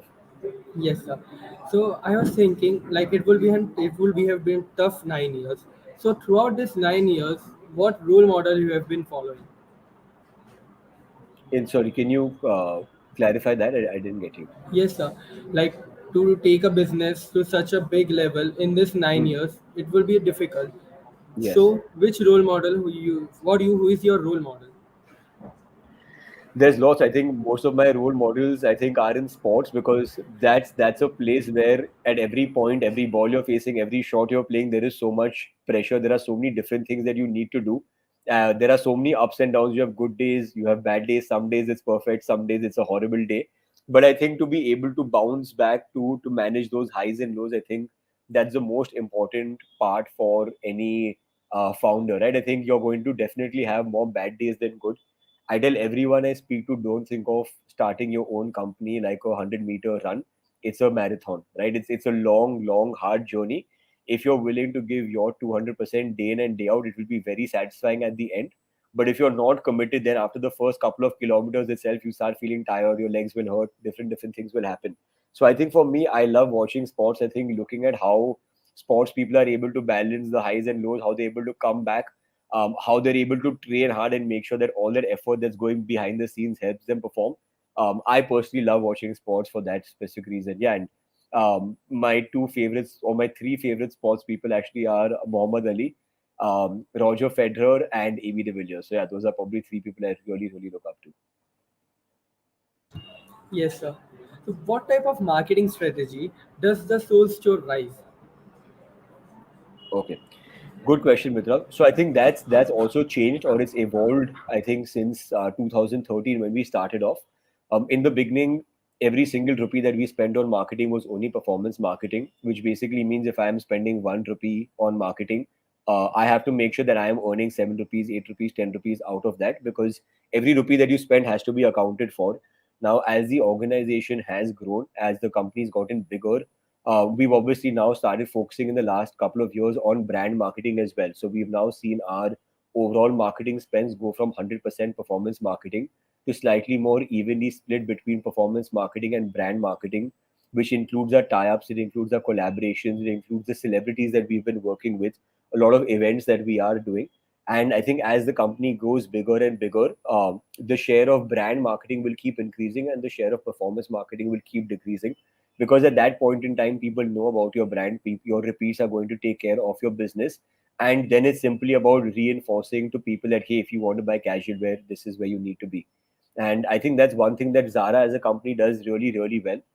One interesting insight that I read recently is that Zara does not spend a single rupee on marketing. Zara has spent so much time, building their stores, building their systems efficiently, building their customer love, that Zara does not need to market to customers. Customers go to Zara, and I think that's a great example of a company really, really succeeding in terms of building a true brand in today's day and age. So yeah, that's definitely an example that we talk about a lot at the Soul Store.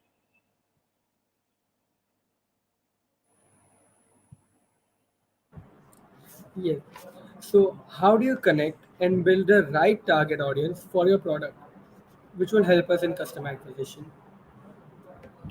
So I think, I mean, we've been blessed with a very strong marketing team and a very strong design team. I think these are definitely two of our USPs compared to competition. When you look at a TSS product, you know it's a TSS product because of the way it's been designed. And as I mentioned, from day one, we were very, very clear that we had limited funds. So we've been very, very clear about the kind of people we want to market to, who's the right kind of audience for us, being very sensible, being very sustainable in terms of our marketing spends. I think the one thing that we've done differently, or the one thing that's helped us even more to kind of, really create this exclusive space for ourselves in the official merchandising space, is the fact that over the last 9 years, the 150 plus partners that we've tied up with, all of them now don't look at us as licensees, they look at us as partners, right? Partners that are going to help grow their brand, partners that are going to help them put out the right products and the right merchandise. So when when we are working with all of these partners, we also have a lot of support. Hello, Mitra, are you there?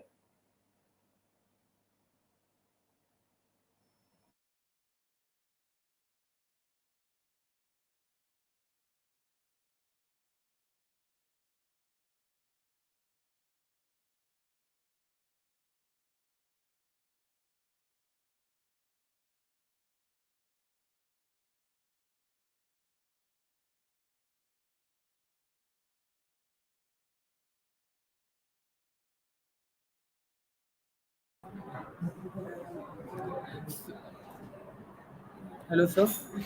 Hello, hi, Mitra. Sorry for the inconvenience. We had some technical issue. Uh, No, not an issue. Yeah, Mitra. So what I was saying is, I think the one big differentiating factor between us and a lot of other brands that have tried to do licensed merchandise is we've been working with our licensed partners for the last 9 plus years now. We've only increased our relationship and the nature of business with them over the years. They've seen the kind of work that we put into the designs, into the packaging, into the customer experience, into the freebies and the goodies that we give. Every single customer touch point that we have is well thought through, and we make sure that customers are not simply transacting on our website, they're actually having a fun experience on our website. Now, when the Marvels and the DCs and the IPL teams have seen the kind of effort that we put to building their merchandise brand in the country, they've also given us a lot of support in terms of marketing. So during the IPL season, you'll have all the IPL teams that we work with, telling their customers, telling their social media fans, hey, why don't you go and buy official merchandise at the Soul Store? You'll have Marvel saying, go check out this T-shirt at the Soul Store. And when our official partners help market the Soul Store, it helps build that credibility that, okay, this is the place where I get official merchandise, and all the other people selling similar designs are actually selling fake merchandise, right? So I think that has really helped us in terms of new customer acquisition, in terms of growing organically, and in terms of cementing our place as that one-stop destination where you get all your favorite official merchandise.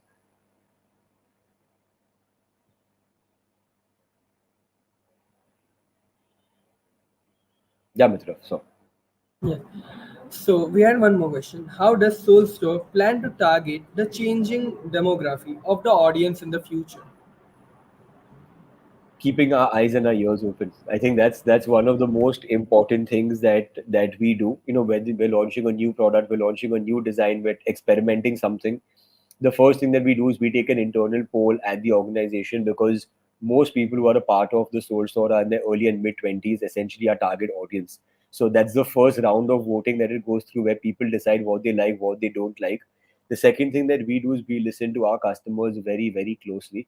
So whenever we launch a new product or a design or a category on our website, After the first 1 or 2 weeks of launch, we make sure that we call at least about 300 to 400 customers who bought that product. We understand what is their feedback. Did you like the fit? Did you like the quality? Did you think the product was value for money? Is there something that you'd like to change about the product? So there are 4 or 5 things that we evaluate every product on, and each product is given a rating out of 5. Now, if a product's rating goes below 4.5, then we talk to the necessary team, right? Was the pricing off? Was the design off? Was the quality off? Was there some other issue? We make sure we solve that issue with the relevant team. We then again relaunch the product. We do one more set of customer calls and we make sure that it is now above 4.5. The second thing that we do is a lot of our customers show us a lot of love, on social media, comments, emails, phone calls, messages. They tell us the kind of products that they want, the kind of characters that they want, the kind of expectations that they have. And we make sure that, whether a customer is reaching out to us online or at our offline stores, we listen very, very closely on what their expectations are. So, if you guys think that you've left us a comment or a message and we've not gotten back to you, don't worry. All that information, all of that feedback is being passed on to the relevant teams, and we make sure that as far as possible, the direction that the company decides to go in is going to be determined by where the customers want us to go, because eventually we are here only for the customers.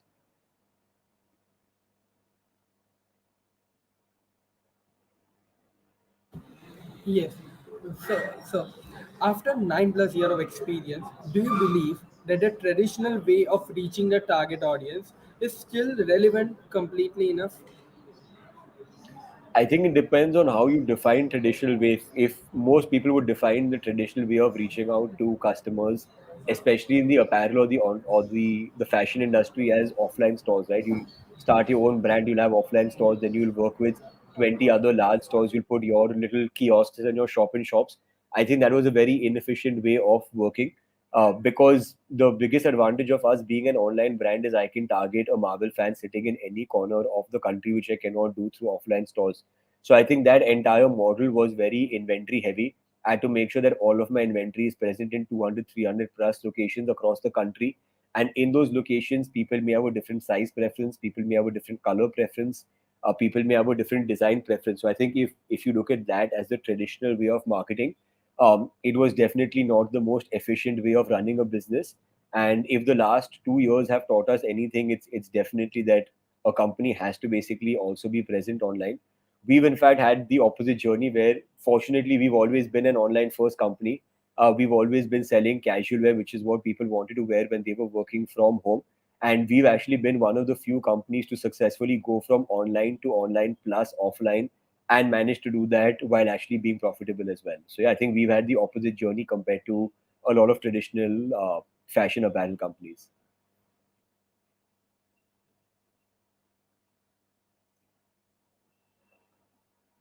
Mitra, you're on mute. Sorry, sir. Business growth cannot be defined on just numbers. So, what is your point of defining business growth? I think business growth can be defined in numbers, but I don't think success can be defined in numbers. For me, success is not, like I said, what our revenue is today or what it was 5 years ago or what it will be 5 years later. Because if I have a plan for what our revenue should be 5 years later, after 5 years, I'd be like, why not 5x of that? Fine, why not 5x of that? So I think as you keep growing, your expectations keep growing bigger, and that goalpost, so that finish line keeps changing. But for me, success is the fact that we've built a brand that customers love. We built a brand where customers are excited and proud to tell their friends and family about us and our products, right? I think the happiness that we've created, for me, that's success. When I see people, on the streets, when I see people outside wearing our product, for me, that is success, because we've reached out to so many people that we did not even know, right? You don't personally know any of these people, but they know your brand. So to create something that goes beyond the founders is success. But for me, the biggest definition of success is the fact that we have 500 people and 500 families, who we are working with, who are helping us or who have helped us along the way to reach where we are. And they've trusted us with their careers. They've trusted us with their job security, and I think for me that is a great responsibility. But it's also a great sign of success that someone is literally putting their career in your hands, and trusting you to do the right thing. So for me, that's what I consider success. Yes, sir. How does Soulstore plan to target the changing demography of the audience? Cool. So, like I mentioned, Mitra, I think we listen very closely to our customers. Our customers are very vocal in terms of what they like, what they don't like, what they expect from the soul store. And the simplest way of adapting to customers' needs is to make sure that you're constantly communicating with them, whether through social media, through surveys, is interacting with them at our offline stores. We make sure that every touch point where a customer can give us feedback, that feedback is being recorded, it's being passed on to the relevant teams, and every decision that we make at the soul store is driven by two things. One is customer insights and feedback, and the second is data. If data says something should be done, we do it. If data says something should not be done, we don't do it. And we learned very, very early on that we should not make decisions based on our preferences because I like something, I think it will sell, or because someone else doesn't like something, we shouldn't launch it. I don't think that's the right way of going about stuff. You have to learn to keep your ego aside. You have to learn to keep your personal preferences aside, and if the customer wants something, then you simply stick to what they want. So I think that's the only way to manage customers evolving preferences. You leave your own preferences outside the door.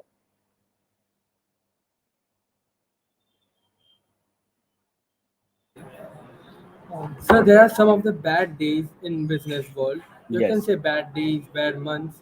So what is your mantra to keep you going? There are, I mean, for everyone listening, there are going to be a lot more bad days than good. I think we only see the fun stuff or the exciting stuff in the news channels and the newspapers about companies getting funded, about companies becoming unicorns, about founder exits, about IPOs. I think you only see the good news, and I think it gives people a very false sense of glamour. It's almost like Bollywood, right? You only see the fun stuff on the movies. You don't see the effort and the hard work that goes beyond it. So I think it's very important to realize that this is not something that people can prepare you for. There is no college course, there is no 3 month internship that tells you how to run an organization. So every day there are going to be new challenges. You're also dealing with different problems every single day. But I think what really helps here is having your right co-founders or partners, who are going to be there to help you out when things are tough. Having the right team that's always going to back you up, when the company goes through a tough time. And I think as long as you have that mindset that, yes, this is a problem, but eventually, if we all work hard and we give our 200%, we will come out stronger. I think it's important to have that mindset. Otherwise, it can become a very lonely, very, very difficult journey. So yeah, I think it's you kind of have to just put your blinders on. You have to look ahead, don't look behind. There are going to be 500 things that go wrong. It's going to be very easy to point fingers at other people and say he did not do this and she did not do this, but as a co-founder, eventually it is your responsibility. If the company succeeds, you've done something right. If the company does not succeed, then you can blame everyone else, but eventually it is your responsibility. So I think if anyone is looking to start their own organization, if you are 200% sure it's definitely something you should do, it's super rewarding. But if it's something that you're not sure of doing, or if you think you're going to do it, at 70%, but you're expecting 200% results, then you're going to be in for a very, very tough surprise. So either commit to it completely or don't do it. But if you try to half-ass it, you will be very, very disappointed. So that's my only advice to everyone who is thinking of this. Yes, sir.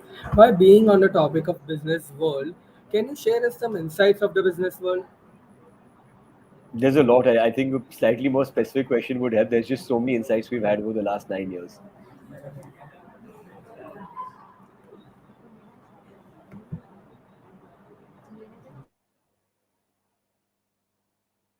Sorry, sir, I was not able to hear you.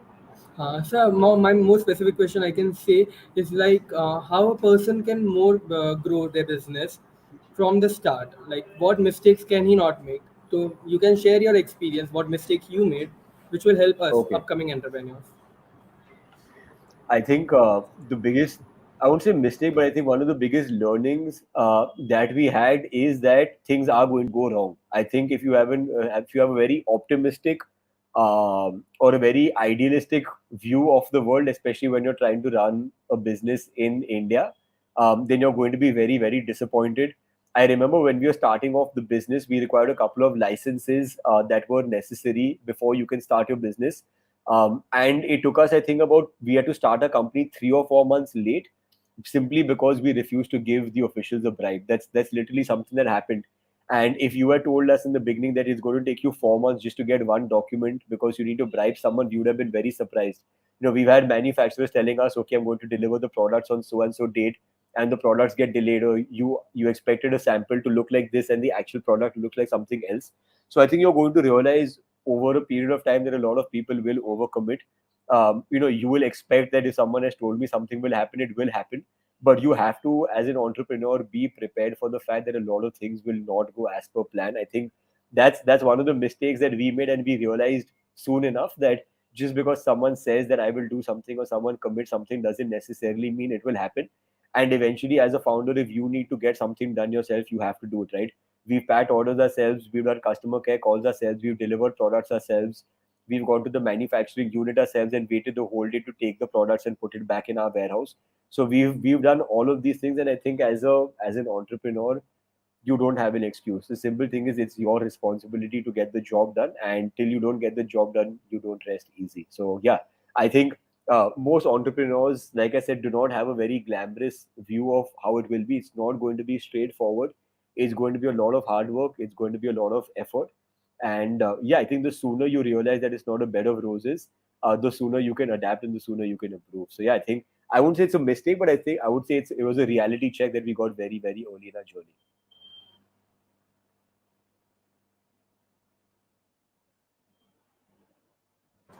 So now entrepreneur is like a buzzword nowadays. So nowadays many students wants to drop out and try to become an entrepreneur. So what are your views on this? Interesting question. I think while it depends obviously from person to person on, why do you want to drop out? What is the idea that you have? How sure are you of making it work? Do you have the finance? Are you taking finance from friends, family, parents? Who are you taking? So I think it depends on a lot of factors. What personally helped me, and I think it's a good template, obviously, or a good starting point, and then it depends on each person's situation. Is one is I would recommend, please make sure that even if you want to start something at the side, at least finish graduation. Make sure that you have a degree so that in case something doesn't work out, you always have a backup, right? Please do not jump into the deep end of a pool if you don't know how to swim. So if you have to jump into the deep, at least make sure that you have a float so that if something goes wrong, you have a backup. That's my first request or my first advice to everyone. Second is, even while you are in college, I think now there are enough of opportunities to do internships. There are enough of opportunities to do different courses as well, right? So if I take marketing, for example, you could do a small photography course. You could do a basic Photoshop course so that you can make edits on your own. You could do a content writing course. You could do a digital marketing course. I think spend more time building these additional skills, because startups today are not looking at they're not looking at very specific people. I want this one person to come and do this one thing. If you are someone who has a larger set of skills and you're able to add more value to the table, you will automatically be a much more obvious choice to hire over someone else. So I think spend time doing that. Also, what helped all of us was the fact that we had our degrees. We had some savings from our first job, so we knew that even if the soul store doesn't work out, we at least have some money back in our bank account, and we can always take up a job again. So while it's a great thing if you want to start your own organization, I think get some experience, have some mentors, understand what all challenges are there when you start an organization, because there's going to be a lot of new problems, right? And none of the four of us come from a family business background, so we didn't have anyone to rely on. We had to kind of learn the hard way. But if any of you guys have mentors, reach out to professors, reach out to family friends. I think make sure that you have a strong enough network, make sure that you've got a strong educational background as a backup, and make sure you have enough money to last you at least 6 to 12 months in the startup and you don't end up burning out before that. So yeah, keep these two or three basic points in mind, and once these are sorted, then I hope a lot more people listening to this end up starting their own organization and do really, really well. Yes, sir. So being on the same topic, I will ask you. I know it is difficult to be an entrepreneur. Are you able to take some quality time out for you? Yes, I think it's about managing work and prioritizing. And especially as an entrepreneur, there are always going to be 500 opportunities. You can try this and you can try that. And someone has sent an email and someone has called and someone has reached out on LinkedIn. So I think as an entrepreneur, it's very important for you to prioritize your time, your effort, and your mental bandwidth, because if you don't do that, you may end up spending a lot more time on certain things which would probably bring less value. You could also burn out, which is again from a longer term point of view doesn't make sense. So I make sure that at least 4 or 5 times a week I take out 1 hour in the evening after work to exercise. For me, that's my me time. It's that time where I completely shut off. And I think it's super important to have activities, to have hobbies outside of work also. As an entrepreneur, you're always going to be on. There is never a time, if you're on vacation, everything is completely shut. You're always mentally at the back of your, there is always something, I forgot this, I need to do this, I need to do that. But I think over a period of time you start getting slightly better at prioritizing. But there's no magic answer. Even today, I think there's always, like, on a Saturday or Sunday, I'm not going to think today's a weekend, today I've completely switched my phone off. There's always some work happening at the background, and if you're ready for that kind of commitment, then entrepreneurship is fun. And if you want a 9 to 5 Monday to Friday job, then it's probably not the right option for you.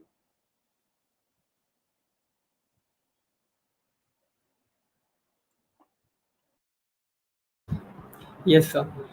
Sir, can you share your knowledge and experience of the business world with our upcoming entrepreneurs in your basic world?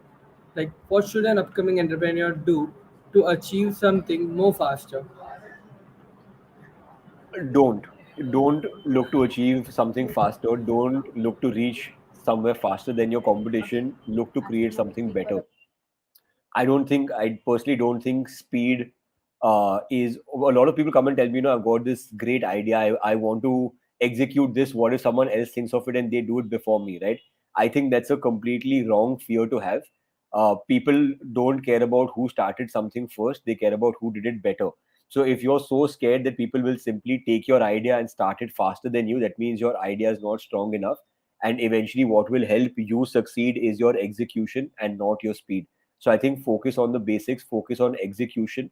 Make sure you talk to enough of people, you get enough of feedback continuously, and make sure that you are always open to doing things differently. You're always open to listening. You're always open to learning.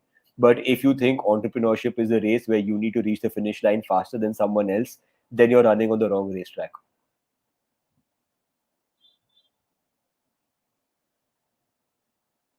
Mitra, you're on mute. This is a question from an astronomy freak. How do you Sure. decide on your sales objective? Our investors do, we don't.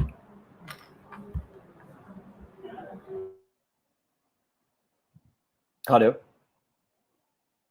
Yes, sir. Yeah, Mitra, I'm saying our investors set targets for us, we don't. Sir, your audio is not coming. Hello. Yes, sir. Now you're audible. Yeah, I'm saying it's usually the investor that sets sales targets for us, not the organization. But Mitra, sorry, can you hear me? Yes, sir. Yes, I can. Okay. No, so I was saying it's not the sole store that sets sales targets. It's usually our investors that set sales targets. But as I mentioned, our monthly targets, our yearly targets are just one part of the overall brand. I think our larger vision is to be India's number one destination and our India's preferred destination for casual wear. And today the target is 1,000 crores in the next 3 years. 4 5 years down the line, that could be a 2,000 or a 5,000 crore company. So I think a revenue is just one part of the overall objective of the company. It's a part of the goals, but it's not the finish line by itself. Yes, sir. So, the second question is, what strategies do you first use to market your business? It's from Karan Gandhi.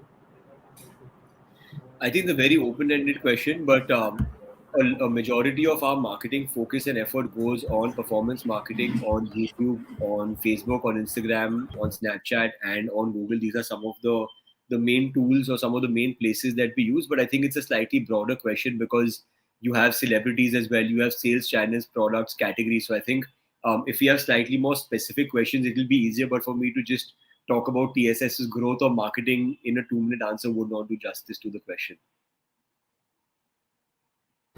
So, I would like to add to that question. The different strategies can be used to acquire more customers in using customer acquisition. Sure. So, as I mentioned, Mitra, I think one of the biggest advantages that we have is that we are fulfilling a demand and we're not creating it. The second big advantage that we have is all of these licensors or these partners regularly promote us. So, if you're a fan of Mumbai Indians or Chennai Super Kings or Kolkata Knight Riders and you're following their pages, you will see them continuously promoting the Soul Store and the Soul Store merchandise. So, I think these are two or three things that have really helped. But what we regularly do is we do a lot of A/B testing at the source. So we try different product images, we try different creators for ads, we try different creators for social media. We try different price points. There's always a lot of experimentation that's happening, because as a brand we've realized there's no one right answer. Things are changing every day. Customer preferences are changing every day.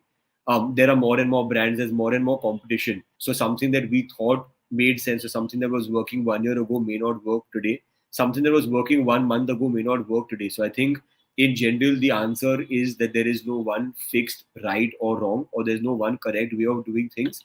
The only way you can learn is by continuously experimenting, seeing what's working, what's not, and make sure that if you've made a mistake, you don't repeat it. I think that's something that's super important. So we encourage experimentation at the soul store. We encourage failure at the soul store as well.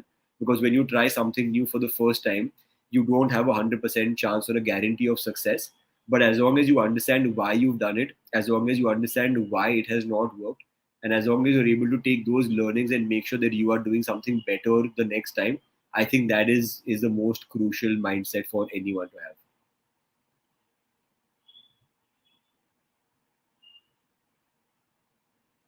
Yeah. Yes, sir.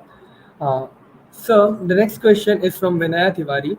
So you're targeting the young generation as your target customer. What about the older generation? You have planned for them as well? A very interesting question.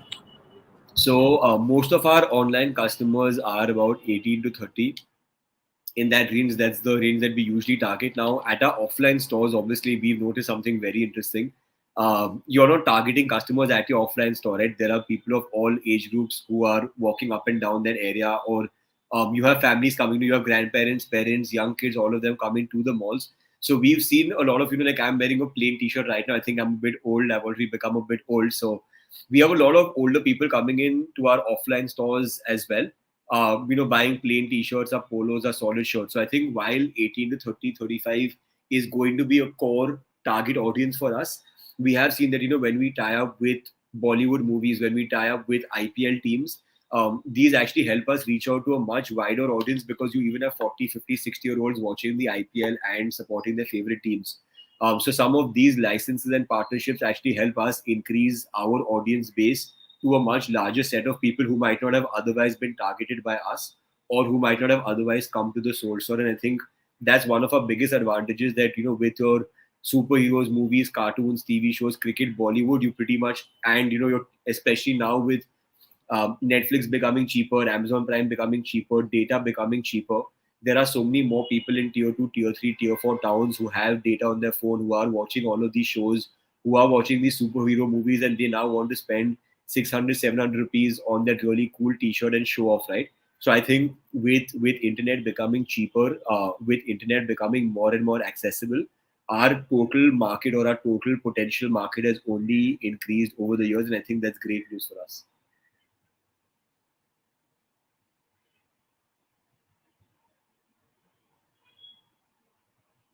I would like to take one last question from Sure. Pratyush Lokhande. So how does Soul Store differentiate itself from its competitor? We don't look at competition. We don't look at what is someone else doing. Are their prices 50 rupees cheaper? Are their prices 50 rupees higher? I launched this design. What design did they do? Because I think it's a never ending goal, right? It's not like I look at five competitors today and then I'll be like, hey, for the next 6 months I want to do this. I think it's important for us to understand what is working for us, what is not working for us, because I think different brands have different objectives. We are very, very clear on why we started the soul store, what's the kind of products that we want, what's the kind of experience that we want. Different brands would have different agendas. So I think it doesn't make sense for us to change our path. It doesn't make sense for us to change our finish line based on another brand's finish line. And if other competitors are looking at what we are doing and trying to imitate us, I think of that as a sign of success. But we are very, very focused only on what we want to do next, and we are very, very clear about that. So we don't spend too much time looking at competition. We wish our competition the very best, but we are very, very clear on what our target is for the next couple of years.